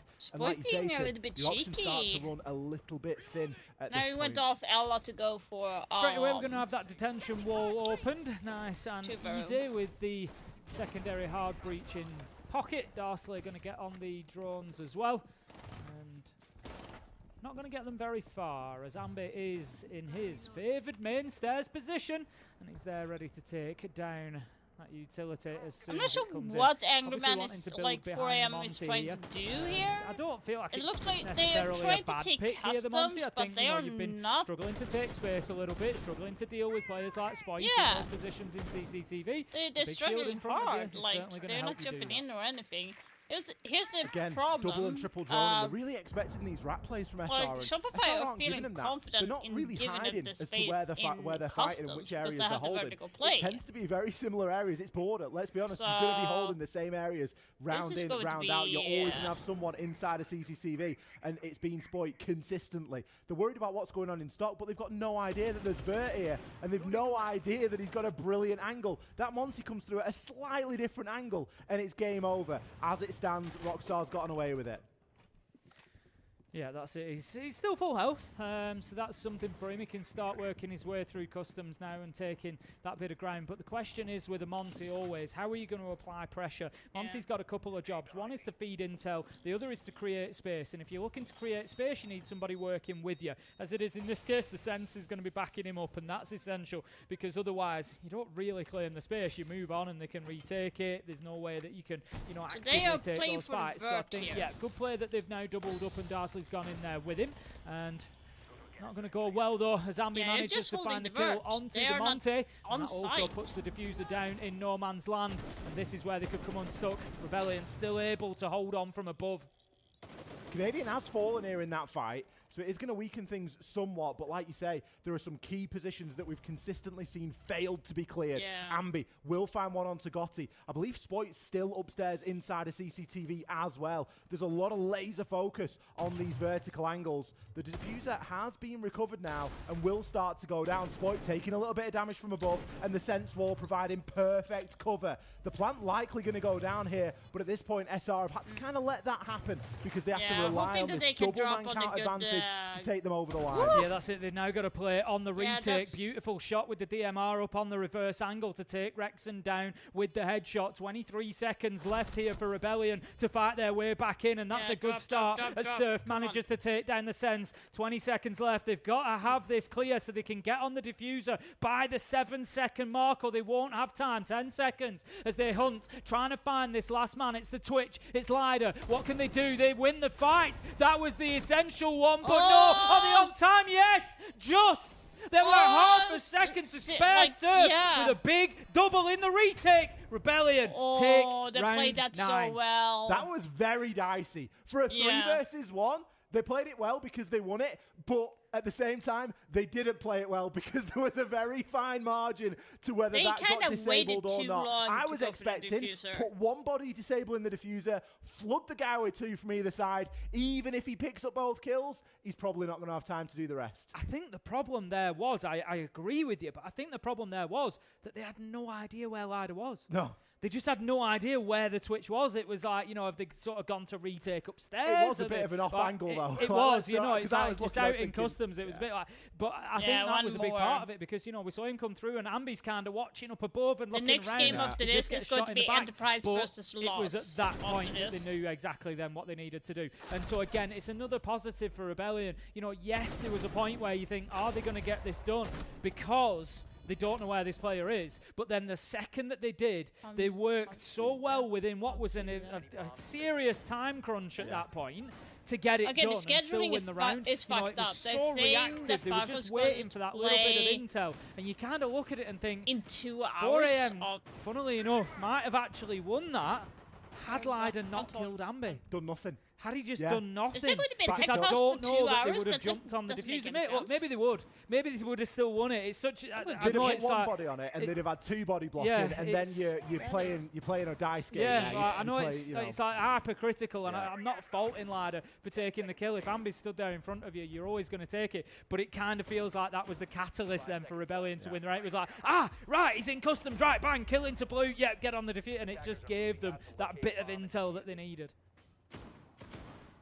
6-3 then for SR. We could be barreling toward an SR win right now as 4 a.m. on this attacking side, yet to break the deadlock. They got the plant down in the previous round, and even that wasn't enough. but it was one of those occasions where they kind of had to let that happen, and SR happy to play that Come on. retake. That was the win con, and they played it to perfection. As it stands, though, we are going to need to see something out of 4AM, and we've seen glimpses, Tim, but the age-old one has been they've struggled with moving players from key areas. They're bringing in a Monty this time, and it's Lider that's on it. Now, he's their top performer by far this game on Border. I always find it strange when you see your top player on a shield, but is that going to be what's needed to try and force some of these SR players out of position? Well, Ambi manages to Nice take down the refrag. ace. That's going to be Rockstar Yeah. off the board, but they do manage to find a trade here for AM, so they keep Yeah, things to but 4 Ambi's versus not, 4, and they've still got the shield on the board as well. So the initial In terms plan of with which Grim, frag with was Deimos, the most kind of all persists, all valuable, continues. I feel like The Ace only question gone is, are they is going to the be best missing one any so hard far. breach? Lider taking a ton of damage there from the Nitro, the but how about that? Absolute beauty with the pistol to take down Canadian, leaves them now 4 versus 3, but the Monty is hurt at this point, about 15, 20 HP left. How about that, though? You've got to stop the jump outs. You can't let Wrexham play like that. However, the trade is there again. Could be around for 4AM on the way. Another big round here for Spoit. We've seen him put in this position a couple of times already today. Players now recovered. Lider and Darsley both super low. Two-Brow. The Zoto canister there, destroying the death mark. Spoit picks up his first, location now known, but he's got some information to play with here. Lider's going to start to get this diffuser down, but he's got the DMR. He's going to continue to put himself in these Zoto canisters and try and stay alive. Bit of a flunder there as he tried to swap weapon, had to hit the smoke, but it's a very broken up 1 versus 2 this, and he's got a massive chance. C4 just going to go wide, and it allows the plant to go down. That C4 was the moment. That was the one for Spoit. If he gets the kill onto the Monty there, even with the diffuser down, he leaves himself in a 1v1, but not managing to hit the mark, not managing to find his man, now leaves him in an almost unwinnable situation. Lider with that shield, of course, can just hold him at bay. The death mark coming through again, but going to be failed because of the Zoto canister, but now Spoit is left just running, trying to find anything. He's scratching for whatever he can get out of this round. The nade is going to do the Spoit. job. TX it is to pick up the He final did kill, so but it was well, really well Spoit played in by trying 4AM now. there at the end. It's not easy in a 2v1 situation. I talk about this a lot. When you have to plant for that 7 seconds, you are leaving your other player in a 1v1, and that is the moment. When the plant is going down, that is always the moment for the defender in that situation, in that 1v2. And Spoit knew that, because if he can get in position and hit that Nitro a second sooner, put the diffuser down on the ground, that advantage has then completely swung in his favour. And 4AM Yeah, didn't the allow C4 that was, to like, happen. They were really decisive. They got themselves into position early enough to put the diffuser down, and I like how they were able to close that out. So well The played from C4 did 4AM. not They get hit themselves it, another. like, It's it got stuck on the 6-4. shelf, unfortunately. Super close stuff. Can we not just watch Spoit try in 1v4? Because I could quite happily just sit and watch that for some portion of time. Brilliant to see the way that he tried to navigate Yeah. it. And like you say, if that Nitro was a second They, earlier, in if it general, hits, for people he's that then in have been control of the talking diffuser, bad and the about narrative Spoit is not very, being a very good player, different. this But we're just shows that finally seeing he is a 4AM really win good around player, because on the if he can attack take here that and situation could be and the almost start win of those, a couple. then he's a SR, good no player, because strangers like to there is taking few a bit of people time that to can close do out a like game. that. They haven't been the Not most every convincing pro during player can kickoff. do Hence, what he one of the does. I'm not reasons saying why it's they are here impossible, inside but of like stage one. for him But to do that they only in need multiple one round, Tim, and rounds, they've being got a lot put of in that different bomb sites to position, try and get that done on. They're going to be headed downstairs this time. it is Downstairs towards bathroom. not the like. Hoping for them You gotta that give it him can be credit something a where little bit credit different. is due. Obviously, Yeah, Shopify should so be winning at this I feel point. like we've seen a better couple of rounds there from 4AM, using that Monty over the last couple of rounds and kind of the space that it's given them. This time, they're not going to be bringing a shield along. So the question is, can they continue doing that? Can they continue having that same sort of impact? Or do we go back to kind of pre-shield 4AM, where they're struggling to deal with problem spots, struggling to deal with those difficult positions and take space? Time will tell. Spoit is one of the positions that I'm thinking about, because that was something that they weren't able to deal with the last couple of occasions. Spoit's played there on the Thorn, he's played there on the Ela, and he's had success both times. Consistently seen success inside of CCTV, and I'm sure he's going to be looking to replicate some of the same. TX taking a good portion of damage there, as once again, it is just a spot that's being avoided. They're not even trying to deal with him horizontally or vertically, it's just We're just going to let him exist up there and just take our chances. Ambi's cottoned onto this, by the way. He's thought, you know what, we can't have Spoit having more kills than me. I need to get in on this action and start to play onto Customs as well, because it's a big entry point at the minute for 4 AM. As it stands, it looks like TX has been able to slip that net. Have all the Canadian kills. primed and No, ready. no, no, no. Brilliant Hold spot to for a it. C4 Hold to here. it, Canadian. Just at the bottom of East. I know you you can do. thread it all the You way up know through your the beams. C4s, but And just a good orientation wait. for you to do so. And if he times this right, he might find himself a couple. Yeah, he's just waiting for that little bit of information. I think he's going to be playing it on sound mostly. But as soon as he hears those footsteps coming in, actually, no, Ambi can feed him the intel and tell him when the pressure is coming onto that door. So again, it's another example of just great team play from Rebellion. Nitro goes out. It's going to be just that little bit too soon. A fraction of damage done to the ace, but it's not going to be the end of the world. However, 55 seconds left to go. 4 AM have been stalled out for quite a long time here. Lida manages to get one onto Spoit. They clear that difficult position, but is it going to be too little, too late? Rexon finds one. Levels things out right now. HP advantage is certainly with SR, although after losing Canadian, I'm now not too sure. Gotti and TX super low, though. 33 seconds. There's still time here to work with for 4 AM, but they're just looking a little bit disjointed. We've still got Surf playing upstairs inside of Armory. We've still got Ambi playing on that 90 corridor, and we've still got players moving through now. Ambi continuing his charge. It does know that there's going to be a Nomad charge there, but isn't going to be able to do anything about it. Surf comes in with the next. It's all down to Rexon, but everyone's so low. TX is able to find him there, tucked inside of the bathroom. I think Rexon just doing his best to try and stay alive there. TX and Gotti making the absolute most of what little Shopify HP they do both take had. a timeout now, you because said yourself that they were is in a needed, situation because where they have despite lost man 2 advantage, rounds they in had a those row 2 right low now. HP players, but it was those And 2 it players that is were like alive a at the match end of the point round and thing. picking They up those need to final have- kills and they need bringing to- us in like, to they a need to, 12th round. go We are out going to with see this one. a Rebellion timeout. I think it's high time that we get the timeout here from Told SR. you. Shopify Don't took think we were timeout. able to Told listen you. into the timeout So specifically. I It is think just he's the going to midway tell them one. like they need to but like the topic of conversation here slow has to be, down. look, guys, That's all close this game peak. out. Shut the door on it, because the longer it drags on, the more Don't time be we afraid spend to in the fall back to server. side There's when it's still a best of needed, three to be because played it at the end kind of of this if like they get it through. kind of They feels don't wanna like be that, fatigued. I and mean, it's they're early days, isn't it? It's day one staying of a major. They're not gonna too be fatigued, I hope but they're not fatigued in map 2. mentally, you don't want to be letting this drag on and on and on. Yeah, It just that's needs the to be key. put to bed. Yeah, that's the key. Because what if you play border against Falcons as Exactly. well? You know, and you start looking at that and thinking, But you're "Wow, showing we've your just been taken to strats, that's overtime not on border by good. 4 AM, and now we're playing for, you know, it's like you say, it's all those little mental games that come into it. That's not good. You're showing the I'm still strats. surprised at the map, and we're going into round number 12.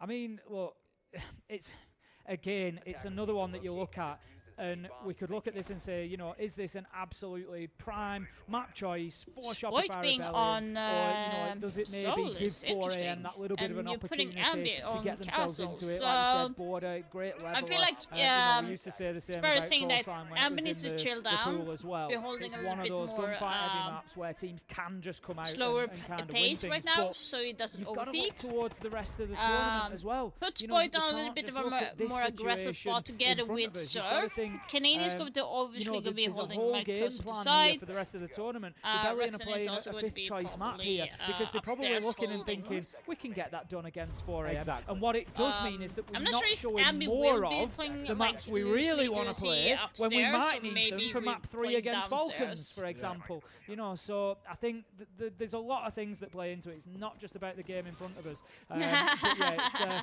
it's been, look, I think I'm certainly looking at the positives here for 4 AM. I think the rounds that they've won, they've been good value for the wins. You know, they certainly haven't been given anything by Shopify Rebellion. It's not been an easy time for them. They've had some difficult problems to solve. They've had some, you know, difficult clutches to make at the end of rounds to get stuff shut out. And I think they've done a great job of it. So, you know, win or lose, I think 4 AM come away from this pretty happy with the performance. Yeah, they do Rockstar really, going to be really positioned well at the for top of those AM. east stairs along with the Monty. Looking at using this as their beachhead for this round. They've really been quite heavy focused on toward customs and detention area to be that first sort of entry point. And it's, you know, not really worked out too good for them. They've done all right on the attack. They've picked up 2 rounds, so you can't say that it hasn't worked at all, but it hasn't assisted with the big problem. And the big problem has been Spoit playing inside a CCTV with Ambi as the link. You can't just stand there, Lider. been the best player so far for 4AM, and you just flat stood in break door. Yeah, on the literally. Demos of all players to Literally, lose. that You know, was such that's a key heartbreaking component for, of any 4AM. attacking lineup, and he just gets So caught bad. completely off guard, as if there wasn't going to be any attention towards it. Ambi's peeked that door every round he's been playing there. Big mistake coming in from 4AM, and look, it's lessons like that that they are going to learn from as a team, as players that are new to this level of play at an international major against a team like Rebellion. You're going to be punished for the fractional mistakes. You better believe you are going to be punished. You're not going to get away with it. You stand flat-footed in front of break door for more than a second and you're dead. You're dead. And you've deserved it, because that's the level that you're at right now.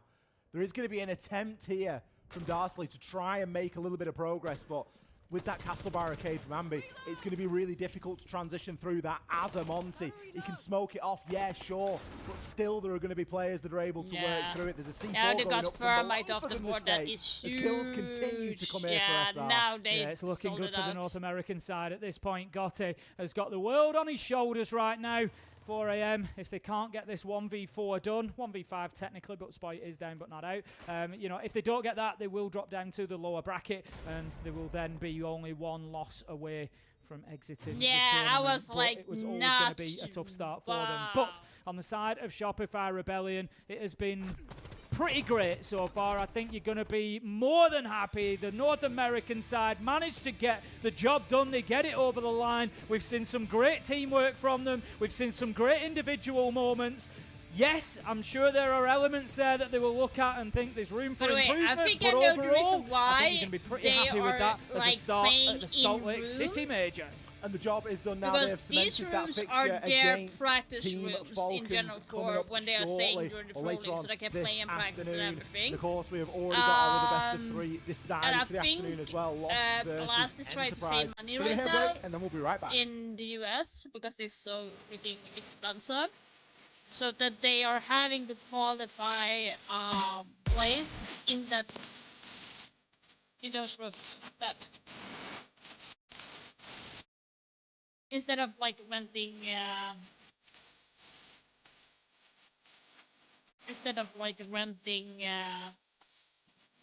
the rooms. Wait, why is it so loud?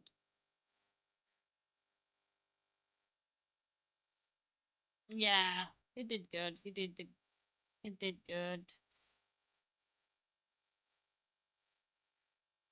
He did good. Did not expect them to fumble like that. But they're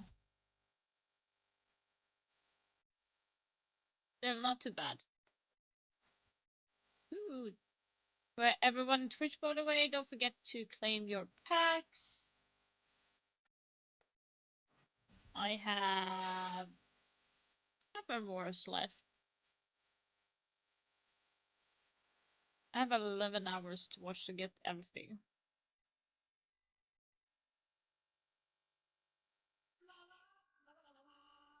This freaking Swedish commercials is like killing me. Dundergubbe. That's the name of a freaking drawer in Sweden. Dundergubbe. So stupid.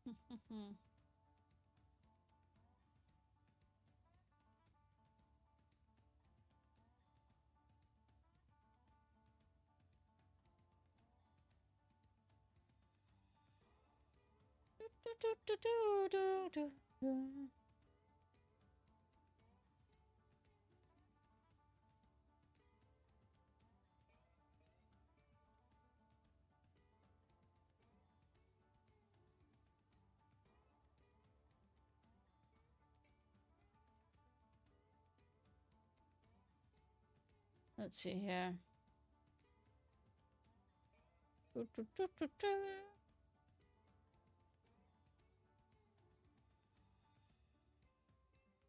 Who's next? It's going to be Enterprise versus Loss.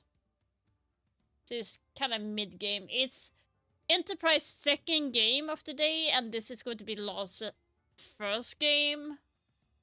Because Wolf did not get allowed to enter the country, so by default Loss win against Wolves because of that. So I did say that Loss will probably go through. This is the match for them to be in the upper bracket on Monday. So, and whoever loses will go down and play against the one that is going to be losing. So, which probably will be maybe if it is the case, it would be Falcons in my prediction, if that's the case. But wait. Why does it say best of?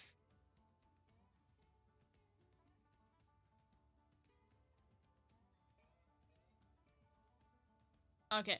For some reason, the scheduling is fucked up. It says here that right now, Loss and Enterprise is going to be playing.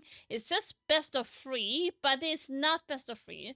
And then, like, you have at like past midnight, then you have the match with Falcons is going to be playing whoever there, which is going to be Shopify. And and that's past midnight. Okay, dude. Mike. Oh my commercials again.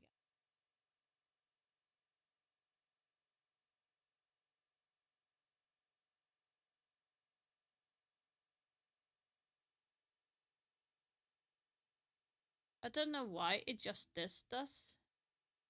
Google just does this shit. I swear to God.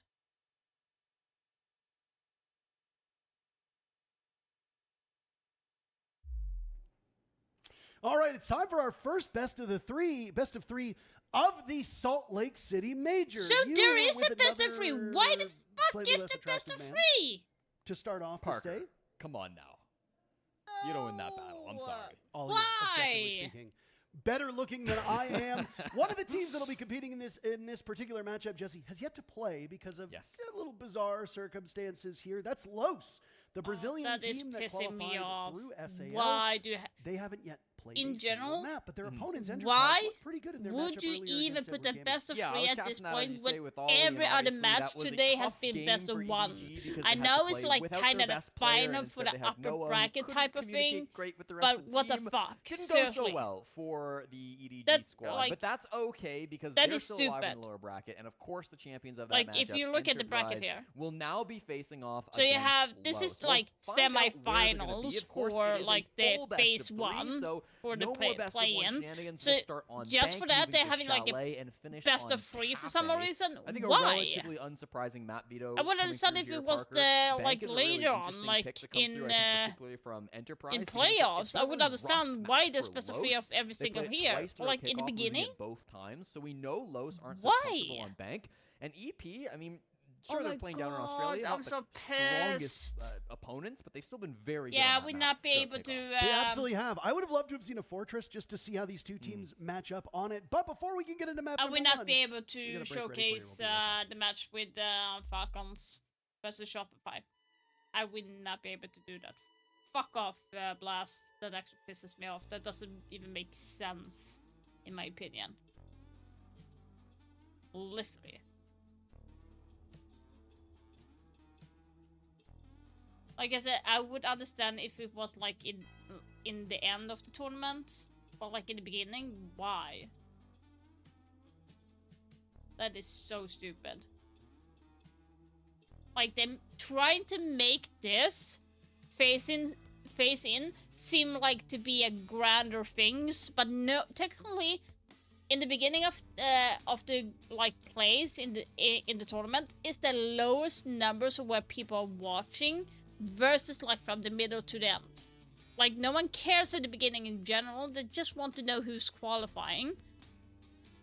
So why would you even bother with having a at this point like have best of 3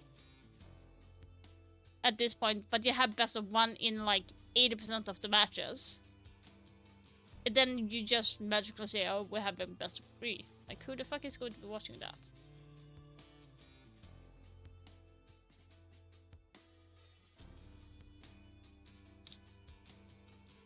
And I don't know why when I'm looking at Falcons, it says best of 1. Everything says best of 1 except for Enterprise versus Loss.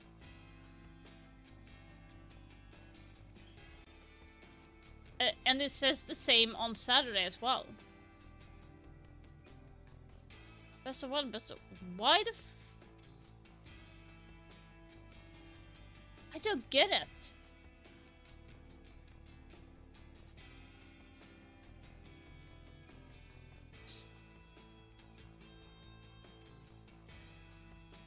That is stupid.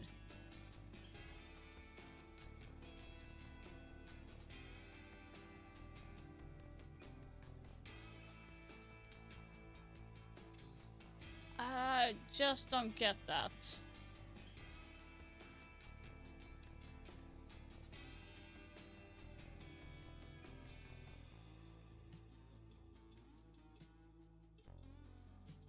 Like...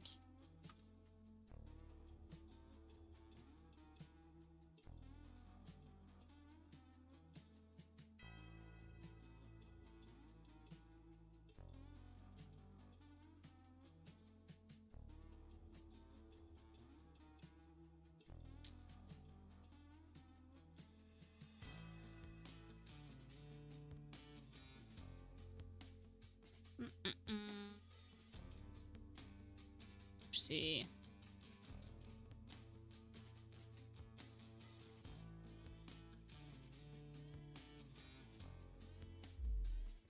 All right, time for our very first map and the debut of one of these two teams. We saw the Enterprise matchup earlier today, as you mentioned, going up against the Edward Gaming squad that lost their best player, Direction, who was going to be competing with Edward Gaming, failed to get a visa, and because of that, they had a stand-in. Now, Noah is about as good of an analog as you could get. The guy has been frying people over in the EML, but obviously there's going to be barriers as to how he will be able to succeed. Yeah.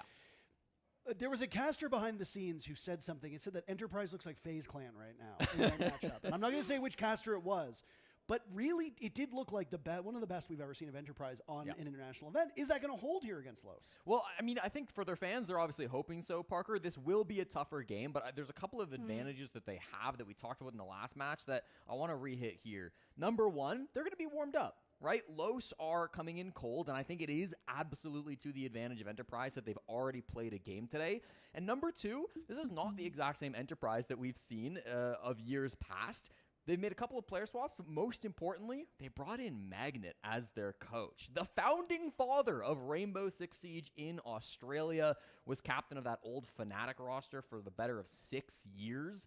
So they've got a lot of experience coming in behind them that most OS teams haven't really had at international events before. Is there a 3 or a 4? Or? No, I said 2. Okay, well, if we had a 30 turn upside down, that's an M for Magnet. So there you go. Whoa. It's nice to see him back. I know some people, maybe some of the casual observers who don't watch all of the OS games, especially if you're a North American fan. It is brutally difficult to watch those Australian games live just because of time zones, right? They're usually happening at 2, 3, 4, 5, 6, 7 in the morning. And because of that, a lot of people don't know that Magnet is coaching for them. Now, I will say, I do think he can be a secret weapon here, and I think he's played all over the world. He literally learned Japanese to go play in Japan for crying out loud. He did. But just because you're a good player does not necessarily mean that's going to translate to being a good coach, and this is going to be the biggest test for him. Is he's got an Enterprise team that is very hungry and are a single best of 3 away from qualifying for Phase 2. Yeah.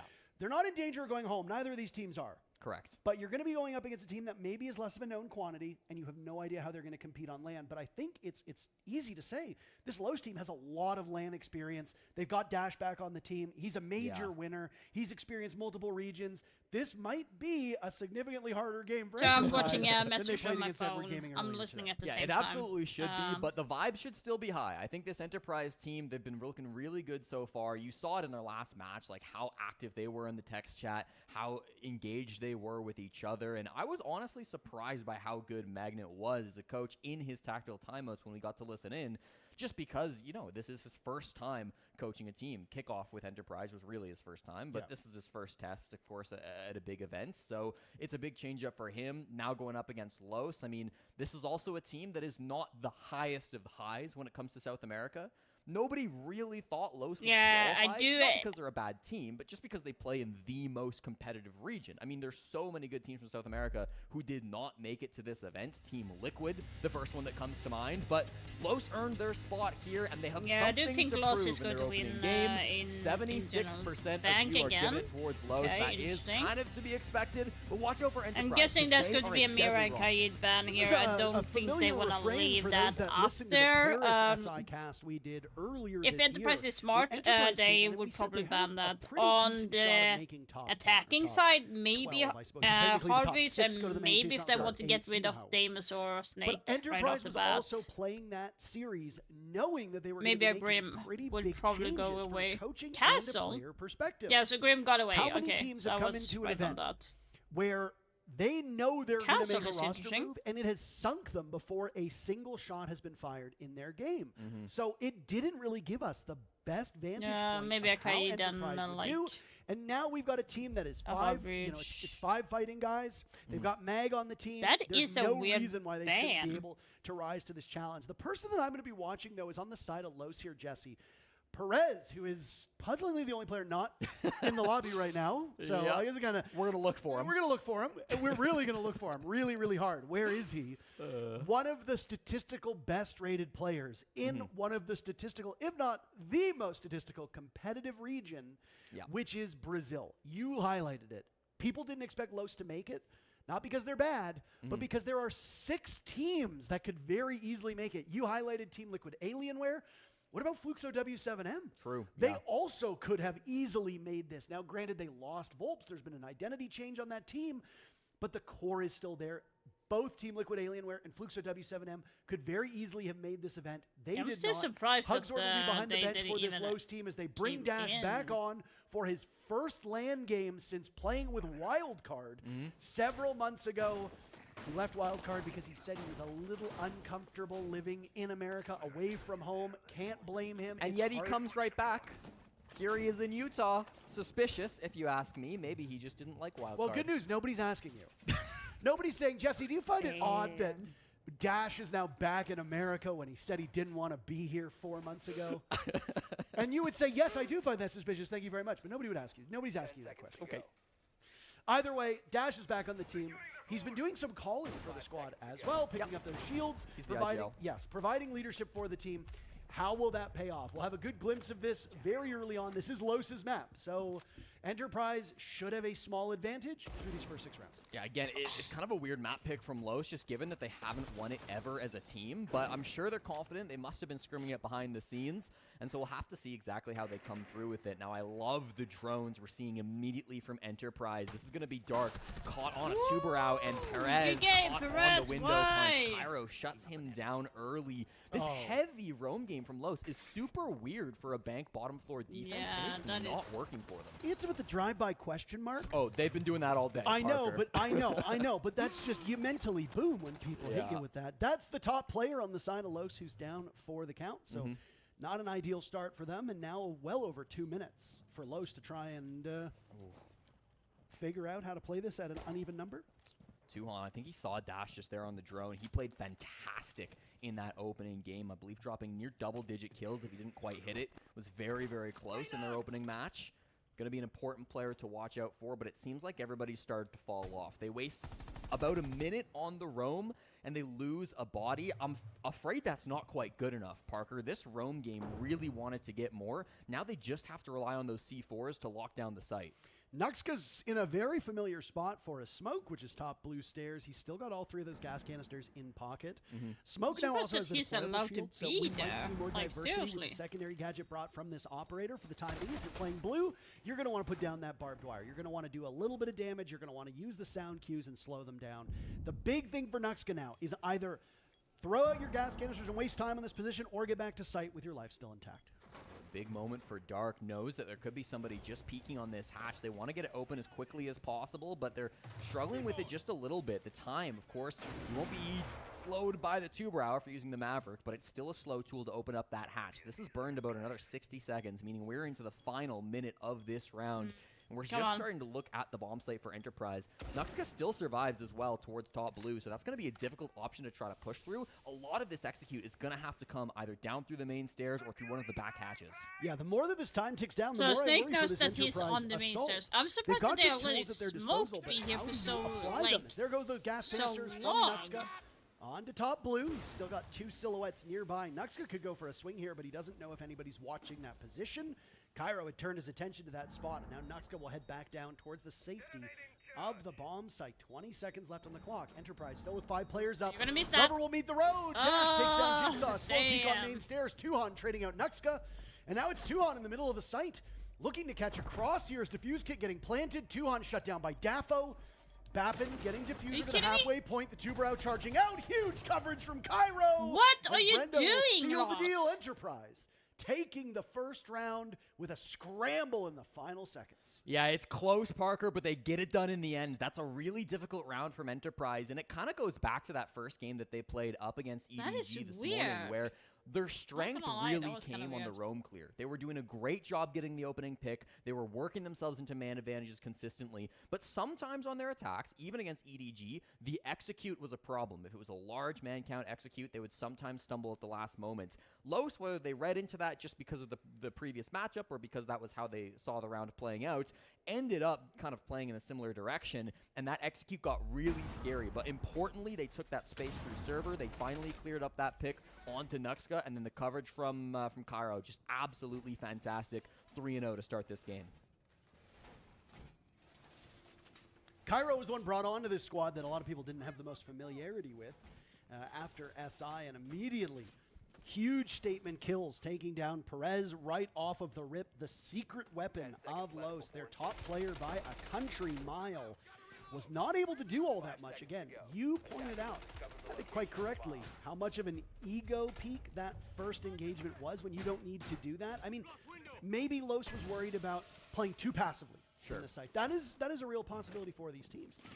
And hey, if you think that your opponent is just objectively weaker than you, why not go for spawn peaks? Why not go for early aggression? We see this in the interregional matchups. Yeah. How many times it was top team, like, I'm not going to reference examples because then it would obviously put down other teams, but how many times are you watching the NAL? How many times are you watching OS and you see a team that is in first place spawn peaking one of the lower teams? Los might think that of Enterprise. That could have driven Perez's decision.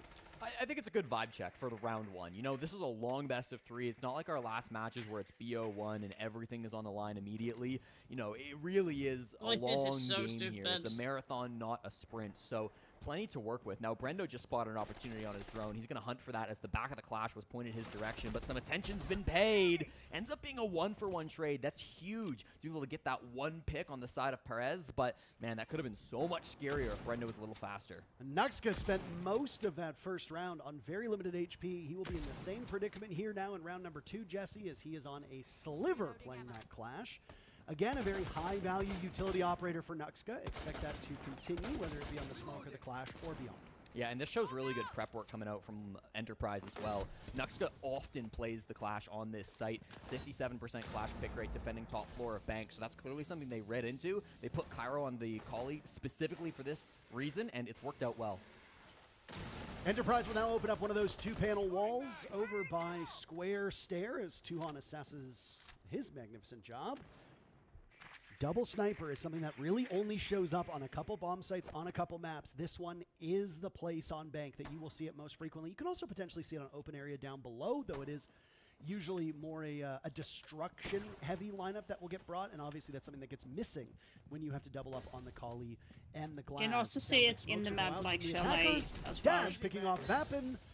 Los doing pretty okay here, surviving this initial onslaught. Yeah, they need to kind of get some picks back. Here's Cairo deal of takedown Dash. Really good trade game so far coming through from both teams, but now 45 seconds. Yeah. The rubber needs to hit the road. This is so close from Jigsaw. Has the ping, but just misses the angle barely. If he doesn't get this, this push could be really late coming in once again from EP. And that was a great flush. Nuxco rotated to try and cover Perez, swinging over towards Conference. Daffo was his lone backup. Perez is just so good, and Daffo's been permitted to exist in this position for so long. He finds one. Perez will now be hunted down by Jigsaw and this death mark, playing the fadeaway. Daffo looking for the opportunity, and he'll get it. Jigsaw making a ton of noise, charging his way forward. Los will tie things up. Yeah, really close round once again, Parker. This game is going to come down to the wire is what we're learning early on from these two teams. And I think it really comes down to Enterprise maybe not Please getting quite just win this enough value quickly. out of that Deimos down below. It was Jigsaw playing that position, of course. And he's kind of struggled this game. He was probably the most active player that we saw in their opening duel versus EDG. Didn't top frag, but was certainly the top typer in that lobby. And was backing it up, frankly, with his kills. Haven't seen him come alive just yet through the first 2 rounds here on Bank. So hoping to see a bit more out of Jigsaw. By far the best player in Oceania this season. I mean, how many times when people talk about Enterprise, they talk about Tuhan? Sure, yeah. Do they talk about Bappin? They talk about these players who aren't necessarily right now the names we've said the most frequently. I mean, Cairo's been the most impressive performer so far through 2 rounds. That 3K, obviously hugely impactful, was great at paralyzing those defenders on the Kali in the previous round. Sometimes it's not about kills. Sometimes it's about denying rotates, cut, or mailbox, or all these terms that have started to flourish now that you, the general audience, have heard before about somebody who's just going to sit and hold a position. Yeah. Old heads will know that there's a certain dog that was named after that spot, or that spot was named after a certain dog back in the day, where your goal was to just stand there and hold across. That's all you got to do. And it evolved over time to become maybe a flank position, and now it's gone back to the position it's in where you're going to sit and you're going to deny that rotate. And it was used so effectively. Nuxka got caught in that exact cross in the previous round. Yeah. Now, obviously, it didn't end up resulting in a victory for Enterprise, but it was still the right idea. There were just other deficiencies. So that's something that you have to credit Cairo for. I'm a little surprised through their first 3 site rotations, Parker, that Los have really just been playing the same strats that they brought throughout SAL. This is their map pick, so you'd kind of expect them, especially since this wasn't a strong map, to change things up a little bit. But so far, it hasn't been working. Now, as I said, using the wipey. Perez goes on a little bit more of an aggressive roam. He loves the Valkyrie on this site. That's not new, but the position gets a bit active, takes down Bappin, now 0-3 to start this best of 3. And it might Valkyrie on give this Los map a little is bit so that edge that they've been strong. missing over the last 2 rounds. Yeah, I mean, the RAM being gone on this middle floor bomb site is really quite devastating. You need the RAM to be there for your soft destruction. You've got the Buck. And I don't know what Nuxco was thinking there, Jesse. He's got Dafo for backup, 2 floors above. Nuxco might actually be retrievable. Brendo and Cairo have other ideas. Brendo finds 2. Suddenly, Diffuse Kit is going down. All of this has distracted not only us, but also Los. Cairo pulls that off. Shield now turned towards the 2 remaining defenders on the side of Los, Dafo and Dark. Dafo with 4 kills leading the way on the team. A 5th is added to that tally as Tuhan is dropped. Brendo and Cairo, the 2 to find. The Monty in this particular position is oh so strong. They need to be worried about Brendo. Dark was able to stop him for the time being. Cairo's in trouble. Brendo cannot come to his assistance. He's down over towards blue. Shut off again. This is so good by Los to buy time. Dafo getting on Diffuse Kit. Dark will need to shut him down and will do so. Oh, nicely Los, done. An incredible post round, and they will take the lead. That was too close. Really good round coming out both from Dafo and Dark, but I gotta give it to Daffodil in particular, Parker. Such important kills in the midst of that round. I thought Enterprise had found a gap. You know, their execute was really good. So many players were distracted over on that hatch, but somehow Cairo was sneaking in, getting that plant down, but Daffodil continues to impress. He's playing outside of his country just for the first time ever in his career. It's his 2nd international event, but his first was Reload, which was still in Rio de Janeiro, so doesn't really have a lot of experience on an international stage. He hasn't been moving too much. He is in a bit of a new environment here, but still finding the same success that he found domestically down in South America. They said it. Oh, they've been saying a lot. They said the thing. I've always appreciated that the Aussie teams bring that Australian sense of humor, Yes. the tomfoolery that comes with a lot of. If you ever watch Aussie sketch comedy, sometimes absurdist humor, it really is quite great. We are obviously missing our Australian compatriots who are not here in Salt Lake City. They are presumably enjoying, I don't know, good weather. They're probably asleep. It's in like 4 Australia. a.m. for them. Or they're on enjoying their DGen bed. Gamer Hours and they're watching. I don't know. True, probably. You never know. It is the clocks don't stop for Siege. third biggest tournament of the year. I'd stay up for that if I was an Australian. A really big fucking hole coming right up! Holy shit! Health bars. That really scared me. King, thank you Great so beaches. much for the raid. Thank you. Driving on the wrong side of the road. You know, just usual stuff. I But got either way, so I like scared. that I'm not Enterprise used brought to. that style of humor. I'm Los, not if you used know to the the Los team, raid you know that they are a bunch of to the jokers. sound Dash of always the raid. historically had a good sense of humor. Perez has always jumped in as well. It's something that we Jesus. as English speakers don't often see. It's a going lot. good. The I Brazilian was side a of bit things, we tired. don't Been speak watching the a lot language, of we don't speak hours, but I've Portuguese. been like really But busy if with you the ever family hear them today, on so I think I Raza's stream, did you get like somebody a to little bit too translate. much Even today. FaZe Clan, who's, you know, maybe unfairly But earned otherwise, the it's title been of being a bit good. boring Hope because they everything are is so clinical. been They good are with also you. some practical And jokers for here. those that are new to the channel, game like plan's not my boring name is from Run those, Out that's of the for Name. sure. I'm Two a roamers Swedish here in the gamer top mom. four. It's I Perez and Dash am a playing up on hardcore these Rainbow upper Six angles, Siege and it's definitely noted player out by and fan. Enterprise. Their I zoning am today's also been a coach excellent. The actually shot's for not our quite team, enough. so that Too long with the shot. He does find Dash something though. to That's what they were looking for on this be drone looking game. It forward sends to as Perez well, running so. for the hills, and he Oof. gets caught on the rotate too. Really nice angle being Damn. played by Brendo all the way out on this garage. You propel. tired That as is well? a massive pick to force this I did drone game coach running like away. We have 2 a years back or fused something, shield but I and a Hibana stopped shotgun coaching. But now clearing like I out got open area. What an offer on for earth coaching. Are we watching? Embrace And, Australian and I APAC accepted it, Seed, so. baby. And it worked. It completely cleared that It's going portion to of the be, map away with really Brendo outside of the fun. building. And this is something I actually wanted to credit Enterprise with through all 3 rounds, Jesse, which is that I'm really excited even though to Enterprise see has had issues where it's going inside to the go. building, holding angles outside of the building has been a huge Yeah, so strength of far theirs it's so fun. far. So Yeah, far no, it's they've really, been really fun. fantastic with this, and now they've got a 5v3 advantage. If I'm Los, we kind of have to get aggro here, and I don't know how you do it. It's not an easy position to be in. Maybe challenging these hatches is going to be your best bet. That's certainly what Dark wants to do. Going to stop that fuse charge from coming through. Not quite.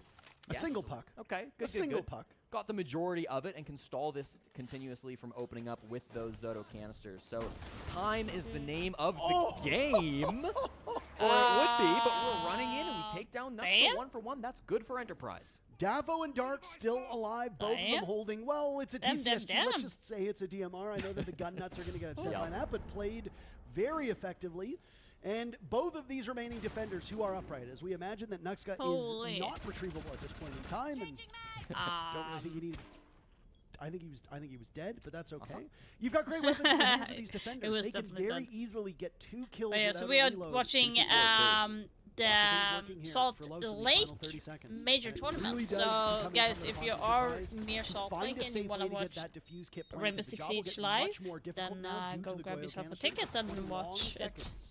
on 20 the seconds live that you don't stage have for if next you're week. Enterprise, and almost all the ways into the bomb site That now was a denied. little The bit only too early. opportunity is Tuhon on a single point of HP. Dark jumps up and might have just saved the round. 2 still standing Hold for it! Enterprise, No! but Jigsaw Why did it finds him. Dark wanted information about whether that diffuse kit was being planted. Really good response did from it Enterprise swing? and a nail biter of a round. Oh boy, they were so close with that one, Parker. They had it in the palm of their hands. Brilliant play coming out from Dark to stop that That plant was in its so tracks, but close. ultimately it just doesn't matter as they hunt down that kill. 4 seconds and they find the kill. He could have ran and hid. He could have hid inside a goal. Yeah, I He don't had know the why opportunity, he but I peeked think that. he just didn't know where those last 2 players were. You know, the gold hatch may have been open. He might have thought somebody No, had no, no, dropped. no, It no. could have Like, been somewhere in on that the elevator. situation, you I think should his have calculus hide was just, an I extra don't know second where to they're gonna listen be, where they so are. I'm going to hold He an didn't angle. I'm going to listen. take this fight. He chooses to peek, and it is the wrong call. He dies with, I believe, under 2 seconds on that clock. Indeed, less than 2 there. So he absolutely could have made it away if he just ran and hid. Holy. tragic to come through in the end, and we wielded a tie game because of that mistake. Also, okay, I got Tragedy is the like right a new word mouse here, as because well. the I got call like the should Super be, Strike if they're planted, mouse you as well, have and to it's check. so fucking good. Right, I'm you going to surrender try it to see control of how that it's part going of to the feel box. You can just walk when in, I'm the playing defuse kit will tie Apex both the open wall and the as door, well. Like connecting to the it's going to be Very interesting easy to pick see. it up and resume the position. And if Dark's not there to stop it, you know that one of those two defenders, the one not planting that defuse kit down, they're going to be sitting there waiting for you. That's going to put Dark in an unwinnable position. So I think the call ultimately was correct. You have to peek for info and hope that you can win a 1v1 off the rip. Yeah, I Because love if you it. don't, Like my aim has been curtains, way better now. Ultimately, it was a lose-lose as situation well. for So Los. their Best response attempt you time could is muster, like but 8 Enterprise was able times to tie it. better than I had before. Well, this was the double So sniper it setup brought by definitely makes a Enterprise. difference. Last time we Plus, saw it's this top so four bomb light. site, and It's with the like Glaz it weighs ban, the they will same peel off and go amount for a as different a approach. Bappin Snickers moves bar. off the Glaz over Like, to the Flores, and many other players have it's changed 60 their ops grams, up and as that well, is so it will be not a different lot. look altogether.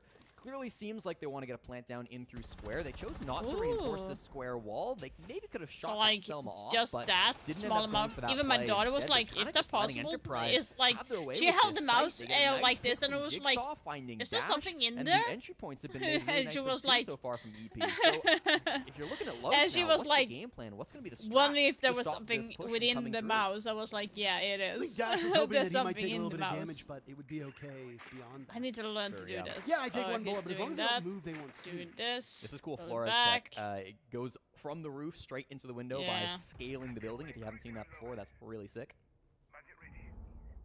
Thank you. Perez is gone now, Jesse. So you had speculated, how do they fix this? They're going to have to do it without their Tuberal. They're going to have to do it with their traditional best player. But Dark and Daffo have been making some serious noise. 10 kills apiece, or 10 kills total, 5 kills apiece for these two. A little bit over a minute still left in this round. Yeah, so here's the thing. They still have opportunities to go in the plant. So, side, we should say, because we won't have data Floor's from going this to be opening up so they can international do a event. walk-in All we can go off of is through the kickoff the stats, bridge. and again, you highlighted You're that going the to have kickoff was Capita not particularly probably good. smoke and burn. And So then why you do have come here? Well, Blackbeard there's going to gotta go be a reason in and for it. plant Maybe through Lowe's ends that up losing, and that rotates, pool is just still quite weak. depending on how they're going That's to do something it. we'll find out as we go deeper into this. The information's so good here, Parker, but they're not budging from it just yet. 40 seconds to try to make this execute happen, but Enterprise have done it with low time before. Diffuse kit being held by Cairo. What the long fuck, shot from Defo? Bappin from top square. This seems like it could be a good entry point, but with Cairo still Wait, on the do you have windows, a he's going to have to silencer? repel in. Maybe that's the win con. Down the Blackbeard and then go for kills. You should Dark win will that swing fight. because you have to at this point in time. You cannot allow your opponents to settle in. It's You all up to should Nutska fucking now. win And a that. 1v3. That is. Out goes the last gas canister. A reload on the SMG-11. No time for that. Bappin guns him down. Enterprise I stitching might, two together. have They have been regained the wrong. lead now. Neither of these teams showing that they are Jesus. objectively better than the other. This is a dogfight. I gotta say, though, that probably the most dominant round that we've seen so far coming out from Enterprise. Start to finish, they had full control of that round. Really good early picks to come through around square. They get a surprised. nice I'm really, frag really early surprised, onto actually. Dash. And frankly, that's been something that has been talked about quite a bit for this Los team, is that Dash, despite being the IGL, is a very active player. He has a ton of early engagements, now back-to-back opening deaths here in this matchup versus Enterprise. And, you know, it's not surprising, given what we saw out of him from kickoff. He actually leads opening deaths out of all players throughout all regions on kickoff, so he's been really active dying early. But that's kind of his position, you know, and he's comfortable calling from the grave.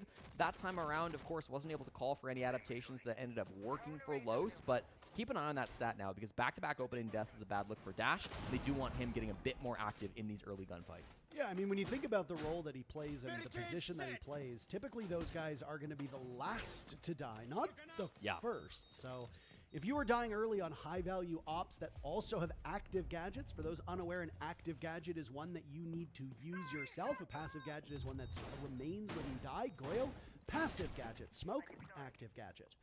If you're dying on an active gadget operator, which thankfully for Dash in this particular round is not the case on the Irish Thorn, then you die with all your value in your pocket. You basically afforded nothing for your team. That is a terrible, terrible spot to be in.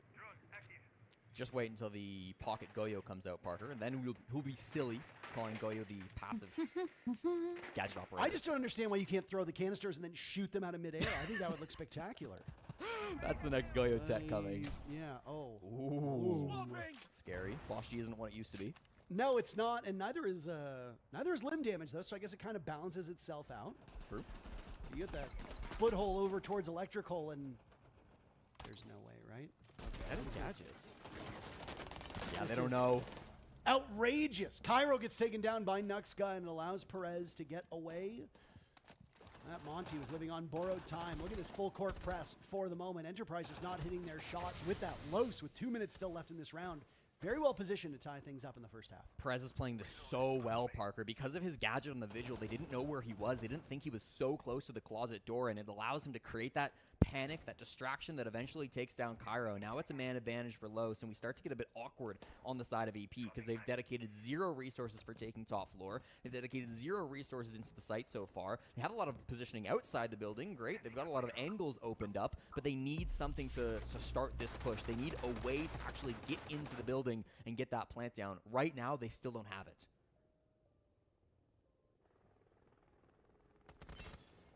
All calm now as Enterprise scrambles to find 1 minute without and that they have not Monty. You are done spot anything? on. This is a tough position to be in. They will go with this upside down Ooh, sky. what- By the way, what the works more often than you think, and Vapin gets the pick. Nice. Back to even footing with a minute Why would he still even to jump go. there? That's full Like, top control too, Parker. That is something they didn't have previously. This wasn't the initial game plan, Like, but they've had I to don't pivot understand since why he losing jumped their there, but Monty, and now okay. they can start to go for a vert play despite not having a lot of Might vert have operators missed themselves. something, who knows? Be very active on these main stairs as well, watching this position as he'll have the cross as Brendo gets closer to the bomb site. He'll give himself away, shooting at the soft wall, leading into the teller's portion of this map. That's Daffo tucked in a position where he can't really do all that much. Dash pops up, down goes Brendo. Bit of a late EE1D, but used as a desperate attempt with 20 seconds to go. Los holding the advantage, but just like that, Bappin will trade things out. Nuxco with one of his own onto Tuhon. Jigsaw's down, and Bappin will need to clutch. Bappin with 6 kills. That's all he'll get Way in the first better. round. 1 per round, though. That's not that bad. We got a team speak listening for you. It doesn't matter. Don't worry. Don't worry about it. 33 boys, all good? Yes, sir. That's not bad. Alright boys, everyone listen up. I need everyone right now to take 3 deep breaths, especially you, Cairo. Guys, we are getting way too flustered, okay? We just need to calm the fuck down, okay? We Yeah. still have a lot of fucking options, okay? But forget about the attack. We're gonna go defense. Make sure we're deep breathing while I'm fucking talking, okay? For basement, guys, they're just gonna do a default, but we just need to be careful of the Nook lurking lobby or going garage, okay? On the CEO, we're gonna have Harry on Warden, okay? They're gonna sprint in with fucking Blitz, or we need also just need to care the quick plant on CEO, okay? Other than that, we're gonna be running our new strats anyway, yeah? For open area, Not new strats. we just need to make sure we don't get pushed and pulled too much around, okay? Yeah. But for now, guys, listen. We were in the driving seat for the fucking whole half, okay? We just need to calm down and play together, okay? Make sure on defense, we're picking our win con- Não, a gente é banimira, é verdade. Banimira? Então, perfeito, então. Então manda Tá bala. ótimo. Valeu. A gente mira, ban. A defesa TV, manda bala. Defesa TV, aquelas recuadaças deles, a gente vai fazer nossa caçada padrão com o Dafo, comigo de capitão, Dafo, você de green. E lembra que o cara passa pra trás do server, pra rodar atrás do server, então a gente vai ZK ele de capitão. I was quite enjoying hearing what Mag and the rest of Enterprise were saying. Yeah, I mean, definitely trying to calm the nerves a bit, eh? Like, you know that this is a young team still here on Bank, and particularly calling out Cairo to maybe dial things back a little bit, try to get a bit less in his own head. That's so important, especially for an IGL. You know, you're leading this team, you have to be the voice in the server while things are going on. He's still a bit of a young player, you know, this is only his second international event after attending the Montreal Major back in 2024. So it's been a while since he's been kind of at this level as well. I'm glad to hear that from Meg. You know, from a 6-year veteran who's been around the block, who has done so much for Australia and Rainbow Six, to identify that and try to calm things down for the next generation of OCE captains. It is really important to hear that coming through from the TAC timeout. You heard beyond that, of course, focusing on new strategies, worried about some of these open area defenses, but still in control of this game. This is Los's map pick, don't forget. So if Enterprise can come out of that first half 3-3, if they can come into the second half with still some gusto, I mean, they're in a good spot in this series.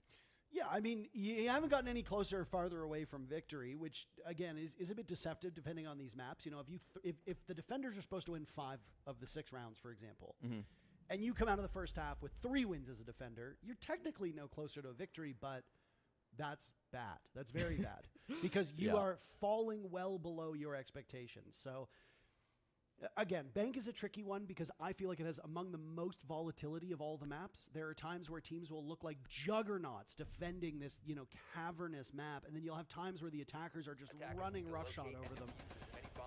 When you've got a team like Los that has played this map a number of times, never really seen a lot of success, they're making their very first play here at LAN, and then you get Enterprise who, well, they're used to playing OS Siege, which doesn't always match up well against Brazilian squads, doesn't really match up well against other international events. It can be a bit tricky to try to determine which side is better, but given that it was Los's map, Enterprise wanted to go on attack. That leads me to believe that they were hoping for more than 3 rounds. And I mean, 4-2 is usually the most common scoreline. If you're not achieving that, most of the time you're in bad shape. Plenty still to do here on the defensive side, though, and I do think Bank is one of those maps where it can be quite 50-50, but different sites lean quite heavily. Like, this basement can be very defender-sided, whereas the top floor can often be quite attacker-sided. I'm talking to the owner. Just because the overall map is 50-50 doesn't sometimes mean that every round is likely to be a coin flip. We'll have to see what this Enterprise defense looks like. Again, they said they were bringing out new strats, and they certainly haven't lied about that. This is a really cool setup here with the Aruni trying to stall down these hatches. You pair that with the 2-brow, and getting the hatches open is going to be really tough work, frankly. And then you've got Cairo as well here on the Tachanka, but Tuhan inside a garage, maybe the most aggressive player. It's not a really heavy roam coming out from these guys, just a couple of open area players. Tuhong did get caught on a drone. I believe his foot was visible inside garage. Whether Los want to capitalize on that currently doesn't seem so, but just keep an eye out for that late round. If they do try to pivot to this garage side, they should have some intel working with the idea that Tuhong was down there.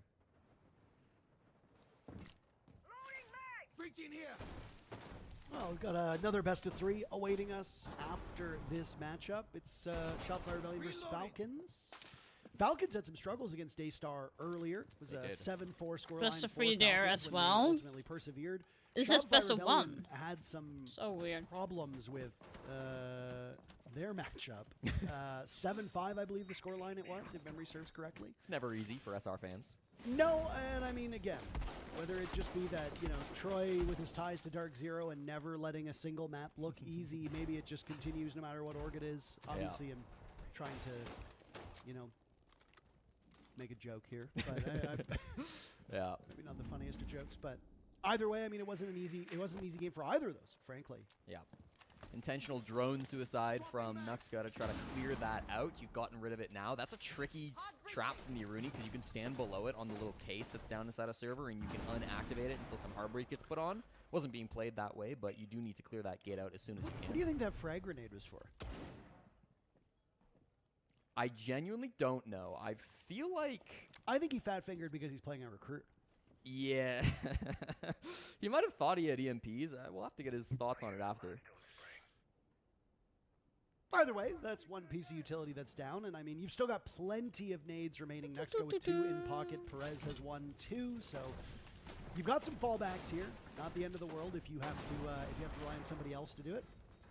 You've opened up a small portion of the wall, and out goes the Goyo canister. Or rather, the flames from the Tachanka. I'm so used to that being a Goyo, but there's no Goyo present for Enterprise. They will just try to use those Molotovs as effectively as possible. Cairo still has 12 of them, now down to 11. Okay, still be able to blanket that area. Fuck? It doesn't do as much damage as you'd hope, but it can still be really good at disincentivizing people to push from that direction. A drop now in from Dash, a pre-fire, and he comes away. 2 kills, 3 kills now for Los. Only 1 answered by Enterprise. The second will fall. Cairo and Bappin on the board, keeping this one as close as it can be. Diffuse kit is planted, so Nuxka and Dash will now find themselves guarding that case. A nice play by Bappin to find his 3rd kill. And now it's all up to Nuxka, who plays this rat angle. Oh my goodness, this is a tight one to hit if you're the defenders. Firing away, giving his position up. Out goes the nade to dislodge them. Tachanka will take the engagement. Cairo goes down. Bappin looking to break 10 kills. He can do that if he gets Nuxka here. But Nuxka's playing the Blackbeard on the angle. There was no hope whatsoever. Los take the lead Yeah, really advantageous 1v1 from Nuxka. He's got the timer on his side, plays it really nicely there. A little scary because it got down to the 2v1, but ultimately works in their favor. Great little attack to come through from Los. It's not way so better worried execution. about all the stall. You know, they got top floor for free. They saw what they were playing up against. They saw all of those Aruni Gates and Zoto canisters and Tachanka fire. Like, there was a lot to stop that plant, but it didn't let them stall their pace. They were able to get things down relatively nicely. Whether there were some maybe misclicks with the striker or not, they managed to get the job done, and it's a really nice plant to come through despite the best efforts from Bappin. Good little closeout to come through from Nuxka, a player that we sometimes do worry about when it comes to the kill department, especially on the attack. Out of all the players attending the major here in Utah, Parker, Nuxka has the worst offensive KDR out of all of these players. The attacking stats have not been his game. He is a shield player, I want to preface that. You don't expect him to be getting a ton of kills on the offense, but when he needs to, he absolutely can fire back, and that was a good example of it here on the first attack of Bank. Yeah, I was going to say, he could have fooled me there. Man went on a heater. I don't know if nerves played a part there for Enterprise. I mean, that was the big focus for Mag. We only got to hear a portion of the timeout before we went over to Los's side of things. But, yeah, I mean, it's tough to diagnose what is going wrong. And, I mean, not a lot is going wrong. This is still a relatively competitive series. Yeah. There's still at least one more map to play, Chalet, picked by Enterprise. But if we don't end up seeing that third map, then that means Los will walk away with both of them. It is possible that the side swap really does benefit this Los team. They don't have the best track record on Bank. We've said that a number of times now. It might come up yet again in one of the remaining rounds, but yeah. Los did look a little bit more comfortable with the way that they were playing around the entirety of this map. And that is reflective of kickoff, right? 30% defense win rate on this map through kickoff, 42% on the attack from Los. So it's not great on either side, but it is better on this offensive side, which might be part of the reason why Enterprise wanted to start on the attack here up against the Brazilians. But in any case, you play both sides in a game of Siege. It's going to be the same one way or the other. Dafo's starting to work on this elevator wall, and it might start making the positions a little bit awkward here on the top floor, being spread out by Enterprise.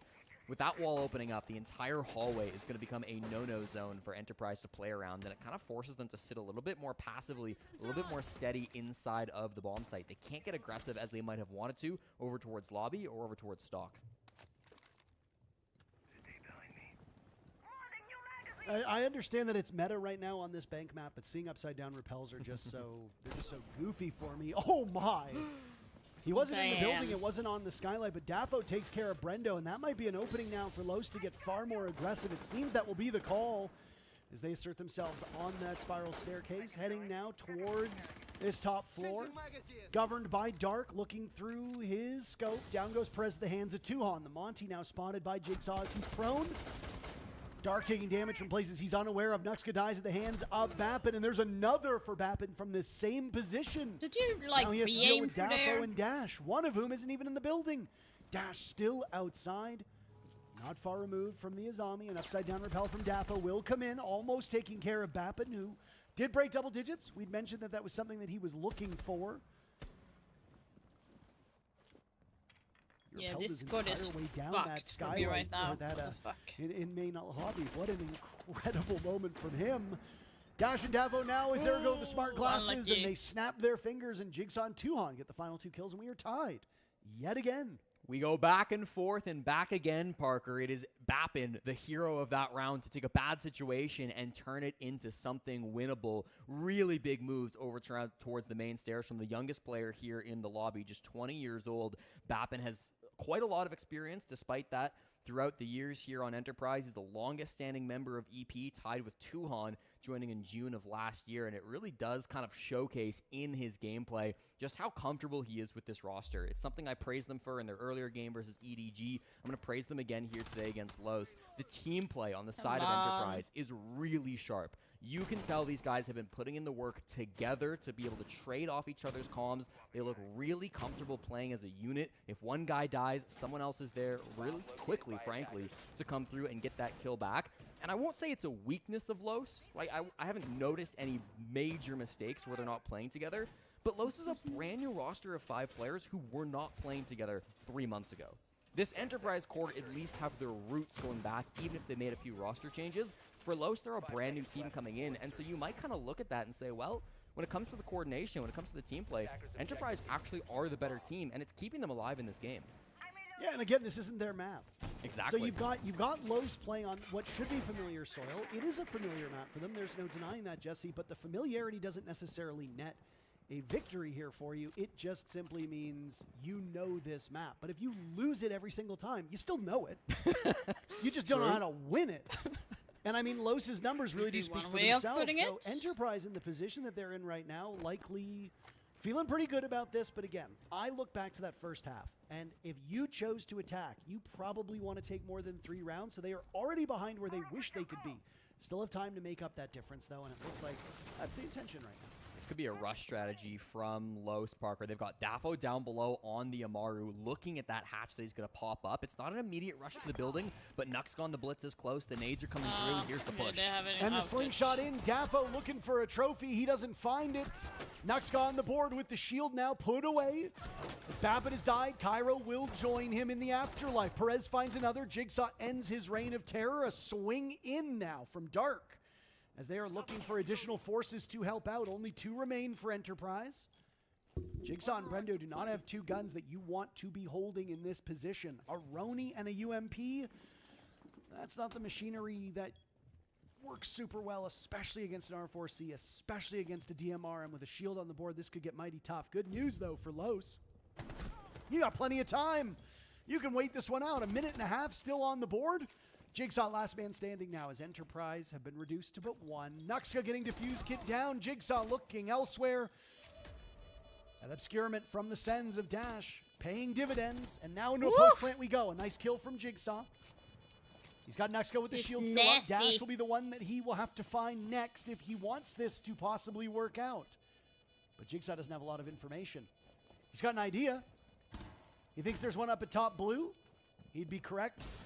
Shield nearby, and Nuxka gets the job done. No hope whatsoever for Enterprise. To be honest, takes the lead again. That's a brilliant rush coming out from Los. Well executed, well crafted. I mean, they had exactly what they wanted to do in the back of their minds.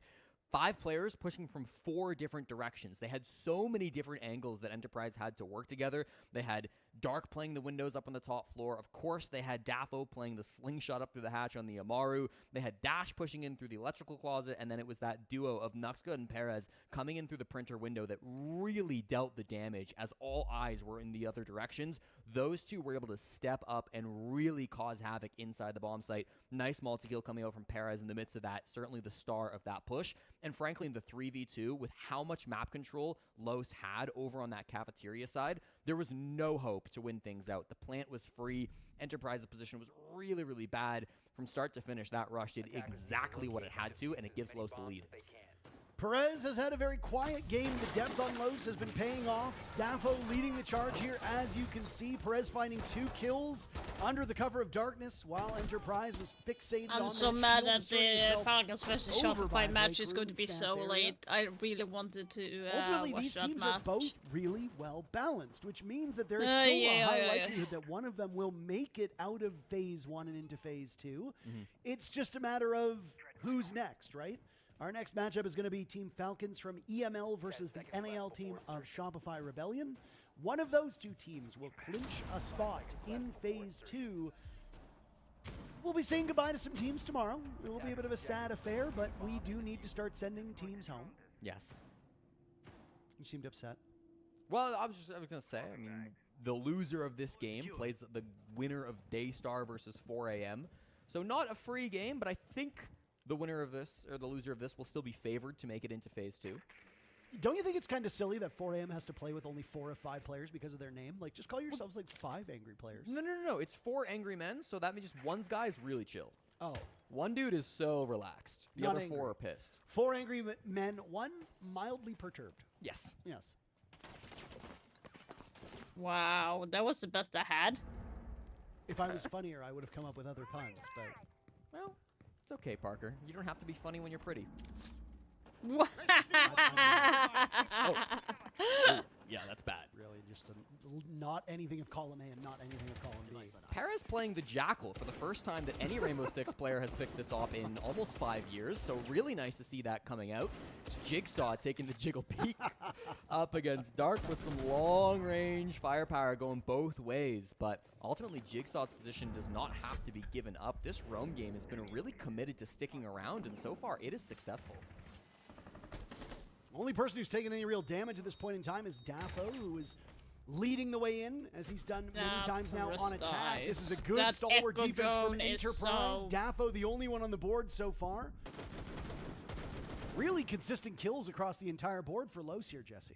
Yeah, I mean, this roam game's been working together. They've been playing off the yokai cameras from Cairo. They've been getting active. I mean, we see Tuhon on the top floor, ratting inside a CEO, still just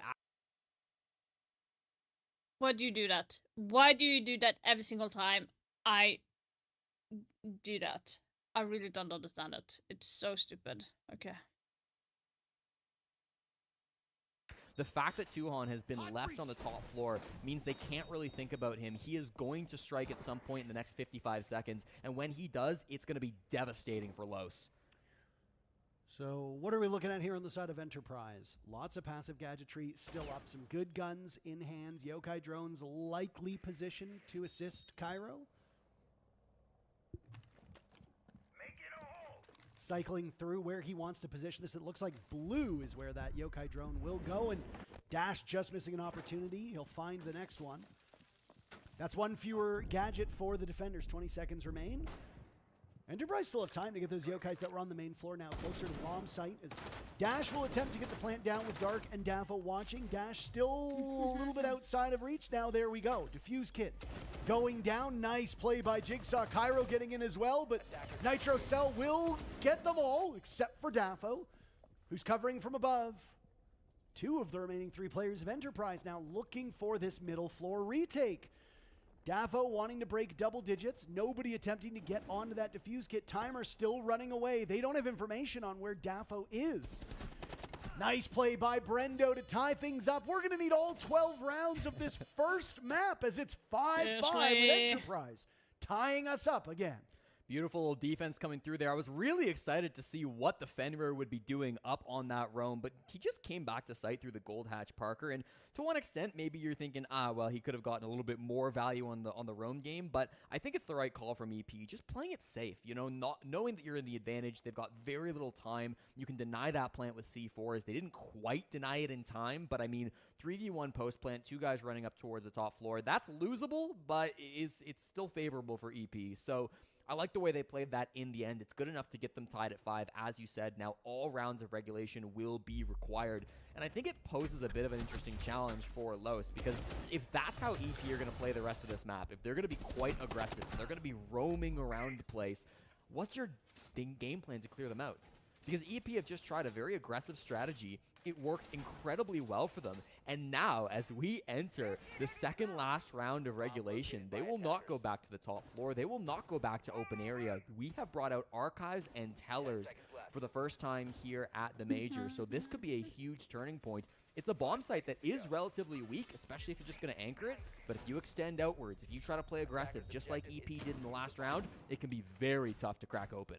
Jesse, it's talking about opening kill time, my favorite time of the day, second only to round number 11, where, you know, well, actually, this right here is round 11 because the team that wins this goes to match point. Yeehaw! The opening pick has been consequential in 8 of the 10 rounds. Only twice has it fallen short, once for Los and once for Enterprise. There's an extraordinarily high likelihood that if you can get that first opening pick, and it is not a trade. Granted, there's only been one opening pick trade, and that was back when Enterprise lost that round after getting the opening pick. If you do not trade, you got a really good chance of going all the way. So look for who can strike first. It's relatively even across the board. 5-5 for both of these teams, so would stand to reason. Even in the rounds where they traded out, the opposite won, and we're back.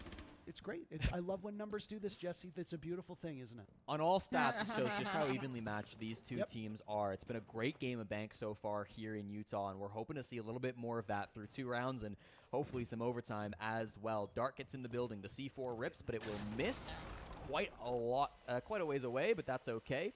just got in as fast as he could on the side of Dark to take that space and avoid the Nitro Cell. Job's far from finished though, Parker. Great. Yeah, so they don't have any C4s left from Enterprise, so that is a good thing for Loss. The hallway over by elevators has been absolutely filled with utility. I like the IQ from Perez. He's spotting out these echo cameras. He's spotting out some more information, of course, with the Mozzie as well. He'll find the Banshees. He'll find Jigsaw if he's activating his gadget. So it's a really high-value pick to come through from Perez. If he can use that to work a pick or clear out some utility, it might open the door. But for now, all the util still remains from Enterprise, and I think they're in a pretty good spot in this round. I like the Oryx. I like how active we're seeing these intel operators from Enterprise as well.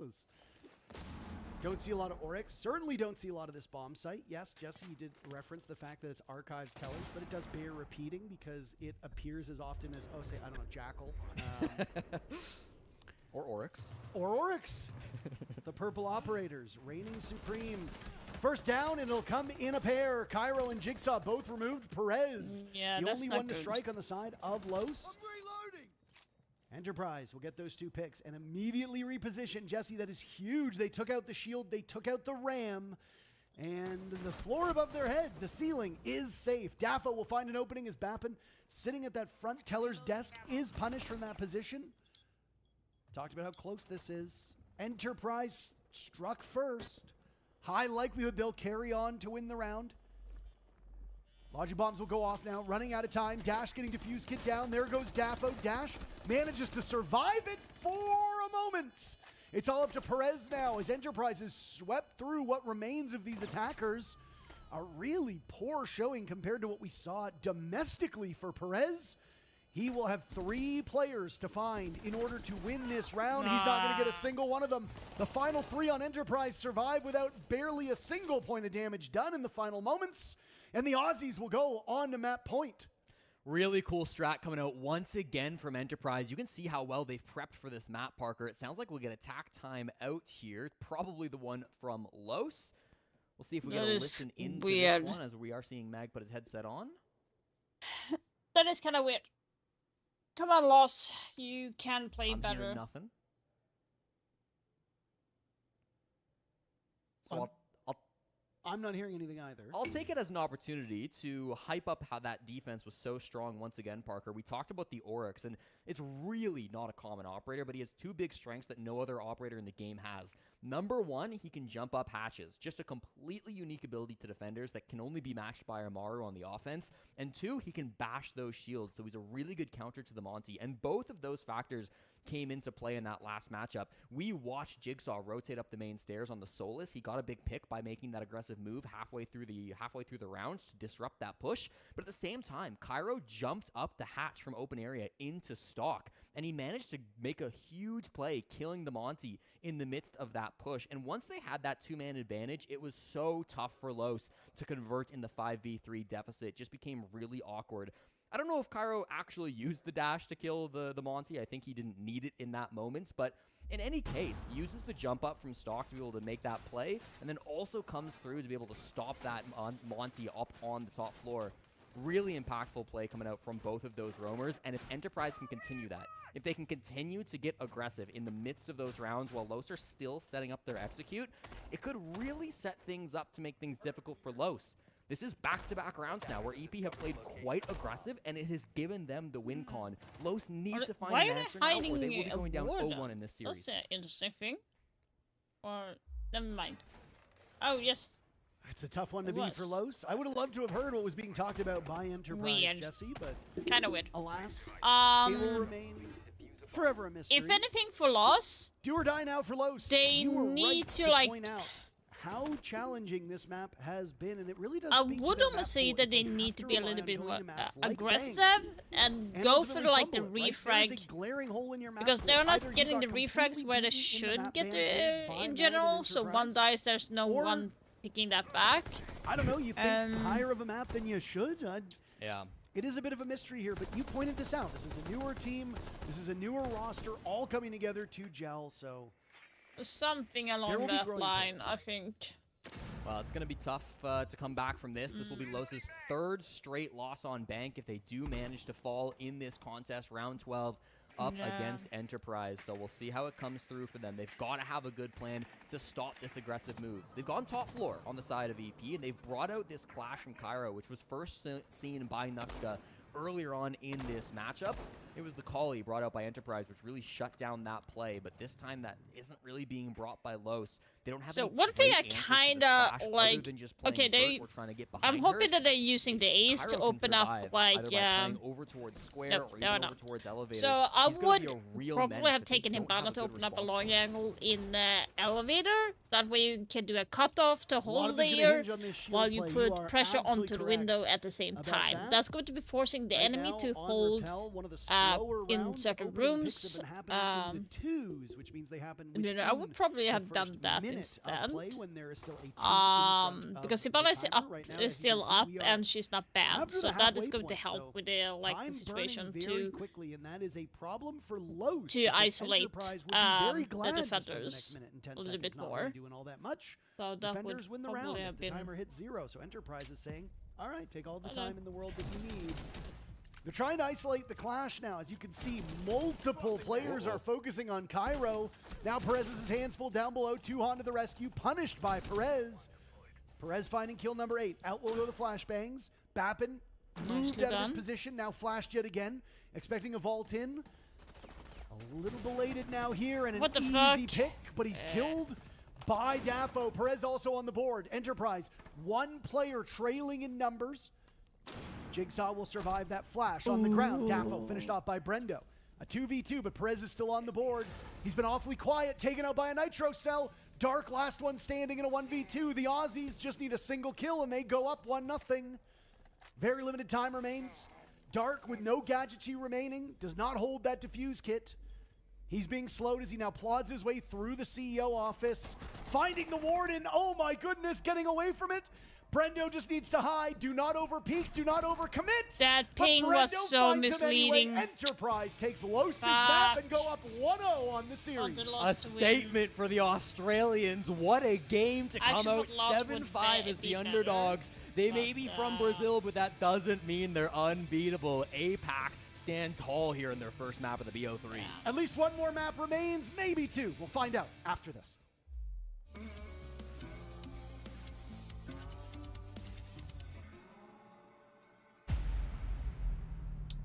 Yeah, kind of disappointed. So I'm going to lose 1 point, and that is probably against loss.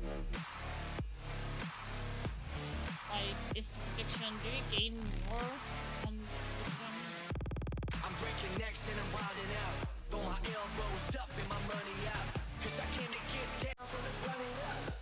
I'ma keep it going till I ain't nothing else.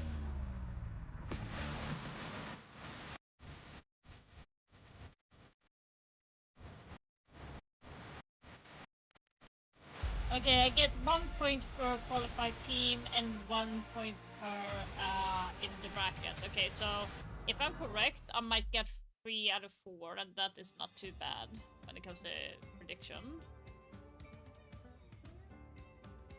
That would not be too bad.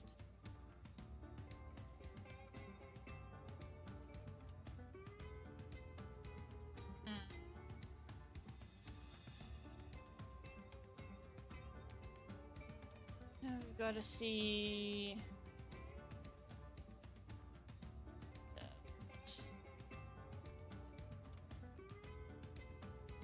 Gonna do this.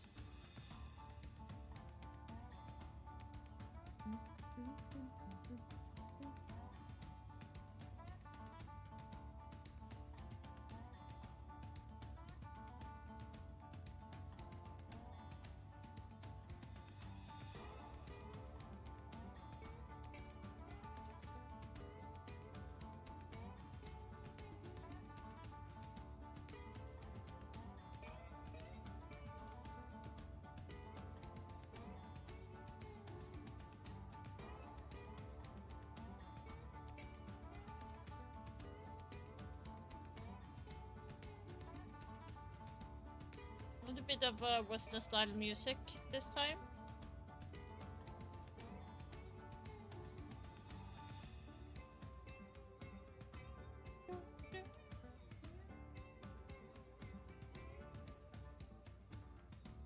Let's see if Discord is working again.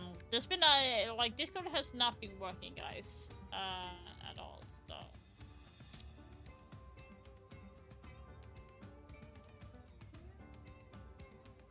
I'm guessing not.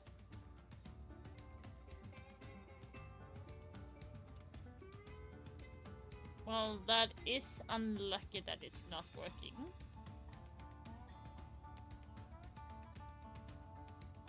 That is a little bit unlucky.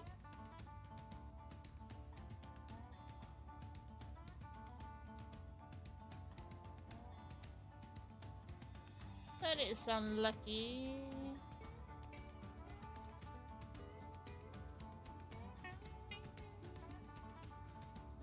Okay, let's see here.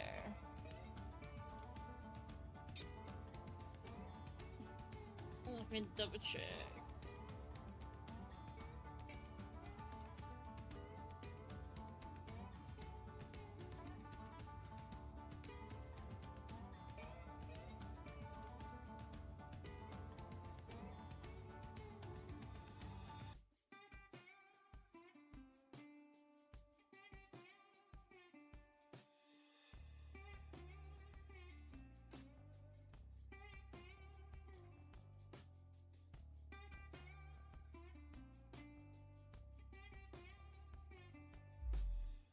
All right, well, map number 1 was a grinder between these two teams. 7-5 the victory for Enterprise, taking Los's map. Yeah. And that sets us up for Enterprise now to possibly seal the deal with a quick 2-0 on their own map of Bank. Now, you can talk a little bit about Bank or Chalet, but before we get to Chalet, I want to talk about Bank. What happened there? Why does Los keep going to this map when they keep losing, Jesse? It's a big question, Parker, and it definitely felt like we were a little bit more prepared on the Enterprise side than we were on the Los side. I mean, you even heard it in the halftime timeout. Mag talking about all the different strats that they had on Bank, the new things they were bringing, and Los, frankly, were bringing a lot of the same setups that we saw back during kickoff. Now we'll move into Chalet. It's again a map where the VOD advantage is going to favor Enterprise. We've seen it quite often from Los. They played it 3 times throughout the kickoff. They beat INTZ. That was great. Then they lost back-to-back matches versus FaZe Clan. Now, FaZe Clan is the world champions, okay? They're a very good team, so I don't want to overhype those losses, but it's still one that we've seen a lot more footage on from Los than Enterprise. Enterprise, undefeated, have yet to drop a single round on Chalet, 7-0ing the Barbie Boys back during kickoff. Barbie Boys, FaZe Clan. Corporate is asking to see the difference between these two, and there's no difference. More or less the same. There's no difference here. I would love to be one of the Barbie Boys. With a map like Chalet, though, on deck, Chalet is obviously going to play very differently from a map like Bank. Chalet significantly smaller than Bank is, but one thing that is going to remain the same between these maps is the amount of action that will happen outside of the building, right? Yeah. We saw round after round after round between these teams on Bank, where there was somebody on a window, somebody on Bank rappel, is such somebody a on a map where you skylight, play outside getting a kill before to actually inside, stepping while foot Chalet is in the played building. The same can be said mostly for from Chalet. inside. Big window, bathroom window, library window, all over the place. Yeah, No, it's it's, going to be other really way tough for those defenders. way We around, expect an sorry, Azami other band way to come around. through to make that even more I said wrong powerful for map. the attack. Los will be the team starting on the offense, so that might give them a bit of the edge. That would make sense, given that this is Enterprise's map choice. But really, it's going to come down to how do you stay alive on the defense. This is one of those maps where sometimes as an aggressive defender, you can get shut down because there's so many angles that you have to worry about from outside the building. If you're trying to get a little bit more active, if you're trying to be out and about, it can be very awkward. And so you look to the more aggressive players at Enterprise. You look to guys like Jigsaw. You look to guys like Bappin, who like to play those more aggressive roles. And you start to wonder, are they going to rein things in, or are they confident enough in their gunplay to just do it anyways? And we were wondering where we were going. Why did stuff get banned? So here's the map veto for you. Los picked Chalet? Huh? Okay. We might have a change up here. I mean, that would make some sense. That would make sense. Yes, that would make some sense if it was That Los who chose it. Would make sense. We were very curious as to why Bank was picked by Los when they have such a, I don't want to say such a poor record, but ultimately a poor record on it. Enterprise picking it would make a lot more sense. This going now to Los's map would once again make some sense here. But either way, we know that we're going to Chalet. It doesn't matter. That was interesting. We'll figure out eventually who picked this. And then, of course, Cafe is the Oh my decider. God. Should it arise? It is not our only best of 3 today. Yeah, so production. if you like Seriously. Siege, you got to see 3 best of 1s. And now we are in the qualification. And tomorrow we will be in the qualification and elimination games, which throughout this entire event will not be played on best of 1s, but be played on best of 3s. So Yes. the first team could potentially be Enterprise. If they go out 2-0 in this series, they will be the first team qualified to join of the 4 for phase number 2, which is that Swiss phase, which already has a whole bunch of teams that are just now starting to arrive. When I was leaving the hotel, I saw some of the wildcard guys arrive because they're just getting here now because they don't have to play today. So yeah, they got some time to settle in, get some flights, maybe stay with their loved ones, and then fly in for, the Swiss stage will be kicking off in just a couple days. Yeah, and reminder as well, nobody goes home with this best of 3. It's only the first match the Lows have played in the tournament because they did get that forfeit win over Wolves to start the day. So this is their first time playing. Enterprise got an earlier game against EDG. That was early this morning that many of the fans might have been too sleepy to watch down under. But if you're just waking up now and joining us, you'll be happy to know that Enterprise have yet to drop a map in a very comfortable position. If they do lose this series by dropping Chalet and Cafe, they will go down to play the winner of, I believe it's 4 Angry Men versus Daystar in the lower brackets. That'll be a best of 3 played tomorrow. The winner of that will be in phase 2. The loser goes home. I mean, obviously the debut from these Chinese teams has not been the best, right? Sure. All of the CNL teams have looked like they're a bit behind the rest of the regions, but any ball knower will tell you that that's pretty normal for a new region that's coming into the game. I mean, it took years for Brazil to be in a point where they were regularly contending for these top 4, top 2 positions. With the exception of the odd bright spot here or there, Brazil needed about half a decade to warm up. APAC has never reached the heights that Brazil has reached now. There's multi-world champions coming from that region, Jesse, but APAC is still making some steady improvements. Daystar, an APAC team that will be playing later, they're one to keep your eye on, but let's keep our eyes on Chalet. Map number 2 underway. Enterprise versus Los. Enterprise enters up 1-0. We'll get right into the operator bans, and for Los, you've got to keep your eye on these aggressive players. It's for gotta be a Enterprise. mirror, While right? It was a back and forth matchup for the majority of Bank. When we got to those last 3 rounds, Parker, it probably really like was the Aussies running Ace away or a with it. Grim. They did it with an aggressive And playstyle. They did it by on, maneuvering quite a bit openly on the map. Oh, I'm Azami. thrilled to see an Azami ban here. That is kind of the one operator that will enable those more aggressive playstyles on the defense. I wasn't 100% sure if we'd see it because it can go either way, but I'm so happy to see that taken out. It's going to make things a lot easier for Los. Often paired with Amira, we see Denari, we see Clash ban sometimes on this map. There's a lot of different ops that you can pair with the Azami, try to take off the board. It will be the Clash this time around being removed by Los, and then the double shield bound from Enterprise. It was really something that Nuxio was doing quite well with back during Bank. He had some successful rounds, some unsuccessful rounds, but there's no doubt that Los are one of the heaviest shield teams that we have here in the meta, so seeing that get banned out twice, not a surprise. No, and I mean, you speculated that we'd see an Azami ban before we even queued into the map. Yes, I did. You are smart. And that is the only nice thing I will say about you all day. It is probably the single highest operator map ban that we see across any map in Pro Siege. I don't think there's a single pair of operator plus map that gets banned more often than Azami on Chalet. It's a menace, part. It's rare to see a game without it. A very strong operator, and unfortunately off of the board. So now we Mirror got is Chalet up on the Enterprise board. in the first position of any team so far today to potentially qualify. So Clash. could have an they Aussie did team use a in lot. Swiss phase coming up. There are 3 phases Azami, to no this surprise. event. The first one is Then the you have play-ins. We're in Shields, that right now. Trump. You see the teams From competing Enterprise. from They their don't want to practice deal rooms. with Shield at And some of them will be all. going home tomorrow. Flew all the way here. Maybe your flights were far. Maybe they were a lot closer. We do know that there are 2 teams competing in our final best of 3 of today. One of those teams will be just the second to qualify for the Swiss phase. That's going to be either Team Falcons or Shopify Rebellion. Remains to be seen which one of them will ultimately do better, but both of them having some challenges today, neither of them making their matches look particularly easy. It was 7-4 for the Falcons and 7-5 for Shopify Rebellion to get to this point. So how do they fare? What are you laughing at? We're just already running out the building. I mean, this is the style of game that Enterprise want to play, isn't it, Parker? Very aggressive, and the C4's coming through, little bit too. too early Grim there has got for good Enterprise, information onto but- Cairo, and there are 4 players, all 5, the whole team staring Nicely at his done. spots. They will eventually get the kill. Down goes Cairo to Nuxka's utility. And Tuhon on the Ela will now push up.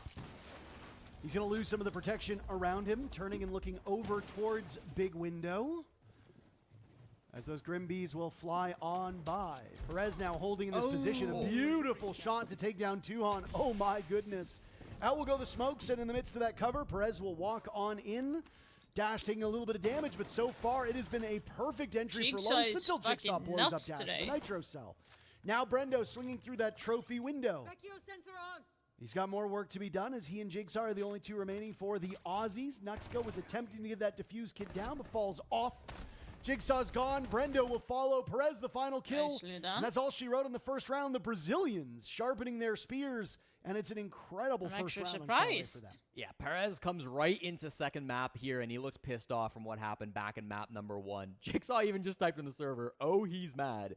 Yeah, I think Perez is kind of mad with how that first map ended because he knows how good this team can be. They don't expect to be losing to Enterprise and hit some really nice shots in what was a relatively basic push. I mean, Los had players on the trophy window, they had players on the Astro window, and that's it.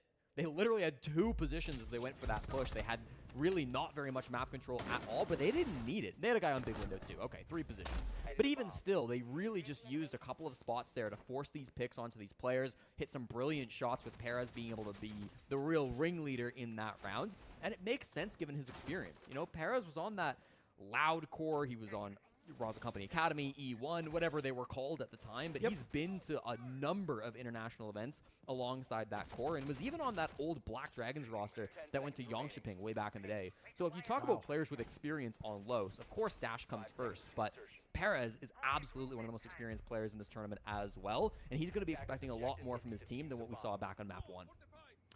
He had a bit of a rough first map for him, right? He's now 12-11 with that series of bank in the books. He did have some good moments in the final portion of that map. Yeah. You'll recall, but 9-11, oh my gosh. That was his scoreline for map number 1. And with 3 kills already, he's gone positive. So if Perez can have a monster game here and look a lot more comfortable and a lot more confident, then stocks for this Los team will continue to go up. Daffo walks in. Goodbye to Cairo. Nothing to tell us that this second attack won't be just as formidable as attack number 1 was, Jesse. Yeah, Enterprise really not the start they were looking for. I almost wouldn't be surprised to see attack timeout called from Mag after this if they do lose it, but we'll hold off for a moment. It's just so early that Daffo got that space. An attacker in piano like that is very rare to see so quickly, and then it's a brilliant shot with the DMR. Didn't have much of a target, but finds the head one way or the other. And it puts them into a really strong position where they have a lot of this top floor control so quickly, and they can start putting pressure towards mezzanine. They can start putting pressure towards blue stairs. They can put pressure towards library. All of these positions that Enterprise are actually playing, they're dealing with players a lot earlier than I think they would have liked to, and not even halfway through this round, Los are not far away from their execute. What I say about the play outside of windows, right? Perez is holed up in that position, waiting for somebody to cross. He's looking over towards library, over towards that very top of blue on the second floor. The fire will go out. Dark now eliminating Jigsaw. Los not suffering through too much. They'll lose Dark at the hands of Tuhon. The only casualty, and it's the Deimos. That's a big one, though, for Enterprise. Capitalize that. Yeah, certainly you don't like losing Dark, but, I mean, they still have all the tools they need, Parker. Over a minute, and they've got library control attacking this. The flank does nothing from Bappin. Daffo was ready for it. They're expecting that play to come through. Tuhon and Brendo, frankly, have an impossible position. They've got a nice mirror window looking at big window, but who cares? That games window is not going to be where this push comes from. They're going to be vaulting over Mez. They're going to be walking down blue, and they're going to have all the time in the world to get this done. Come on. So they know the Enterprise has had information 2 now. players with their One in backs against board, the and wall many obviously times they're over, gonna know and someone is near. This round is no different. Los looking for a very so quick 2-0 lead, only suffering a handful of casualties along the way. They'll lose Perez. Suddenly, the guns from Enterprise come alive, but Brendo will need to clutch up in a 1v2 with Daffo still alive. 4 kills for Daffo as they push Brendo off of this spot, harassing him with those bees. Now they see Now that they're he's fully in gone, there. it's the Blackbeard charging in pursuit. You cannot turn the corner on him or else he will punish you. Nuxka gets the job done, and Los up 2-0. Nice try from Brendo there, but just a really tough spot to be in with all that time left on the clock. The pace from Los has been explosive to start this matchup, and you got to wonder, for an Enterprise fan, what do they do to stop this? How do they stop this from spiraling out of control? Because they've been very dominant wins through rounds 1 and 2. It's only 2-0, you know, it's not a huge deficit in the scoreline, but like this is the point where sometimes you'll see attack timeout called to prevent things from spiraling out of control and getting to a scoreline that you're worried about. It doesn't happen. Mag is going to hold on to his sack timeout, deciding not to use it here after just 2 rounds, but there needs to be an answer one way or another. With how quickly Los have been pushing through the building, with how fast they've been taking space and clearing roamers, they're just left with too easy of a task when it comes to these executes. So I want to see Enterprise change things up. I want to see them find a way to slow down these pushes. We'll get to see a kitchen defense coming through from them now, and I'm looking at a Castle, I'm looking at a Kaid. This might be exactly what the doctor ordered to make that slow happen. Yeah, I mean, if you want to slow them down, bring the operators that do that so effectively. And I mean, Castle is a tough one to get through. It will necessitate a response by Los to bring a bunch of explosives and soft destruction. The alternative is that you just bypass that entirely and go for maybe a more linear or direct site hit. But a big part of why you bring that Castle, Jesse, is because you want to force people into disadvantageous positions. Yes, you could slow them down, but there are multiple reasons. Does that cover anything? I guess maybe the window from West Main, although it's castled up.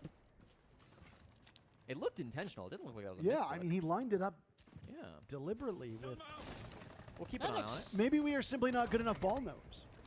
And there's something that is accounted for that we don't know. Very possible.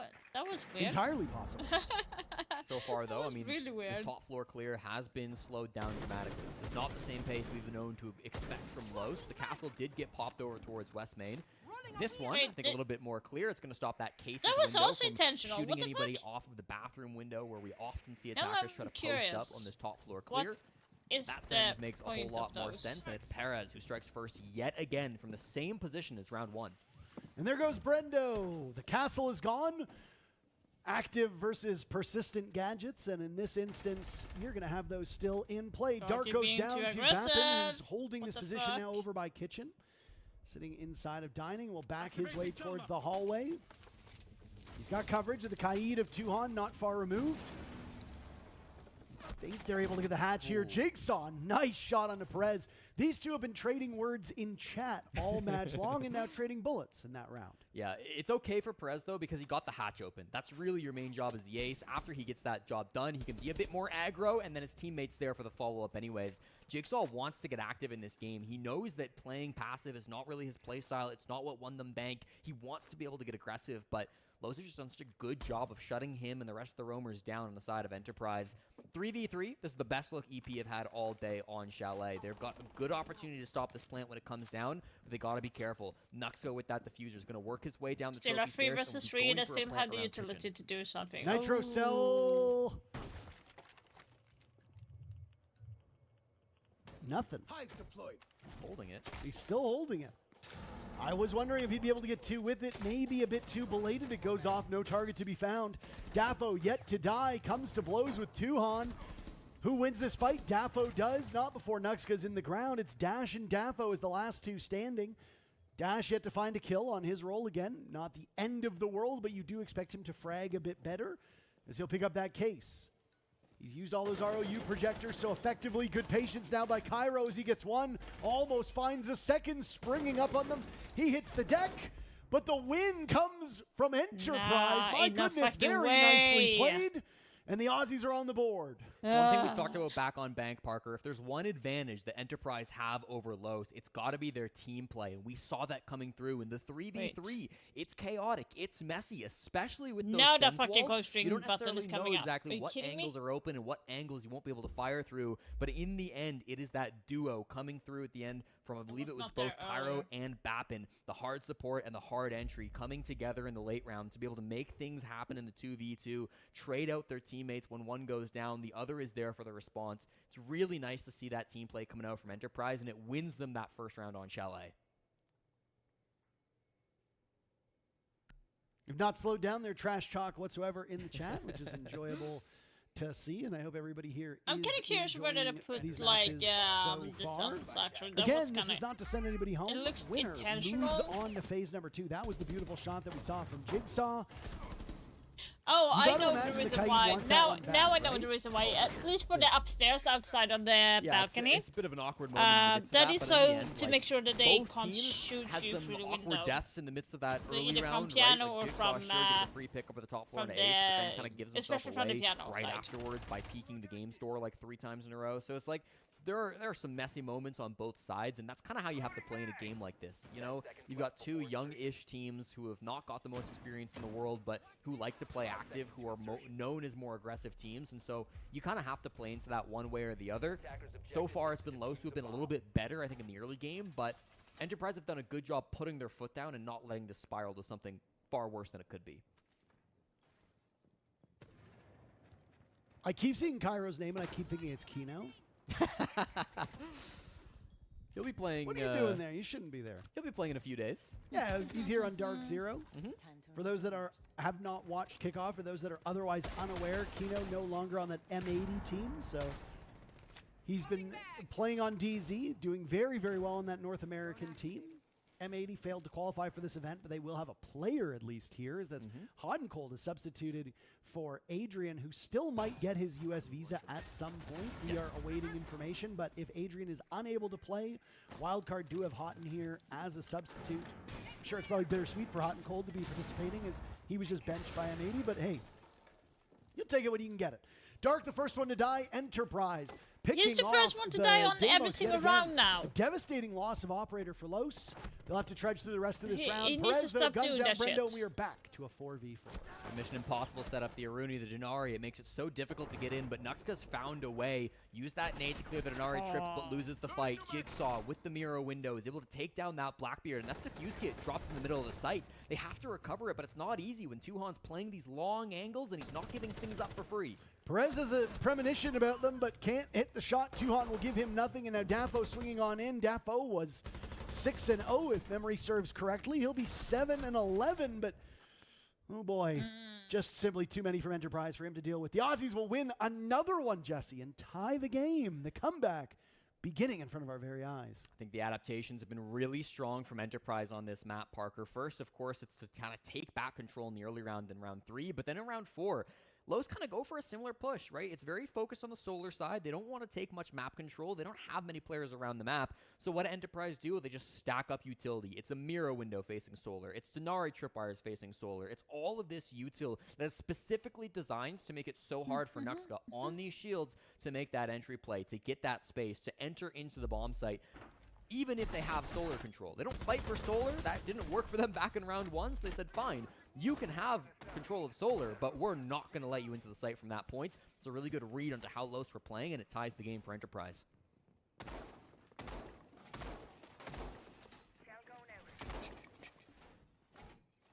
Have we had confirmation as to the maps, by the way? As to who picked what? As to who picked what?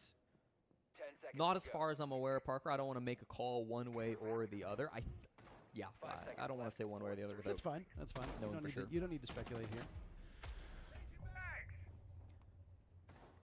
So we did just get confirmation that Los did actually pick Bank. It was reversed. Okay. It was reversed very temporarily on one of the assets shown on the screen, but we had some guesses as to whether or not Los had actually picked Bank, just because of their history and Enterprise ultimately. Hello, Tirebat. That map. It was a question of. Bro, co-streaming with C is crazy.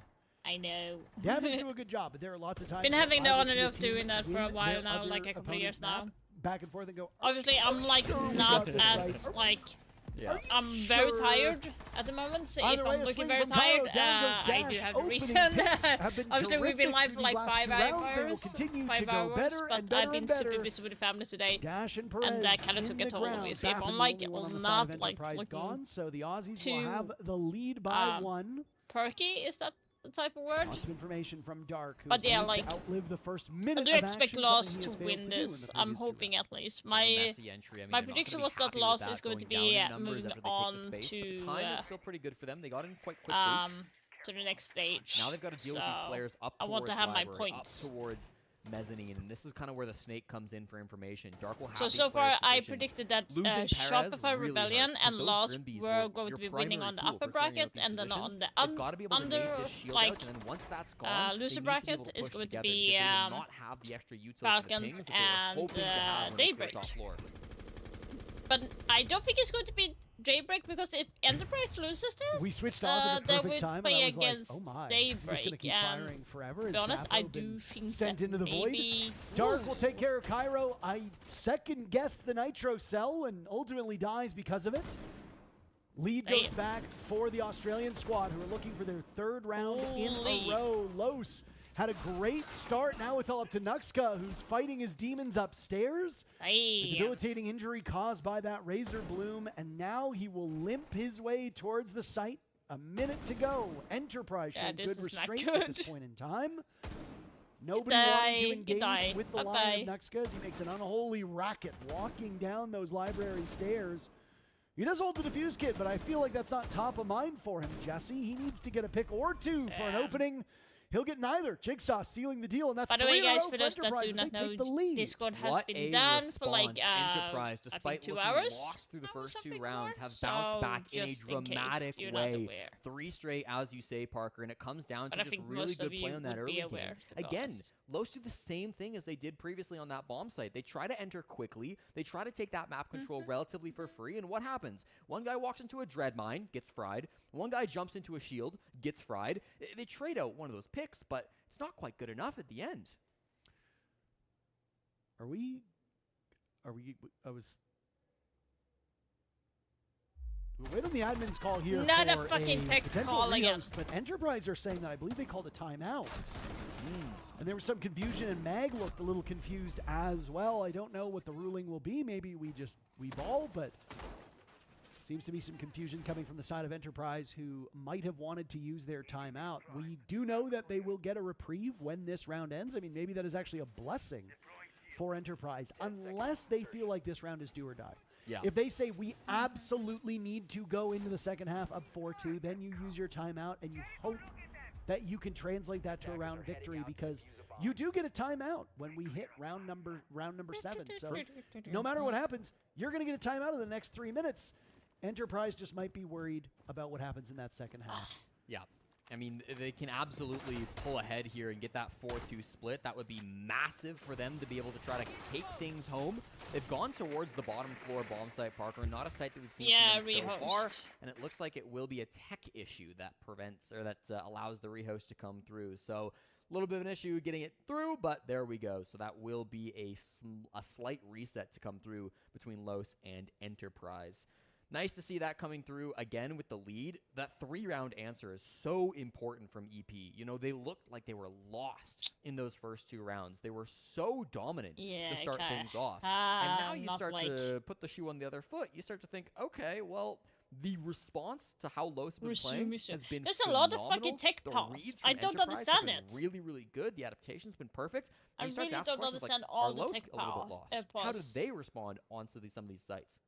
Yeah, they look a little defeated as well. I know that the banter's been going back and forth in the chat, but I mean, that's, you know, what's the crying behind the smiling face? Sure. If meme that everybody knows about, that could be what's really occurring here.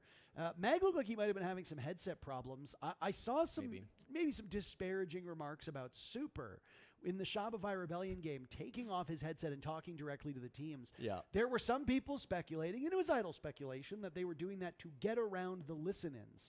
Super took to Twitter shortly before this series began and said that there were problems with his microphone, and because of that, he was just told to talk directly to the team. That is Mic stupid. issues between the coaches and the players are unfortunately a thing that has we've run into a few times here. For sure. Fabian had issues with it on M80 at Paris SI, if memory serves That is correctly. There have been a stupid. couple teams that have had to wait, and we've had to go to tech pauses before coming back into an actual tactical timeout. And right now, we are on a tech pause, not a tactical timeout. So there shouldn't be any communication kind of between the players unless it is directly about solving the tech issues. And in case you were worried, you know, Los have been on a bit of a streak. Did they call the tech out of malicious? No, of course not. It was Enterprise that called it anyways. So we're not so worried about that coming through between these two teams. But yeah, it's going to be interesting to see kind of how things do play out. I think an important note as well, you know, you talk about the headset that Super was having, maybe having a bit of an issues, but they're not sharing headsets by any means. Every team is in their own room. It's not like they're moving in and out between these games. It's helped us speed things up a little bit. You'll notice the break between BO1s especially was quite short, and a big reason for that is the fact that players are all in their own practice rooms playing, which makes things a little bit faster versus when you have to switch your PC, set up all the peripherals, set up all the stats, and the gadgets and everything, you know.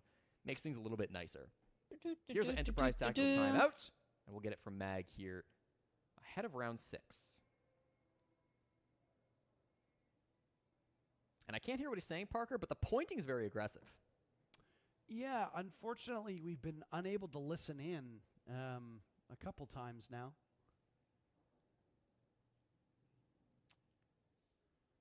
Interesting. So it's no listen-ins for the actual tack timeouts. It is only the halftime timeouts where we will be listening to the players, Parker. So that's why we haven't heard anything in these timeouts called by the players. Okay. We'll hear from Mag soon enough. Give it Jesus 3 Christ. minutes or so. Like I said, I don't like.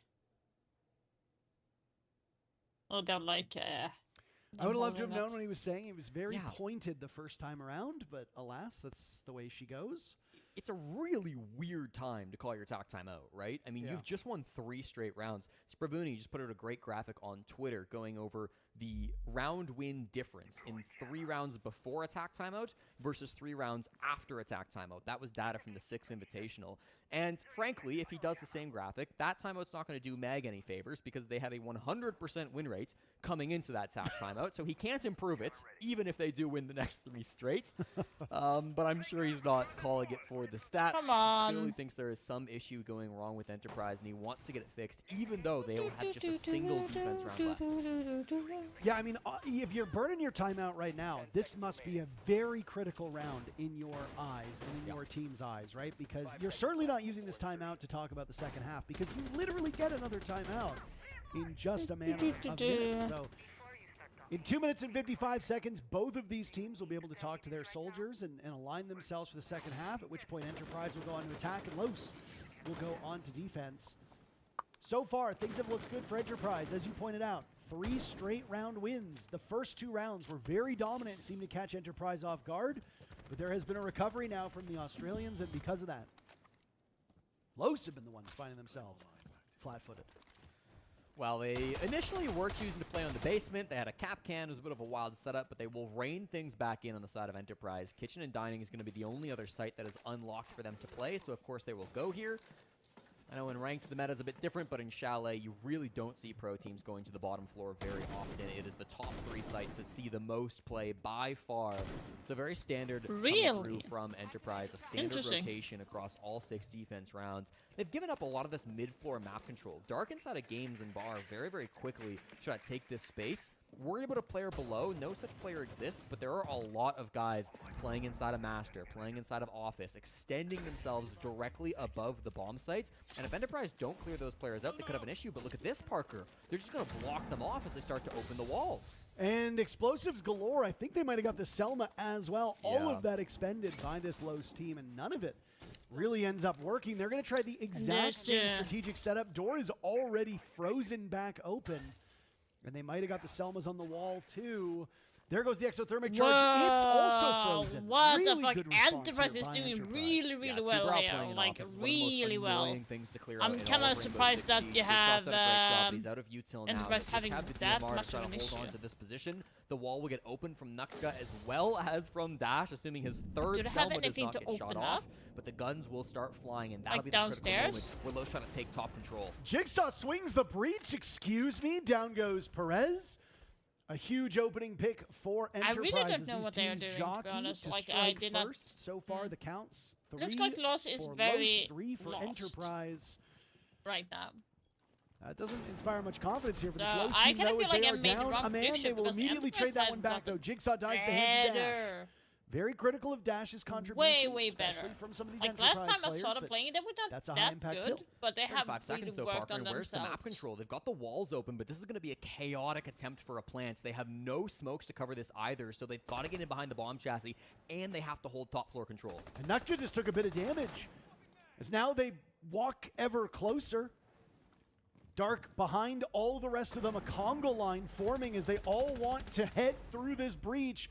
Cairo playing over by Lobby now, rotating over towards West Main. He's good enough for one, Tuhon on the ground. Diffuse Kit getting planted by Dafo. The coverage, good, but Cairo just walks right in, guns them all down, and they'll win the round off a time. Enterprise calls their timeout, and it works wonders. 4-2 the scoreline for the Aussies through the first half. And we're going to get to hear from the coaches at halftime. All right, guys. 0-0 again. We're resetting. Yes, sir. Let's listen up. Defense, okay? Their defense. They're going to be spawn peeking finally. and running out. Okay, guys? I want us to make sure we're checking spawn peaks off spawn. Basically, they either have an extended setup and we go direct, or they have a fucking Kaid fucking tub setup, and then that's when we sweep. Okay? Remember, on bar, they like to extend a lot of the time, and they like to run out big garage like Relays does. Okay? Let's make sure we're ready for those runouts. Yeah. On Master, we should just go direct if we do see Rios on fucking Games Wall and a heavy Mez setup, okay? Yep. When they go bar, they also extend, so we can either bring... they also go Denari and Big Garage to run out, like I just said. We should go direct if we see heavy setups, okay, guys? Okay. They also did compact setup against Ints, and that's just when we fucking sweep. Yep. Remember on our kitchen... Mag again coming in, Parker, with so much good information and so much prep work for the guys on Enterprise. Unless there's somebody who's working who has not been announced, they don't have any support staff other than just Mag working behind the scenes. And Mag has not been a coach ever other than at the start of kickoff for the last month or two. So he really is not experienced in this position. But despite that, the info that they have against their opponents coming into the second half seems really, really strong. And that's been a consistent trend throughout both their first match against EDG and the first map that they played here, Bank, against Los as well. So I really want to commend Mag for his prep work that he's had coming into this series. I know it's been something I've talked behind the scenes with, Mingaran, the former coach of Enterprise as well, that they don't have the same support that other really big orgs have from North America or Europe or South America. They work with a smaller budget, but despite that, the prep work seems really, really good on the side of EP, and I think it's a big reason why they're just 3 rounds away from the Phase 2. Yeah, I mean, they're getting awfully close, aren't they? And we don't speak Portuguese, so we're not able to know what Los is talking about. We can't give any credit to Hugzord as much as we might want to. I do know that he came under fire for some of his timeouts when he was on that old Team Liquid Alienware roster. But just been... I mean, obviously, Discord is his working now, involvement, his guys, so I experience is just gonna built pay out off like some a lot stuff and on do Discord wonders for a talking younger to team, and that's owner exactly stuff, what we saw so... with Los continuing to multitasking steadily at the same time, improve. And now top 4 in, dare I say it, the most competitive region in Siege. Los are here for good reason, but was it Manchester was 2 years ago when we had E1 come in as the 4th place team?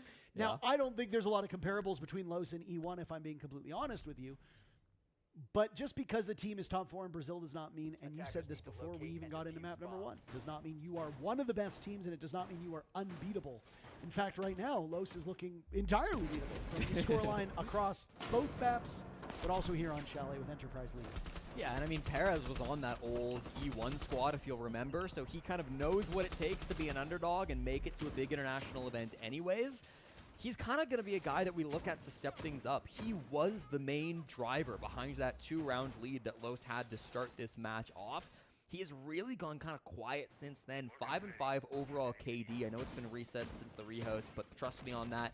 He's gone back to even despite starting things off so strongly in those first 2 rounds. I want to see him roar once again. I want to see Perez get more active here on these defenses for Los. Okay. He's a player that they have relied on all throughout the kickoff, all throughout this. So Los is on defense now. Chalet is unfortunately a little bit more attack-sided, so this is not a good thing for Los to be at. It's a 4v2 situation. A lot of people actually say that this map is actually defender-sided, and it's actually a lie. From their best it is players. more attack-sided. Perez did not have the best stats in Manchester either on that E1 team. I'm going to double check so I don't say anything wrong because it's a tough one. You go back and forth. You can have a really terrible team and one guy just kills everybody that he runs across, or you have a terrible team and everybody's numbers look really, really poor. A good bounce back from Los here now on this very first opportunity of the second half. Technically, Enterprise struck first, but it's been a series of trades all the way down. But that is not Dash a lot. fell. Jesus Daffo Christ. joined shortly thereafter, not before Jigsaw and Brendo were picked off. The highest percentage Look of at the being operators defender that sided are is on lost. kitchen Passive and versus trophy. active gadgetry. This is a big, Then you of a big have loss for Enterprise when it comes to their execute. I agree. I think definitely you'd rather lose a Goyo and a Denari than, most importantly, 50% Lion on from top Jigsaw. floor, But so it's a getting 50-50. a 2-for-2 trade 60 seconds in, it's not bad by any means for Enterprise. They have a lot of Don't time forget to claim figure out your, this 3v3, right? And that's going to be kind of the difference maker. Is there's still the clock, which is currently favoring Enterprise, as arguably that fourth man to tilt the scales back in their advantage. Now, if they don't do anything with these 2 minutes that they've had on the clock 3v3, that's a different story. They've decided to use it to pivot, right? This initial push came over towards that solar side, and now most of these players have moved over towards library. Nuxka, the only real player on this side of the map. Watch out for him, because if he gets fried on this angle, that could really start the domino effect for Los and make it an Enterprise round. But if he gets a pick, oh boy. There's a world in which Tuhan hops in and immediately gets gunned down. That's Diffuser surrender. That would be devastating for Enterprise, and a great read from Los, as they just need to sit and just wait it out. Perez and Bappin now doing battle. There's Nuxka to eliminate Tuhan. Our speculation came correct. And Nuxka somehow managed to get Cairo too from that position. It looked like his bullets were a mile away. Maybe he was bending them with his mind, Jesse. I'm not entirely certain. Bappin will have his hands full now, as Los all but assuredly will take a position now. 1 round down of Enterprise. Bappin does have a death mark remaining and a nade, so he could dislodge one of these defenders, could work his magic and information, but he's running out of time. 20 seconds left. There goes the nade over towards top blue. And 2 separate players will look for the kill. Nuxka credit with that huge round at the end for Nuxka. Yeah, Nuxka really standing tall in that round, Parker, has a massive read to recognize that rotation, right? We started with a really heavy focus downstairs on kitchen and, of course, on solar as well. Nuxka's that guy who sticks around over towards library. He says, I'm not going to let these guys just take in the other side of the map, recognizing that there could be a pivot about to come through on the side of Enterprise. So really good read to come out from him. Has a nice little round there on the defense. Quick typing on the phone, guys. Start to see that comeback begin from Los. That 4-2 lead, it's so deceptive, isn't it? Because it feels like a lot when you enter through the halftime. It feels like 2 rounds is a great buffer. But especially when you swap over to the attack with a 4-2 lead, the defense now all of a sudden, they get to play the best bomb site and the second best bomb site back-to-back before you've seen any of their strats. It's a really dangerous lead to play with 4-2 because it can evaporate in seconds, and we're starting to see that now, 1 out of 2 from Los. We have a tech issue that seems to be an issue with something on the side of Los. They were quite late to all connect to the lobby. I mean, that could be just that they were selecting their operators later, but it is hard to say. And really, we can't gain much from looking at these bright white monitors. Yeah. I'm not really certain about that one, but it's definitely a Los issue. I'll promise you that. Yeah, there we go. It might be a headset problem. It's great detective work. Thank you. I also think it could be a headset problem. They're dealing with his headset right now. I don't know if you know this, Jesse, but it looks like it might be a bit of a headset problem here. You know, it just might be a headset problem. Oh my god, that is well, so it seems like they childish. might be getting it figured out one way or the other, though. So nice to see things playing out quickly here to get things sorted. It's been a very close game. I mean, the scoreline is 4-3. I guess it's been streaky is maybe the better way to say it, because we saw 2 rounds straight from Los where they looked dominant to win those first couple of rounds. Then Enterprise 4 straight, including attack timeout after 3, to make it a dominated position to win that half despite going down 0-2. And now Los seemingly have been able to flip the script a little bit. But I will say, you compare Enterprise's first 2 defense, or Los's first 2 defensive round wins to that round win there, right? It's a little bit closer compared to what we saw at the start of this game. Enterprise by no means back to where we were in rounds 1 or 2. No, of course not. And I mean, it's He's looking over his notes. He's like planning ahead on what needs to be done. With how back and forth those rounds got, we had a good idea of these teams' capabilities, and they are very, very similar now. Now, you can obviously talk about whether the best team in Australia being, as good as the 4th best team in Brazil is a good thing for the region, or what their potential. Look at like that. How did you get the kill there? I don't understand. Yeah. But I mean, Enterprise have always been quite a solid team. And to Hey, your point, Gills are yes, weird they did make a coaching sometimes. change. Yes, they did get a new player on the squad. But the core identity of this team has largely remained unchanged. Yeah. They've got a lot of veterans on the team. They've got tons of depth. They've got good flexibility on attack and defense. Going up against a team that is on paper quite good, but is still gelling. Yeah, you've got a bit of a window where you might be the better team, but give Los more time. Yeah. Just give them a longer incubation period. Same with some of the NA teams that we cover. Yeah. Right? You look at a team like Wildcard. Kind of looked like, blah. Sure. No, they didn't look the best. And then the longer the kickoff went, they slowly started to look better and better and better. Sometimes it just takes a couple games for you to get back up to speed. Well, we're back in the game, thankfully, and the tech pause wasn't too long, so thank you all for sticking with us. It is very close between Enterprise and Los, but the Australians remain just 3 rounds out from making it to Phase 2 of the Major. Loser of this will go down to the lower bracket to play tomorrow for their lives, but they can't be worried about that just yet. This is a great position from Perez. He actually just found a player who's pinching him in through Big Garage. He's about to get droned. And we'll know that now as he hears the drone jump past him. Pinched on 2 angles. One's a Blackbeard. This is so awkward for really him. nicely done. Don't know if Perez was thinking he was going to nade or melee or what, but yeah, he's hunted down. Nicely inside the done by garage, and they'll Enterprise. park him there Nicely for the done. That next is 2 crazy minutes. good. You mentioned Perez. You said he needed to be good. He needed to be strong. Well, unfortunately for Oh, him, what the fuck? He had a bit of a rough go of it. This round shaping up very effectively for Darky, Enterprise. what the Jesse, fuck they've are you lost a little doing? bit of HP on Cairo, but Dark and Perez are both in the Yeah, they grave are of the losing. Cairo. Like they Yeah, lost this is a kinda lot of devastating like now from Los. grounds They've right got to now. find some a way to lot get of back into grounds. this round, and is probably not that good. means getting aggressive. That's why Daffo is going for such aggressive peaks down here in the blue hall. Did see a player just on the breach at the ends, and they are heavily droning this. I think Enterprise have read correctly that Los are going to want to get aggressive from this position, down 2 players.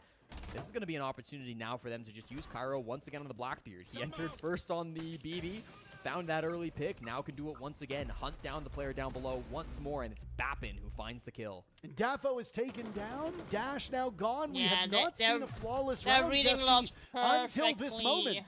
No flawless round between these teams on Bank. Definitely none here on Chalet. But they make it work, and only 2 rounds What for did he Enterprise write to right be now? the first team to Is he clinch a typing spot away? in Phase 2. You know, Mag is running back to his headset because the enemy team just called attack timeout. You know, during the 25-minute stall that Ollie and I had before this major kicked off, before the first game that Enterprise played today, we talked a little bit about the meta and how the attacking meta has gotten so much more powerful over the last couple of months with the introduction of Snake, but you combine all the tools, the information operators like Deimos, like Dokkaebi, the shields like Blackbeard, like Monty, and then of course the disruption ops as well. You've got Ying, you've got Grim, you've got Capitao, you've got so many good operators, and it makes it so difficult to be a solo roamer on defense. That has kind of been the biggest position that has been hurt by the meta changes over the last few months, and I think that really did showcase with Perez there inside a Big Garage.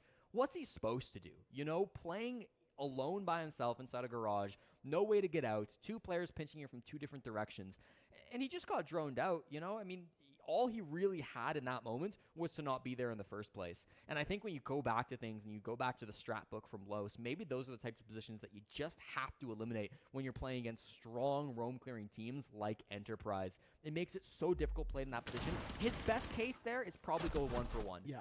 You know, like, that is ideal, and even then, that's unlikely, given that there's a Blackbeard on the board, you know? So it just looks like a really good clear from Enterprise. Los, not much they could have done differently, I feel, in that round, other than just set things up differently from the get-go. You know? We also ask the question quite often, if you're going to solo roam, what is the purpose of that roam? Sure. Are you there to waste time? Are you there to kill drones? Are you there to get away and maybe go for a run out?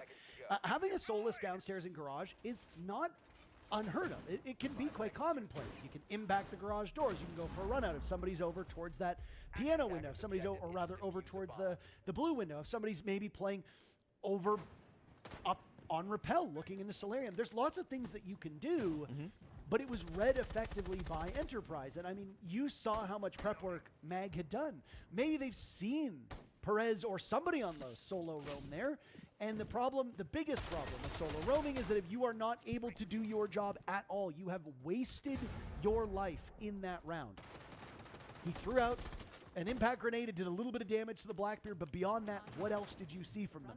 Pretty much nothing. So a complete blunder from Perez in that position, and if there was somebody there to support him, we never saw that materialize. Kitchen coming out from Los for the first time here in this game. They'll run the same setup that they ran back during the SAL playoffs on April 19th when they played onto this site. We'll see if it works out a little bit better for them. Again, with Enterprise's prep work, they should know how to break this push apart. They should know where these players are going to be playing. Couple here on the top floor, quite a bit of an extension up above the bomb site, as you typically tend to see. Dark over on blue will get naded out, and you can see, I mean, the droning has been good, the intel prep has been good as well, and it'll be Nuxka the first to fall. Opening bloods for this Enterprise team. There's now 6 in a row, but hold on a second. Perez is there exchanging most of his HP for 2 kills. If anybody can get the job done, it'll be him. But now Enterprise is up in numbers once again. Dafo and Perez, the last 2 standing, and Perez is on borrowed time, Jesse. Dafo 0-3, no kills since coming back from this rehost. The 3 remaining players on Enterprise, all at full HP. They've got utility to spare. They've still got drones, and they have case control. That's about as best as you can hope for the Aussies with a little bit over a minute left in this round. Yeah, you couldn't ask for a better setup for the final 70 seconds. They've found now the castle on the drone. They know where Dafo is. Perez has come up to join him, by the way. Was in the basement, but he's rotated up solar stairs, so they want to play together. I think that's the right call. They've got Vert to play with as well. If they do just go for a plant, Dafo can use that shotgun to try to deny the plant with the verticality, but there are also so many plant spots here, Parker. They've got the Capitao smokes. They can fake one, they can plant in a different position, and that's why Perez is rotating back now. He knows that denying from above is not going to be their best strategy, so they've got to find some way to win on site. Dafo's going to go for a long rotate. He'll join Perez in the basement as they've completely forfeited that main floor control. Cairo getting defuse kit down successfully allows Perez and Dafo time to get back towards the bomb site. Sight unseen. There's Perez still fragging. Oh, time will run out. Only good enough for 1 kill. What can Dafo muster? Dafo, to his credit, incredible over on Bank. He hasn't had the best run here on Chalet by comparison. I think the bigger issue, Jesse, is just watching this clock. 20 seconds left. Cairo and Jigsaw have completely fallen off. So Dafo will hunt through this entire map. Really rude words being put in chat. Cairo gets the final kill, and Enterprise moves to series point. Yeah, it's just not the defense they need in that 2v3, Parker. Perez and Daffodil. Vitor and Victor, the 2 Vs on the team. And I just feel like they overcooked it, man. Like, they have full top floor control, but they say, okay, we don't want to deny from up above. Fair enough. So they go to the main floor. They have full site control. We don't want to deny from site. Okay, they both drop to the bottom floor and try to do a retake up West Main and Blue Stairs. It's just complicated. It's messy. And while Los are going through all these different rotations to try to catch Enterprise off guard, are we upstairs? Are we in the basement? Are we in sites? Enterprise just planted the kit. They just went in sight and planted, Parker, and Los are all over the map trying to find some unexpected angle. And great, Perez walks up blue and catches a player off guard, but he's insta-traded. It doesn't do him much good. Plant still went down. Just feels like the kitchen's on fire with how overcooked that final couple of rounds, couple of seconds went. And now Los will have to be perfect for 3 rounds straight. It will be Enterprise succeeding all the way to phase 2 of the major. You have to imagine that Los will opt out of playing Bank if absolutely necessary moving forward, right? This will be their 4th time playing it in a month, give or take. Yeah, they've played it 3 times. They're 0-3 so far. And now it's a rough go of it. So now you come to Chalet, Enterprise's map pick, and we have a much more, I guess you could say, understandable scoreline for the Aussies. Yeah. So Enterprise now will only need a single round in order to move on. Los have only won 1 round of the last 7. They will need to win 3 in a row. Los sprung out to an early lead, going up 2-0, but it was Enterprise pretty much all the rest of the way, other than dropping the first round of the second half. Enterprise has been dominating. They've been striking first. They have 6 consecutive first bloods. They've been doing very good from an elim standpoint, trading each other out effectively. There's been good objective play.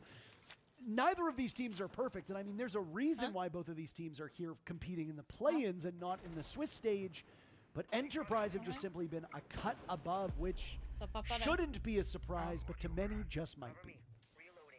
They've banned out the Deimos. They get Av- one ban to try to make this fourth corner all their own, but Deimos only brought one time by Enterprise so far. That was by Bappin on this very site. He'll rotate over towards the Dokkaebi and immediately gets blown up by Dash. That's a nice frag outside the front door. Hungry for more. Little over eager though. Shooting the body right after, and there's the bot comm. Why not? Still plenty of round to play. I mean, it's an aggressive move from Dash, maybe ill-advised, but in the end, his team is still in a good position, Parker. They've got most of this map under their control. No one from Enterprise in the building just yet, but you gotta wonder yourself, you know, does Dash need to make a move like that? Maybe not, maybe so. Takes a risk. Sometimes you have to do that down 6-3, but it's up to his teammates now as the captain's in the grave. Frags finding themselves quite easily on the side of Enterprise. Everybody positive in KD except for Tuhan. Enterprise could change that in a hurry as Los is suffering through this assault.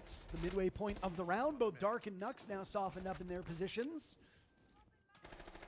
They know that Tuhan is fast approaching. They hear that proximity alarm go off. Brendo picked apart by Dafo. Los with something that's a bit rare, Jesse. It's a player's number advantage. Yeah, pretty shocked to see this, but Enterprise, they've kind of just been playing this so passively. There's the opportunity that they've been waiting for. The passivity pays off. Jigsaw 6-2 since the rehost. Finds Watt frag onto Nuxka and now makes things really awkward with just 50 seconds to go. Not a lot of kills remaining on everybody not named Perez on the side of Los. Enterprise need to manage this clock oh so effectively. Jigsaw takes down Perez. Dafo losing some HP in the process as he guns down Tuhan. Tuhan hoping to go positive. Well, if his team wins this, I don't think it'll be a concern, but he will not succeed. 30 seconds left, and it's a 2v2 with Enterprise still sitting on match point. That was a bit of a failure from Dafo to pop that Goyo canister. Now he'll just have to go for the direct gunfight. Missing his opportunity. Dark is there for insurance. Los might and now have it's up something. to Jigsaw to clutch with 10 seconds left. Los holding case control. Jigsaw with the pistol out. Running out of time, and Los will fall back as fast as they can. No opportunity whatsoever, and the Brazilians will hang on for at least one more round. Much better late round from Los. Much better, and they needed that. You know, the last round that they lost, the fashion in which they lost it feels really, really bad. This time around, different circumstances, of course. I would say far more advantageous for Los in those final 60 seconds, but even still, they just play it simple. They don't overcook. They don't crazy run around the map. They just say, we'll play in sight. We'll swing together on the solar player. The last couple of guys on Enterprise, a little bit disconnected. Something we haven't seen so much from them on this on day, honestly, since the major began. They played really well as a unit. That time around, not able to do it so much. Despite some, I would say, ill-advised positions coming through from Los, feeding some free kills over the way of Enterprise. They keep enough players alive. They play smartly for the end of that round, and they're able to lock things down, bring themselves to within 2. If you're Enterprise, and I don't mean to ring the alarm bells prematurely, but I'm going to be dramatic, you got to keep in mind, you don't have your tac timeout here, Parker. They've already chosen to use it. So if this starts to spiral, if we start to see Los win round after round after round, there might not be a handbrake on the side of Enterprise. Parachute, another thing that we often refer to as no ripcord to be pulled here. Nothing to slow the descent of Enterprise. It will just be a straight free fall. But I don't get that vibe right now. I don't get the vibe. Even that round was way too close for comfort for Los.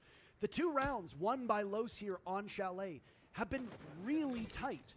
3 players survived back on their victory in round number 7. 2 players survived the most recent round.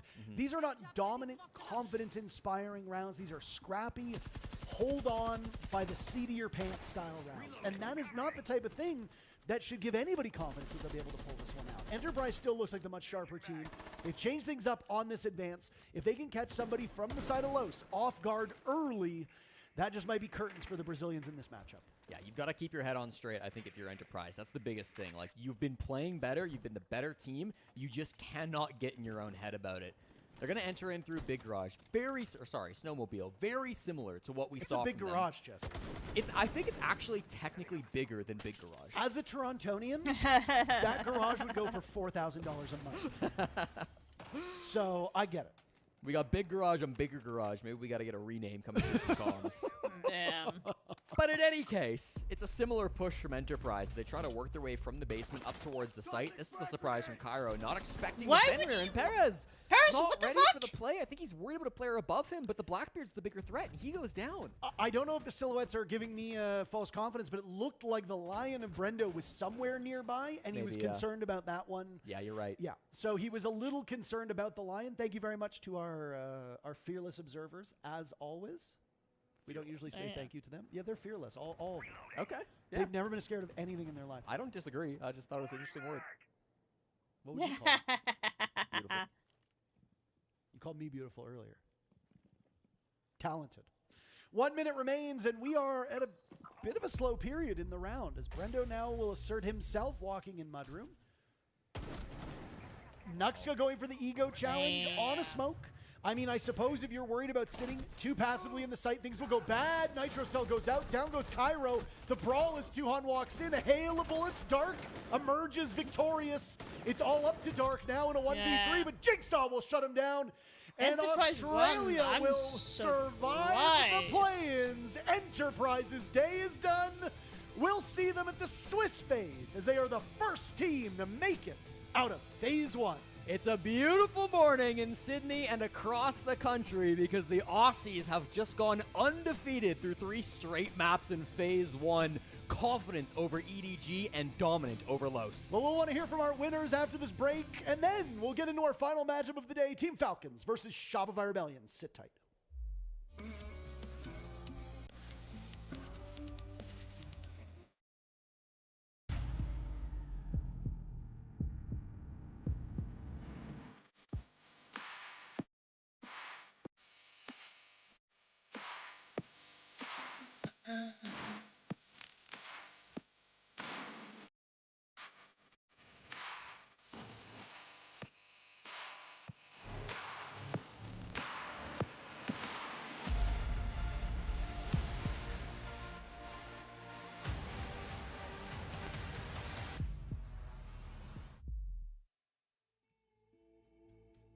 Three minutes. I'm like, I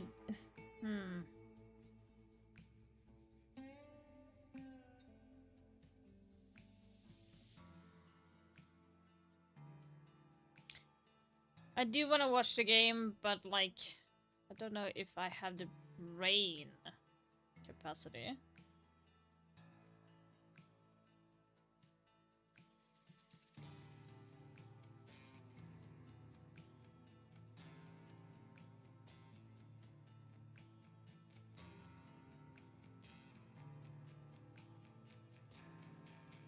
Like, that's the thing. Like...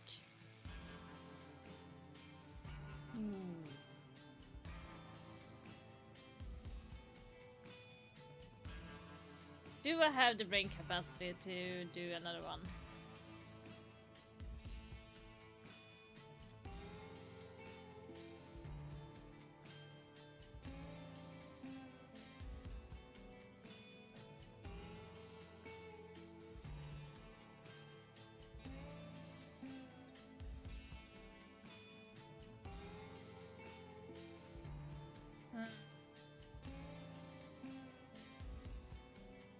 Real, how you doing? I really want to watch Shopify versus Falcons, but like it's midnight right now for me. It's literally been midnight. Oh, I hate the time zones. I really do. Why did I have to make it best of fucking 3 maps so early?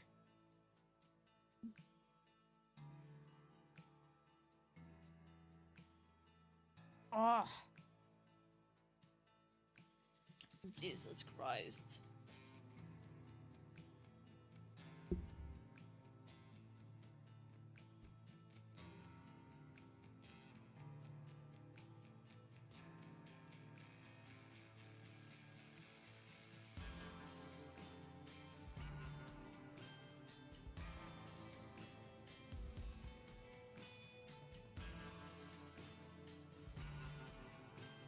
30 seconds.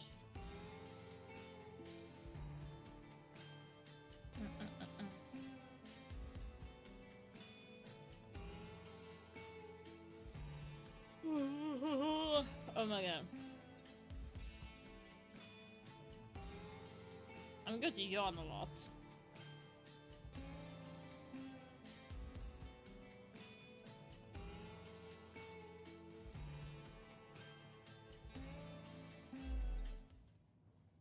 Enterprise are now into phase 2 of the Salt Major. I'm here with Jigsaw, the MVP of this series. And you guys are now undefeated through kickoff. You still haven't lost a game here in SLC. You're undefeated on the year, essentially. What's the secret? Good energy, good vibes from the fellas. You know, we're all like really, really good and close friends. So, you know, it's just like it makes everything so much easier, especially in person. Like everyone's so uplifted and just super happy to be here. Is the trash talk a part of the strategy a little bit? Of course, of course. I mean, there's a secret tweet that Barry deleted a while ago, but he said don't get into a shit-talking fight with an Aussie. So, you know, that might be the source. All right, well, that is it. Enterprise move on to phase 2. Big moment for them as they move on in SLC. Back to you guys.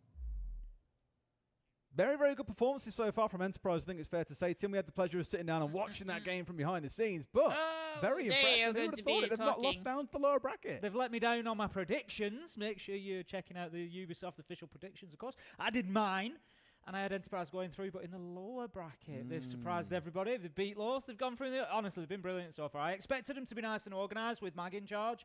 Great players across the board as well. And really impressive so far. When I spoke to him before the tournament, he was saying the big thing they want to prove here is they're the best team in Oceans. Really got his eyes on beating some other local teams, I think it's fair to say, and of course establishing themselves. And that was certainly one hell of a way to do it. Next game we've got coming up, Tips, we're touching on real quickly. Falcons versus Shopify Rebellion. What a game that's going to be. Yeah, it's a big one, isn't it? And honestly, with the way they both played in like, kickoff, here, in the game we've seen the best of one, I'm really not sure who takes it. And the last time we were there, it took map 3 and all 15 rounds to decide who came away the winner back at SI 26. You don't want to miss this one. Back with you in just a few.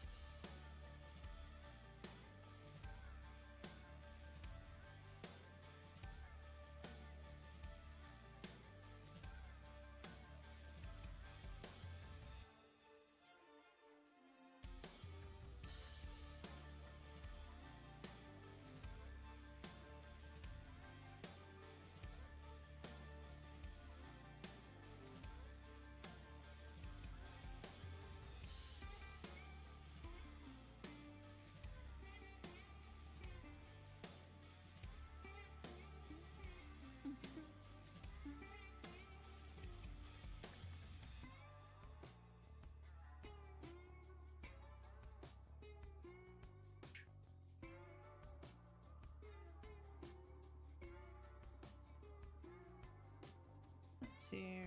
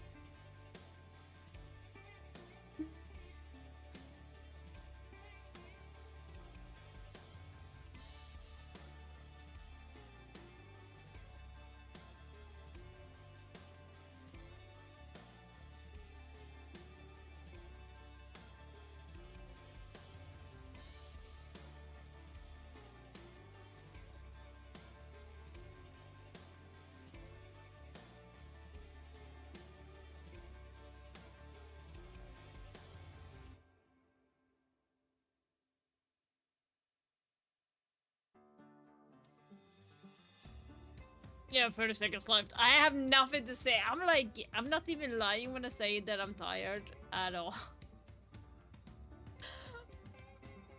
I'm a stubborn woman. I want to see what I want to see. Oh.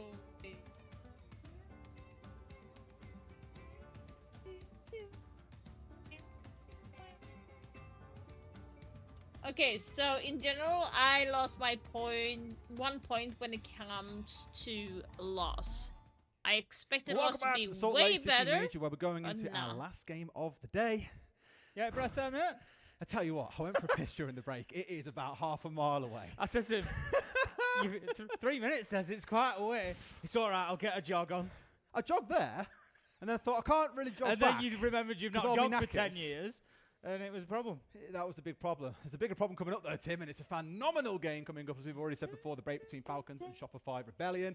Last time they played each other was back at SI26 in the first round of the playoffs, and it took to map 3, round 15, for Falcons to eventually win. Classic EU versus NA. Yeah. What more could you ask for? Yeah, I think this is going to be an absolute cracker, to be honest. It's hopefully everything that we're wanting for the end of the day. We've got our map bans in there as well. And again, what a great... I look at that and I just, look, don't get me wrong, I love Fortress, I love Night Haven, I love our new maps that come in, I love our chances, I love Lair, but I look at that and I think, what a classic lineup. What a classic lineup of maps we've got there. Bank, Clubhouse, Border. I couldn't have wished for better for this game. Really? Could not have all Well, maybe the I could have, maps. but I think it's... I just like that it's a really classic lineup. It is a really, really good map series, especially because what we saw earlier on, of course, was Falcons playing on at this very map where they were put to task by Daystar, to be fair to them. It was a very, very good game, but we heard at the halfway mark, Leakerfax saying, guys, something weird's going on here. I wouldn't quite call it we're nervous, but it's not quite at what we're used to. So hopefully they've had a little bit of time here to go away and collect themselves, ready for what could be a bit of a preview of a game that you might see later in the competition, Tim. I think the problem around expectations and Falcons at the minute is they've had the player switch, and normally we'd come in there and we'd be like, yep, they're going to need time, even just one player, it takes time to settle in and get used to everything. But they came out so strong at the beginning of kickoff, it was like, settling in? What's that? Like, they just came out so fast, and I think we've kind of forgotten that fight. That it's like, hang on, Back mate, again. yeah, It's kind of like a theme today, guys. Like back. Going through the upper bracket of kickoff and everything else. And I think that, realistically, Tubero and Kayid. There's a little bit of unpredictability coming out of them. For Rebellion banning towards Falcons. Not surprised about that. Familiar with the situation as a 5. Mountain Ying. They get on, but I think Shopify Rebellion are really going to put it to the test here, because I thought Mountain kind of not agreeing. Yes. There was times on Border where they just looked really good as a team. Really, really nice as a team. We saw some real good interplay between them, and I think that's probably going to continue. We saw a lot of good interplay from Daystar, and it wasn't quite enough to overcome Falcons. We'll see if that is the difference maker here. Rebellion haven't played this map, it's worth starting, for over half a year. Haven't seen them play it. The last 3 times they did, M80, Dark Zero, and SSG, all 3 games went 8-7. So fair to say, I think we could be in some fireworks if they want to keep up that streak that we've seen from them before. And it is Falcons starting down on the defense. Bans we're touching on real quick as well, with the Monty and the Ying being taken away. And on the other side, I'd say it's pretty stock standard. Tim, we saw a lot of Tubarão in the game earlier on out of Falcons. So I won't be shocked if Super and the rest of the Rebellion team have looked at that and said, well, let's take that off the hands then, because it's been a bit of a nuisance. Yeah, we saw some great Tubarão play out of Shopify Rebellion as well. It wouldn't surprise me if Falcons don't ban it, to see them bring it along. Because, yeah, we had a great play where an air jab was frozen out with the Zoto canister and it allowed Spoit on a run out. And, yeah, some really good, again, interplay, some really good team play. But having a look at the position of the defenders at the minute, we've got... Almost, I can relate. I everybody got like downstairs, 3 hours but of sleep Leakerfax last night is because my gonna be the neighbors one so now I tasked had with to holding be it onto that top floor. and He's on this the is short list. early. Sort of Want to and just in and call to around work. the usual sort of Fucking cafeteria problems, staff. this They will is- drop away when Ah, the pressure okay, gets too okay. much. But Leakerfax, he's here to Yeah, try and but make a like- difference. But well I drawn. would, this well like dealt with you by know Shopify if Rebellion. They're it's pushing aggressive Shopify here, so versus well, one's Falcons, you finished know off it's droning, going the to be a second player's got on top-notch drone, and he's game. pushing down The, here as all well. the other games Can't today waste has a bit of been time, but me. has to be so Like careful it's not to been lose like his life. The more time that they can waste those, we Not saw in the the game earlier greatest, on against you Daystar, know? the more success both teams were finding in the dying moments of the round, finally pushed away as the challenge comes on through. Now Sploit's the one, of course, rounding off towards the right-hand side here alongside Ambi, trying to ensure they've got this main stair cover. The Solotov is still hanging around inside of open. There's about 1 minute and 45 left, 30 minutes around this time. You want to be looking to drop away so they won't feel too beat up about it. Rexon going down by June. That's not looking good. June's got himself two. Got aggressive on towards Archives, look towards that top floor as well, which you would assume the Rebellion was safe. Turns out, no, it is not. And look at who he's taken down. Capitao and Hibana, two That huge is operations huge. there. Hatches are going to stay closed. We've got no hard breach utility there. So now, Shopify Rebellion on the back foot here. They need to think about their alternatives, and they need to do that quickly. They know they can say pre-fire onto him here. He know that he's stuck on the other side of smoke. If he pulls back, he dies, so he can't afford to move his feet. Canadian falls down. Nice early aggression overall, I'd say, out of Falcons. Right onto the blue stairs. Doom, as we spoke about, around square. It's just completely shut down what looked like a really good round start for Rebellion. Got to be critical of Canadian there, unfortunately, that gunfight. He can't be losing that to Smoke, just sort of taking a swing with the SMG. Breeder cutting him down. Brilliant stuff from him. Falcons looking very solid down on this bottom four. It is all up to Spite. He's going to get taken out by users, and that is going to be the round. And that the was wrong call of being there. comfortably Should have backed Falcons. off A big instead play of from pushing Doom in the in middle like of the room. that. But and like, it was they should not have looking let really nice Doom from the getting team that there. kill at Extremely all. comfortable, I think. Yeah, like more than anything else, it was Doom upon square on square that really got the damage done, because on Rebellion's side, like I think actually it was game planned as well by the side of Falcons. Rebellion, once they know they've got control of top main, they start thinking, cool, all right, we've got main stairs, no one's going to come and hit us on the side of square here. We can just start getting ourselves ready to open up hatches, for example. But that is when Doom has then struck onto square, brought down the two key players that we mentioned in Rexon and Surf, the Capitao and the Hibana respectively. And that has just completely shut the round down. So although, yes, everyone got a bit involved in that round, it felt, at least especially across users, Bride and Doom, it was Doom's play that got them that one done. Up to the top floor we go, Tim. See if Rebellion can finally get themselves on the board. I think they could, I think getting themselves on the board now would be a very good thing. The last thing they want to do is fall behind to Falcons, because I feel at the minute, and I could be completely wrong in this, it is just a feeling, but I feel like Falcons, they're a confidence team at the minute. And if they get a couple of rounds, if they start building that confidence up, I think they do just run through games. I think it's the ones where they do get pressured, where they do lose a couple of rounds, that they have that wobble, and I think there's maybe that nervousness creeps in, like League spoke about. So I feel like they are a team that are really benefiting from confidence at the minute. So yeah, if you let them get 2-0, 3-0, they will just snowball then and run away with it. So yeah, Shopify Rebellion, I think, wanting to get themselves involved in this pretty quickly. Fair to say we've casted a few times to in grand finals over the last 18 months or so. Falcons this is, and silence is the enemy. It's the best way that I can summarise what has been their problem. I was speaking about with Ollie earlier on in the cast and saying, you look at the dropped heads, the only real people making noise in the team were ever Leakerback. And halfway towards Solotov, the other three, mute. I'm really keen to see if that changes with Doom on side, of course, when they get I themselves did into actually put that Shopify would win against Falcons, but a long road ahead of them, and that's just my wishful this best smoke coming thinking. Out, quite in the spot If we're looking at stats, would probably say Falcons if we're looking at stats. I just went with the heart this time. Full info. And this isn't the first time we've seen Brid pull out this double setup with the mirror inside of Janitor as well. Have the utility being thrown in all ready to start putting pressure on from these windows. In comes the repel shield in front of the face. Damage is taken by Surf. Users manages to find a Nitro onto Spite elsewhere, and this isn't going all Shopify Rebellion's way just yet. They do lose the shield as well. They still have Rexon available on the Raura, so they can play with that utility, close off areas that they might have planned to do so. Have you done Capitao as a tanker? No, I have not. The Blitz, that's really tough. That's kind of what you're looking to make use of the Raura for, right? Blitz's weakness is that it's very exposed to the flanks. If you can get a couple of Rauras down and then have the shield charged through these corridors that you've established, that's when he's most effective, facing forward, flashing out players, and going forward from there. But even with it looking like it had fallen apart, Tim, they've managed to recover. They're in a 3 versus 1 at this point. Doom all by himself, 2 players on the window, 1 down towards behind him. It's going to be rough, especially with 60 seconds still to play, and Ambi rounds the corner, and a single shot is enough to get Rebellion on the board. Yeah, I think the other important point to remember about the Raura there is, of course, it's carrying that DMR, and Rexon just doing fantastic work with it in the middle of the round when Shopify Rebellion desperately needed it, really, because it was a round that looked like it might be going in Falcon's direction. As we said, having lost that Blitz, having lost that Glass, a really tough combo to see go from the board. So Rebellion get themselves one, though. The North Americans fight back, and it is 1-1.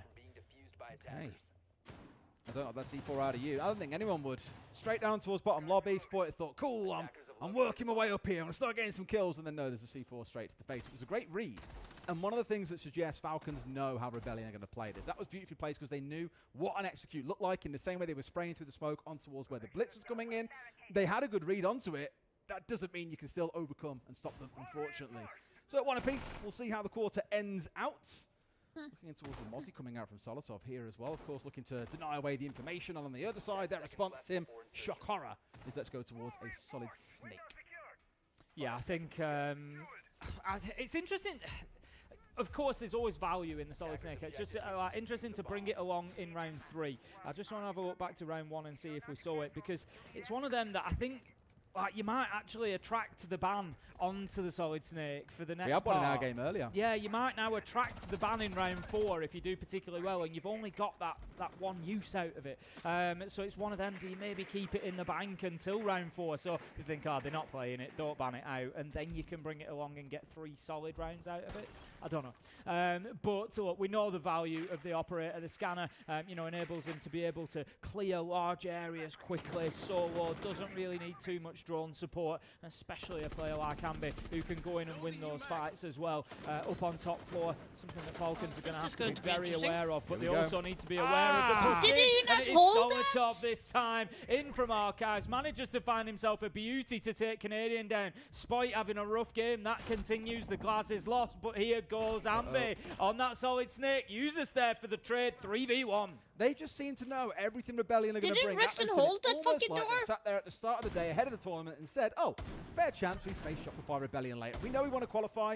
Let's prep everything we could possibly come into. It's a brilliant read, a brilliant swing coming out as well that's done all the damage they need. Rexon left in a 1 versus 3. I don't think even he can recover this one despite the strong end to the round that Rebellion had in round 2. Yeah, it's going to be a tough ask. They know exactly where he is as well, of course. That sound cue from the barbed wire will have told them that. Playing into mirrors, everything is stacked against him. Not impossible, but unlikely, it is fair to say. Look, I think at the minute I'm loving what I'm seeing, because we're just getting good rounds from both teams. That's why we've got a 2-1. It's not been down to mistakes. It's not really been down to big problems. It's just that they've both come out and won rounds, and we're getting a really competitive matchup. I think this is largely kind of what we would expect. Falcons, Bank was their map pick. It's not one that we see Shopify Rebellion necessarily excel on. This is not good. So the fact that Falcons have got a good grasp of everything Shopify that they're going to throw is I think it's just a getting good cooked. understanding of the map and a good understanding of how it's going to be played. So yeah, I think all's kind of even at the minute, really. I know Falcons are 2-1 up on the leaderboard, but on the scoreboard, but I don't think Shopify Rebellion will be too concerned. I think Falcons have just done really good counter prep from what we've seen so far. Those last 2 rounds especially looks like they were ready and prepped for anything Rebellion were trying to do. But let's see how banned, see if the Snake does get taken offline. I imagine the Blitz could come through here as well. It's been, I wouldn't quite say a massive headache for them, no. Going to be the Decabi that we saw in those first couple of rounds. On the other side is going to be the Solus that we only saw in the first round, Tim. But clearly they know, as we all do, that Leakafak is a bit of a beast with that operator. Yeah, exactly that. Can be a serious problem, so wanting no more of that. Solid Snake will still be available with the Dokkaebi going. We're not going to see it, well, we might see it, but we're not seeing it picked out immediately yet. And it surprises me a little bit, because I feel like Solid Snake is actually, given what happened in the last round as well, with the movement from June, we had Leakafak up on the top floor with the Solus. I feel like Solid Snake could actually be a really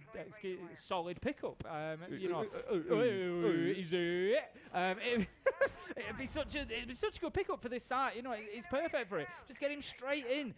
You know, through maybe CEO windows or something. If he repels across CEO windows with his scanner, he can see that the majority of CEO meat and janitor are clear. Get in there, take top floor quickly, move down, pressure onto staff very quickly, and I feel there we go. We're gonna have Ambi bringing it along actually. So I'm glad that he's done that after I've gone into 30. I was chancing my arm. I was chancing my arm as I thought they are gonna re-pick into it here. I thought it might come along. So we'll keep a little bit of kind of one eye on Ambi throughout this and see exactly how effective he is with that solid snake. But otherwise, yeah, I mean, keep an eye on Rexon as well. He's going to be on a little crouch walk in by ATMs by the looks of things at the minute. It's really interesting Ambi being the one running around on Snake. You know, I wouldn't say it's common that we see entries being the ones that run around and play on it. It's more, as we see on the side of Falcons, it's Leakyfak as the IGL making good use of the operator more often than not. I think part of it comes down to the gun, the fact that it will be a great entry with the F2, but also because you're quite at the front line of what's going on inside of a round. Of course, being able to make use of that gadget at any moment is 100% I don't know what to put Shopify in this because like positions to make use of that gadget in they're the not first playing place. good at all, and you have there's some actually very, very close inside of elevators. Not quite sure he knows about it though. Maybe have seen him on a drone, but maybe not at the same time. Leakyfak hoping to find someone, but so far being good at nothing. Leakyfak needs to be cautious here because Rexon's actually got himself inside of archives, and I think that's actually the cutoff. There you go. He's moved into tellers as well. That's the cutoff that he was looking for. He doesn't manage to find his man, but he did get in there. I just don't agree for him to drop this hatch as well. They are going to, I think, be aware of his position now, though, so they will be cautious over that vault drop. They're not just going to allow that to happen for free. Although saying that, I'm having a look. There's not really anybody in this position. He's just using There's it for the only DMR, users basically. on the Echo that is there and ready to fight back, and he's going to be chased down by Canadian on the blitz, who manages to get a big kill. This is a great attack from Shopify Rebellion, creating space in main lobby with the knock and then using it. Rexon died the problem, Tim, is involved. he might have Why let are the you shield looking go past away? him, but he'll still pick off 2 lives afterwards. Rexon, who drops in behind Canadian, finished off, and of course the blitz has gone at the same time. That was their investment in this round. This was what they really wanted to work out for them. And yes, they've got 2 kills, but they've lost 2 key players at the same time. So now down in the 3 versus 3, we've got to see Rebellion find a way through. Yeah, that's it. They're in danger of stalling out a little bit here, I think, and just being held at bay. It's going to be Joom who's doing They it. had the bees on him, Tim, and he still swings for the kill and gets it. Doesn't matter. Joom will find them one after another. Make it 4. Could be an ace. First ace at Salt Lake City, I think. Goes to Joom. There we go. Phenomenal performance from him in the round. And it's a shame for Shopify Rebellion because that was a really solid. I like what they did there. Rexon got in, tried to cut off Leakyfak's movement. I don't know why they then Canadian dropped the did not hatch. turn They around recognised that the in space was general, involved. because But what a response died from in Falcons. Vault. Wonderful stuff, And honestly. he just again, turned his Joom back barely on able to him. move his That feet is there to get that such a ace in the stupid round. thing. Spectacular stuff. With those 5 kills, puts himself at the top of the leaderboard, surprising no one after only 4 rounds have concluded so far. Rebellion calling their attack timeout because I imagine Super's thinking, it's probably time we sort this one out because it has not been going great. No, it's going dog shit. Don't think we get to hear this one, Tim. No, unfortunately. Doesn't look that way. No. Not for tacticals, There just we at the go. half. Just at the half. There we go. There you go. We were both very expectant there. We were, Super's got a headset back. I believe his headset was faulty earlier. So I was like, Super's got his headset back. Cool. We no, we can't listen into this one. But we will be getting the chance at halftime, hopefully. Yeah, look, that was, like I said, I actually feel for Shopify Rebellion a little bit there because I feel like the attack was well worked. It was something a little bit different on a site that gets attacked a lot, through server, through square. Didn't go into that, recognise the space in vault, got down there. Canadian did a great job of getting the kill onto users, taking the echo out. But how do you legislate for a player like Joom? That's the problem. He's just got that superstar power where he's able to kind of turn it on. Like you say, he's getting kills whilst he's tracked by the Grimbees. It's such a difficulty dealing with a player like that. And Shopify Rebellion, you could you could forgive them for coming away from that round thinking, this should be 2-2. This should absolutely be 2-2, but for Joom. That damn Joom, Tim. That damn Joom. It's almost like they picked him up for a reason. Imagine that. Just maybe. Well, 3-1 to Falcons. And Rebellion, as you saw, have had their attack timeouts. Not too surprised there. Super, I imagine, thinking, well, if this carries on the way it's going and we go down 4-1, 5-1, it is going to be a very miserable second half. We saw how Falcons attacked earlier on against A-Star. This map will be over and done with. So they desperately need to find Ideally 2, you'll accept 1, but really they're looking for the 2 here. They need that 3-3 split. Immediate attention towards stock from Shopify Rebellion, but it is going to be that man once again, Doom, that they will need to deal with. It's going to be Spike's job, I think, to open the wall inside of stock onto his position, just to try and prevent him, because otherwise Doom is going to sit behind that deployable shield for as long as they let him. So need to think about getting those Selma charges out, which they do. So good, fast progress, and we can see that that is Doom's call to just back it up a little bit. He's played Thorn 3 times throughout this game as well so far. Lamar and Azami, the other 2, but of course in this round, Solotov is the one running around on the Azami, so he's back on Thorn duty. I'll have to ask him later on if it comes down more to choice of weapons and it's his personal choice to play the operator, or if the team just need it and he'll play whatever they need. We've already spoken about the trap meta being in full force, at least so far. Okay, so Rebellion lost Surf on Damus, that is bad. Going down, not ideal, because I was thinking at the start of the round, Surf would be great here to get a track on towards Doom and try and punish him, given he was playing in such an aggressive spot. You'll take that. Him being gone is massive. Nothing too wildly unusual being done by either team here. Ambi's got a definite concern about archives there, but there is nobody underneath, as we can see at the minute for Falcons, and this is very much that the battle lines are drawn, Des, and they are shaping up against each other. You've got Ambi and Spite trying to work stock and top square, and then you've got Canadian and Rexon both on the rappel. As I say, that Canadian actually has got himself in through the window towards top square, diffuser in hand, and he's looking for the breach, so that is going to be the push. They need to deal, of course, with the mirror windows as well. One of them has been taken out, so Breede's position is now a little bit more precarious. There could be an opportunity to get this diffuser down. I was about to say Breede inside of Janitor is the problem, but that is why Ambi has been the one to come in from behind, shut him down, and remove the ability to deny the plan to 4 versus 1. Much better round coming out of Rebellion, very execute focused, making use of all the gadgetry, and that was sublime. A brilliant attack. And they get their second on the board.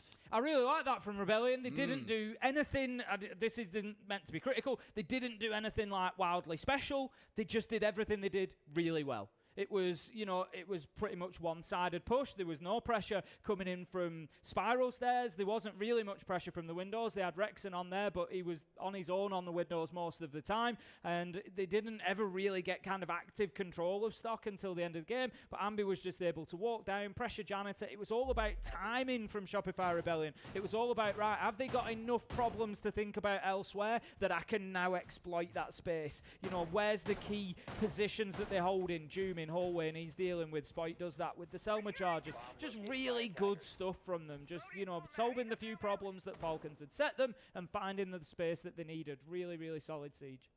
All right, and now we get that big question that we had after that tack timeout. Can they get that 3-3 split they're looking for, or do Falcons rally and get themselves back on top? We'll find out as we're in staff and open area for the final round of the first half. On the attacking side, Tim, not too much changes. We've seen an awful lot of Nuke in this half. We've seen a lot of Deimos, seen a lot of Snake coming out, and it looks like they're leaning into exactly the same again. You know, for a long time it was. I don't agree with the Nuke. I really. It's starting to feel like I find it hard to use her. For a lot of teams, Deimos just a bit too good but to let that's go. kind of just me. Yeah, yeah, exactly that. Especially on Bank, there's you know, there's a lot of opportunity. So long as you're not playing onto basement, there's a lot of opportunity for verticality with that Vendetta. So definitely not going to hurt. That was a bad cam. It's going to be Surf bringing the solid Snake along this time. Ambi is the one that's kind of got my eyes lighting up at the minute. On the knock, where is the sneaky play going to come from? You got Leakfat playing out on the air quotes roam here above. It's not really a massive roam, more just the ability to drop down that hatch and be back inside the site is nice and easy. Normally it's Breede that we see playing on the mirror, but that change over here, I think is because it's Leakfat playing out on the roam, and he's got both of them set up around Janitor. One, interestingly, from long desk into Janitor, one from Janitor itself in towards CEO. So from there, can of course observe the windows, but has that ability to step back as and when required. It will make it hard to push him from this side of the map in a way. Rebellion needs to come from the other side here in order to be able to shut him down, but they've got rid of one, a trade back the other way, and that has led to Leakfat immediately dropping back in towards site. Falcons well aware of the possibility of the knock pushing through main lobby, dealt with it quickly, but Spite was there for the late trade onto Solotov as well. 4 versus 3 advantage now to Shopify Rebellion, and that is doubled down as Rexon manages to pick up Leakfat. 4 versus 2, Falcons in trouble here, and despite looking at times like the better side on the defensive Bank.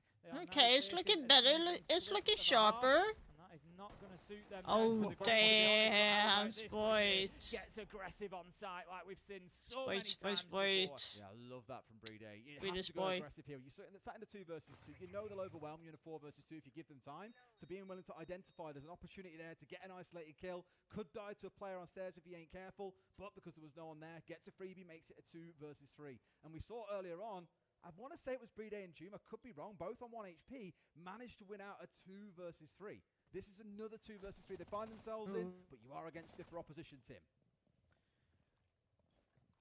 Brede just still holding this same position inside of sight at the minute. Rebellion are setting themselves up there towards that triple wall and looking to get it open.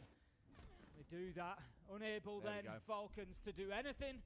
As soon as that wall gets open, Brede's in serious trouble, and we can see it's actually the Solid Snake of, I think it was Surf who was on the Solid Snake. He's just going to wander in and manage to get himself that final kill. Well, let's have a listen and then Tim Tower. We see what they're saying at the halftime. Not a lot, apparently. Okay, good guys. Same thing as the other match. They play kind of similar, no? If even that was old info. They play. They do the exact same. Like they showed you what they do, but I swear, even on defense. Played they exactly the don't same. They usually Yeah, shove yeah. everything like They don't bait. The main thing is this: check how is their setup, you know? If they want to fall back, if they want to play aggro, and watch out that they can play tellers as well. But besides this, The only thing they changed on Benga is compared to before, they play just more meta. That's it. Like the phase attack, the Solid Snake every round, trying to go for gaps when they push fast. The idea was the same, but they just play more meta, you know. That's just so maybe on basement when they full turtle, they maybe will not put like 3 ADS for Tachanka. We're just going to see. Maybe play more defaults. I would just play like it's a scream, you know. Full map. If they full room, we go map controller, we push faster rounds, like defaults. If they go turtle, we just take exec, clear them. Just going exec backside or server side. And adapt as we go. Okay, if we have a really good defense and they show that they don't, it doesn't seem like they have an answer for it. I'm okay running it back and not swapping to a different thing else. Okay. Really, if basement clashes up, go tub. Okay, I'm gonna go. Question: do we want to ban the Alright, Monty FK first, so it tub. doesn't look like we're changing our bans? We're not going to do Monty. We're going to do Monty third. We're gonna. So. Do we want to do Ace first then? To Yeah, like do make it- Ace. We'll do Ace first, and then Snake, and then assuming they leave Clash up for us, we'll try to run our Clash stuff in the first half. We'll third ban Monty, and then we'll just go to our other stuff. Okay. Heard that. That's all we need to do, guys. We're playing great. That was a great recovery. They got a couple rounds because we were a little sleepy. It's okay, right? We're locked in the fucking game now. Let them Remember, have them rounds. every round on these defenses, guys, we're making plays to win, problem solve, talk about win conditions. I don't want to at any point at the end of these rounds not having a plan. Heard that. Whether you it's guys playing can off use the each info, other, bro. retake, let's go. Use your teammates. How can I help my teammate? How can my teammate help Exactly. me? Use Exactly. that. Let's fucking go. What's right? Ask myself that question all the time, Tim. How can I help Yeah. my co-caster and how can he help me? I've never heard you ask it. In my head. I I haven't actually found an answer to the question yet, but They're sleepy, Des. I ask it. They're sleepy. They've been a little bit sleepy. I'm a little bit sleepy. Yeah. The jet lag's kicking in. Oh, is it really? Oh, it is a little was it bit. catching you? Oh no! Yeah, what what time are we is it? It's talking? 4:30. 4:30, 11 at home. Oh, I'm here we usually go. heading for my bed by now, you see. So I feel you, Rebellion. But We this heard- is, if you're going to wake up, now is the time. Falcons are saying it a little bit earlier in their attack timeouts as well. They were speaking of, well, Likafat was the one to say, like, look, again, we're not nervous, but something's happening there. It's first game, you know, shake it off. It's first day.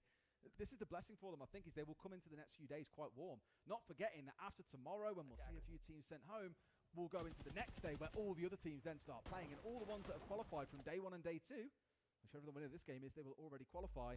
They're in a spot where they're warm, they're ready, they've had their little warm-up, they've had a chance to play around, of course, in a couple of games and figure things out and get themselves in the groove.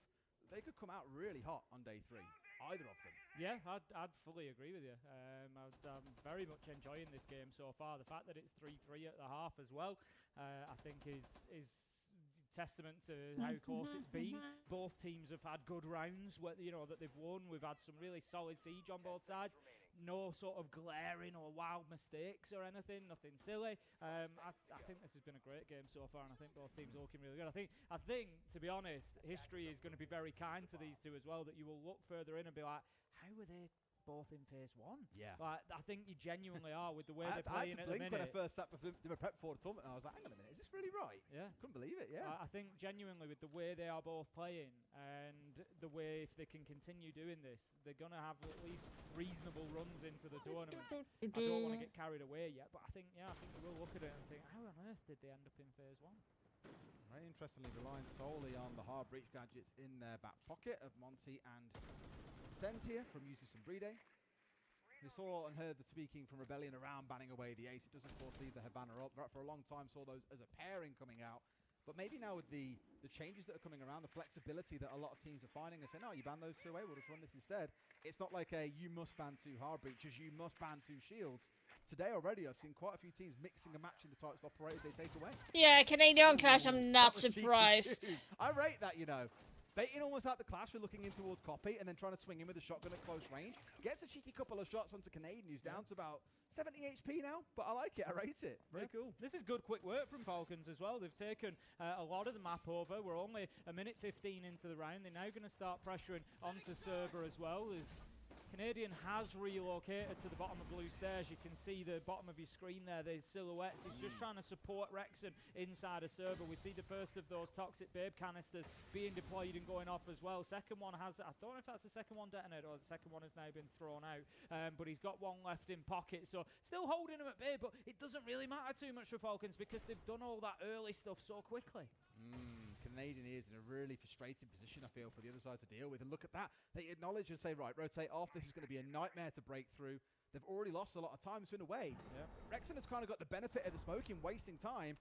And then they haven't had to worry about them fighting without utility because the rest of them have just backed away and gone for a different hit instead.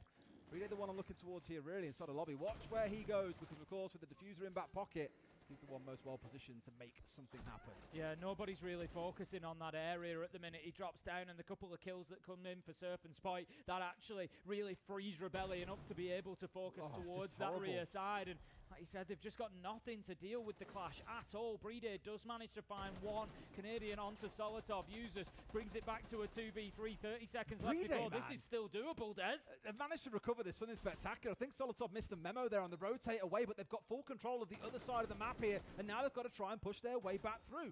No idea this is going on, but they pulled off an absolute blind What the fuck? Into a 2 versus 2. Literally, what the fuck? And like you say, it's just an absolute heist, isn't it? He's managed to get himself 2 kills and put the diffuser down, and now they've got Canadian who has to flip to his weapon, does so and finds the kill, and all of a sudden it's Rebellion with the advantage, and they manage to secure the round. Rexon with the final kill. And it is a solid defense. I love what Falcons did, but it always felt like more of the Hail Mary, whereas Rebellion were solidly in control for a lot of that round. Just a wild round overall, wasn't it? I thought. Like, we started out with what looked to be a pretty standard take, but the presence of Canadian on the clash just forced Falcons to scatter. They sort of said to Solotov, sorry, mate, got to deal with the clash by yourself there, I'm afraid. And Canadian did a great job of wasting time. He got the kill, converted it into a second once he rotated in towards Garage. And I just think, for Rebellion, brilliant recovery, because I really thought Falcons would have that one nailed down. They're now ahead for the first time in this game, Tim, up 4-3. At what point Falcons start? That was a little bit too close, but the clash was they're going to ban clash now. Literally, they're going to ban that shit in the next round. There's literally 0 point in keeping the clash on board at that point. It's not one, you know, that Rebellion are necessarily Obviously, playing too much, or that we see. Yeah, they don't use clash too much either, but like so still. This is going to be huge for them if they can come away, and it just feels at the minute. Maybe like they would actually ban Asami Falcons instead of Clash, because they are not afraid of Clash in general.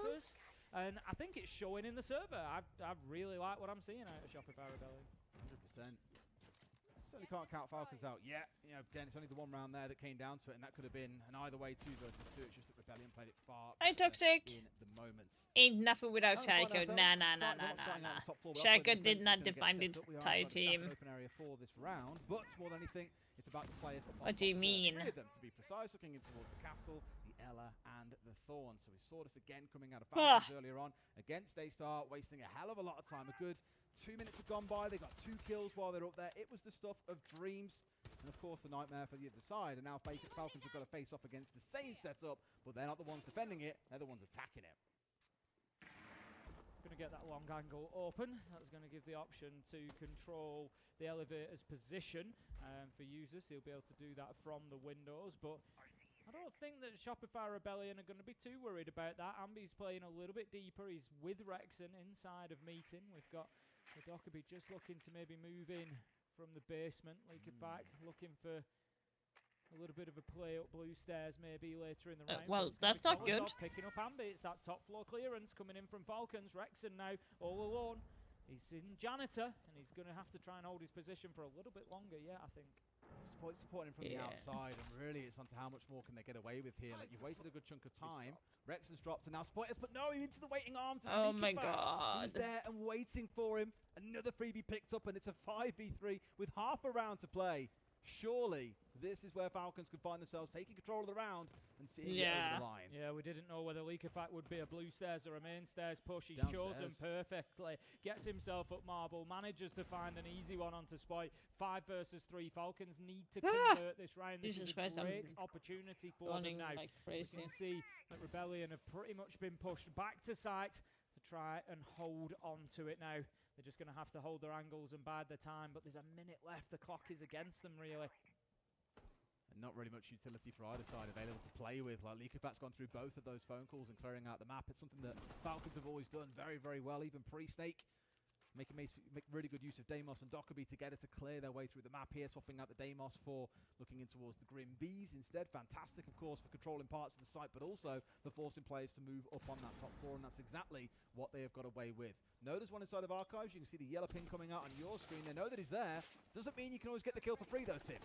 No, absolutely not. You can know where they are, but it's whether you can find the line. Canadian manages to take down Doom. 4 versus 3 now. Shopify Rebellion holding on, but it's maybe just a little bit too late. Surf manages to find users, but it's a 1v3. He's got about 8 seconds to survive. Can't do more than one as Leakerfack cuts him down. And that's going to be Falcons leveling things up. And this one continues to be close at 4-4. Leakerfack playing that round beautifully. I can only imagine RJ team through the whole thing as well. Both of his kills prior to the final one on towards Surf came from him just patiently waiting. Holding angles, waiting. There's a reason why Leakerfack is such a good IGL. Forced to move by the rest of his team. So very, very well thought through. And I think after they got the first 2 kills upstairs, there was very little chance they were going to see that one.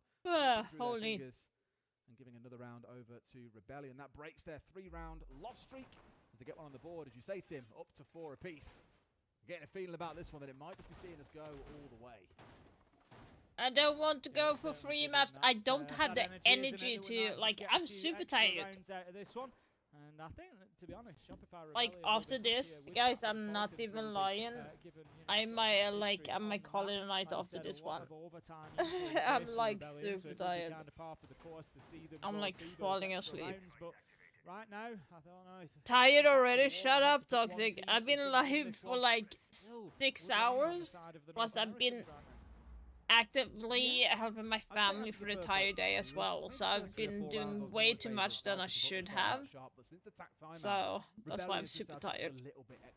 Plus this is very late. Really building into the game and just feel like they've got a good game plan in the back of their heads. Now Leakerfack, nice and early. Last time round it was on the Dokkaebi. He came in through Garage and worked his way up from there. Here, straight in towards basement site, and now trying to move his way up on towards Square. Doing so quite successfully. His team taking quite a lot of ground off the back of this one. I think off the back of him being in a great spot here. He shouldn't be allowed to do that. Like, seriously? One off towards his right. Able to drop the hatch if it comes down to that Surf that he's got sat nearby. Who I'm pretty sure has no idea that he's here. How long is this going to be persisting? Because there's only Surf that can really win in this situation, because Leakerfack is watching that clock tick by. But The big key factor is limiting that Solis's movement underneath, but I don't know if he knows that Surf has moved away. Brede does manage to pick up Rexon. That's going to be the smoke off the board, so a lot of loss of utility there. Sleep as well. streaming coming? Nah. What's going on with Surf at the minute? He's got himself back upstairs and into the elevator, so he's not going to be able to play below for that denial that he was hoping for. Liquefac is still underneath, and I think the plan here is Liquefac stays there to prevent any impact from that. I don't like when they're having this late, but it's because of the time zones, so not a lot I can do about it. Falcons have approached the game very much more around. Let's get a couple of kills on towards the Roamers here. And of course, they've got rid of one. Getting rid of Rex on the smoke is absolutely massive. And now we'll try and collect a couple more. I don't think this is going to be strictly a very heavily focused plan. We've got Brede on the windows when the opportunity strikes, but now they've lost Doom. That's a bit of a stinger. Solotov's just moved up spiral stairs and Really? managed to pick up a kill onto Spite. And He's another. on the backside. It's a brilliant backstab as he takes down Surf as well. Liquefac onto Canadian and Falcons. It's all down to Solotov. I want Shopify to win. Does them with a 3K I want the points. from the spiral stairs. What I love about that was that hit coming in from the lobby stairs was delayed. He didn't go up at the same time as everyone else. It would have been so easy when June pushed forward and towards Janet to say, oh, that's my time, that's my go sign. But he held. He was super, super patient. And then managed to get Spoit, who was just none the wiser to what was going on. He thought lobby was clear, as you would when you've had no pressure for the last 20 seconds or so. So that delayed little moment really set up the rest of the Falcons team to also push in, who now find themselves up 5 and 4. As we heard Super speaking about at the halftime, Monty coming through as the third band, the castle being taken away from the other side. Yeah, Rebellion really just taking their eyes off the ball a little bit there. They got themselves convinced that much like their attack, all the pressure was coming from Square and Windows and from that side of the map. Solotov and Falcons spotting the opportunity, taking full advantage of it, and it worked absolutely beautifully. They get themselves back into the lead again, and this one continues to flip-flop from one side to the other as to who has got and the this match advantage. is But like in what I round want to 10, watch, we're gonna be but heading down to the basement again. It was something that we saw Rebellion defend really, really well last time. This time they're going to be moving more towards, rather than the Clash Smoke setup, it's going to be the Warden Tachanka Smoke setup that no one loves so well at this point. You love it. You sat and went through the absolute depth of how to do it, Tim. I did, you're right. Got some little fun knowledge facts you could drop on us about that? Well, we've seen it done well once recently. So the big difficulty with this defense, for anybody who doesn't know, what you try and do is you'll play behind a deployable shield inside of lockers with Tachanka, roughly this position. And what you want to be doing is, at about a minute 30, a minute 20, you can nice, start burning out the Toxic. entire rest of the Nice. round. He's got a phenomenal ability to be able So to happy burn to hear out that that. default plant spot for much longer than Smoke can. But in this What case, did it's you actually stream backed then? up by the Smoke as well, so they can do even longer, or they can do multiple positions. But the big difficulty with this is keeping Surf safe. So you've got to keep that shield in front of him, so it's no surprise to see the Keeper barricade being put in that position, because it helps keep that shield safe as well as the Tachanka. It's about keeping main Gamble? stairs and garage What's under your that? control, elevator under your control. When you're that Tachanka, I'm like those so are the tired areas where you're I'm worried like about. You're focused on crying. serving, That's how and bad it you've is. got to know that those other areas behind you are dealt with and are taken care of. And so a lot of utility and a lot of focus from Rebellion will go into protecting Surf. Right now, the big focus from Falcons is to make sure they get these hatches opened up. We can start actually looking in towards server downstairs and then start worrying about what's going on with the Tachanka. Commonly, you'll see the pressure coming in from garage, as you referred to. And Tim, just not a seeing anyone yet dumb focus on that for Falcons. clash. I imagine they've got a plan in mind on how to deal with that. We've seen teams before. I'm just go surprised all out, that the drop really band aggressively down the hatches, Castle try and push Falcons the player that actually. way. There are I options didn't available to play them. The first phone call Castle comes out that from much. Katie. It is a little bit one-sided as this attack so far. It's not to say that they can't get it done, but that would be my concern, because they are allowing the Tachanka to be able to focus. There's no alternative pressure here. I'm looking across the utility. There's nothing that's going to easily remove that shield from in front of him. The Capitao could maybe do a little bit of work to prevent him going in behind it, but here comes the There we server go. control. A big double there, taking down both Spoit and Rexon. However, Yeah. they still have the Shumika launcher to deal with, but Liquefac is on a backstab. He's looking for marble stairs, I think. What the fuck? They managed to chew their whole way through. Yes, Surf can burn a lot of time down, Tim, but they can aggress onto him just as easily. Ambi getting rid of Yuzu, so that might give them a little bit of pressure relief, but the plant is still going through, I'm sure. Maybe not, just going in for the kills instead. Zoom on for a double in the round, traded out by Surf, but Leakifak is there. What the fuck? They should have won that. Shopify should have won the fucking thing. Taking down 2 players. Why are you showing this? I was a little bit concerned, as I said, partway through the round there. You tried to hit that quote by gambling and then in the quote late round, gets up. Leakifak just Lol, rotates, not my thing. recognises that fact, down marble, picks up the final kill from Why there. do we have Great extra screen? stuff That is from not my Falcons. screenshot. It's like I This say, extra just screen, dealing with it's those parts around the I Tatanka. think You don't the worry too much about it, producers are because as getting soon as you get the tired other kills, as well. he can't do what he wants to do anymore anyway, and he has to come out fighting, and that's when you take care of that final sort of step, which is the Tachanka. So it's beautiful how they execute the server, especially again. Like it's very, very risky because you've got Spoit playing really. This is why a lot of teams will leave the player that's on blue stairs. Yeah, but it's in Narnia by himself. They know they can't really help him, so they'll let him just play his life, burn through all of his smokes, try and use the shotgun to get whatever kills he can, and hope for the best. Spoit there by trying to play so aggressively, and to be fair, with the right idea, playing in behind the keepers to give him a bit more security. Right idea, just couldn't quite punish because those Candelas, once they ripped through from Doom, left him staring at a white screen, and before you know it, a very, very grey one. As he was finished and punished by the other Falcons players. Beautiful set piece If from anything, them if they to want get to that play there extra again, win, maybe and use now the they're at Jaeger 6 and this 4. time to It's 2 rounds in a row next that time Rebellion need to for find. the Candelas. Well, Falcons will take map 1 and Clubhouse we will head to next. Yeah, it's certainly looking like Falcons have found another gear in the last couple of rounds. And we'll see whether that is enough to propel them forward and give them the advantage here. I think a lot of people expecting to see Falcons qualify through to Phase 2 today, but I'm sure there's North American fans that would argue Rebellion. Yeah, they're not playing together too much. It's difficult to suggest anything otherwise with the way that we've seen them play. Both teams putting up good Well, performances so far. So, Spoit and Canadian were playing together, but they got outplayed by the Candelos from Ying, so that's why. The top floor clearance from them last time was really good. Yeah. There again on that top floor. Falcons had no problem whatsoever dealing with that and then pressuring on towards site.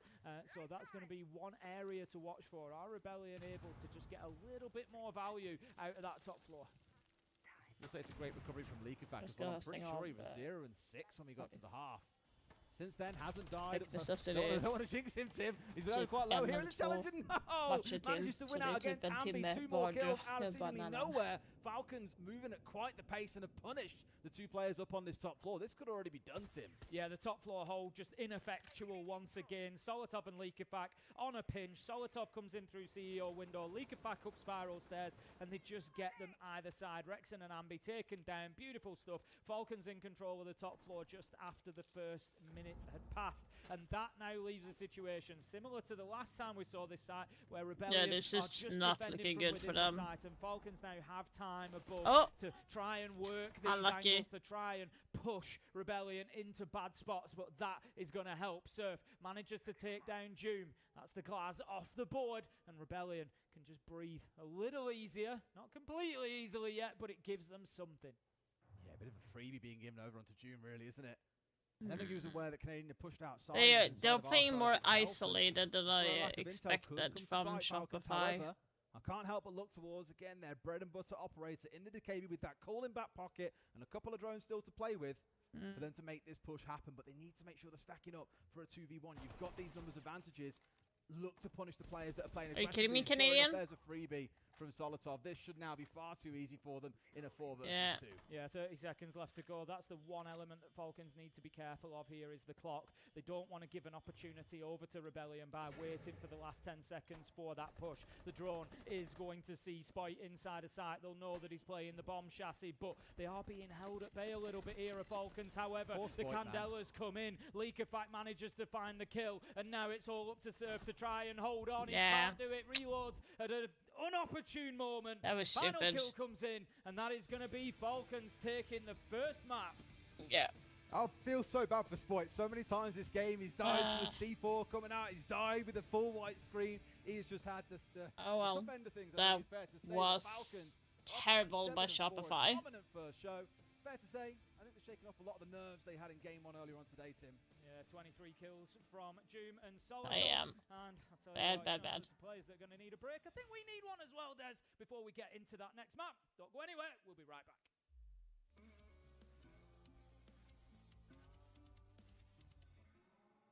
Oh, well. Holy. Just turning the volume down. Well, I don't have any more energy to watch the rest of the game. I'm like sleeping sitting here, so so if you wanna watch the rest of the game, I'm going to be sending you off. So we have Sabrina Durek or Tom Sherlock. Who do we want to raid? For everyone in YouTube, I do apologize that I'm cutting stream short in a way. But you can jump into the official Rainbow Six Siege YouTube, and it will be live cartooning over there. And I will be back tomorrow, and the match is going to be starting tomorrow at let's see here. At 6:30 tomorrow is going to be the first game tomorrow. So we will see how that goes. And that's also going to be best of 3.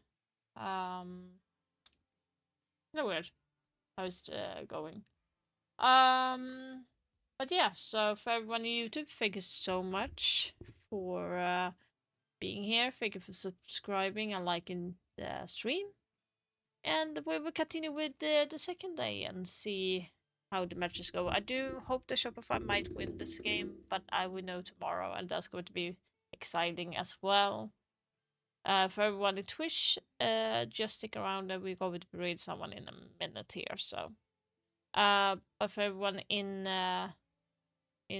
YouTube, I do wish you guys an amazing day, morning, night, wherever you are, and I will see you guys tomorrow. Bye.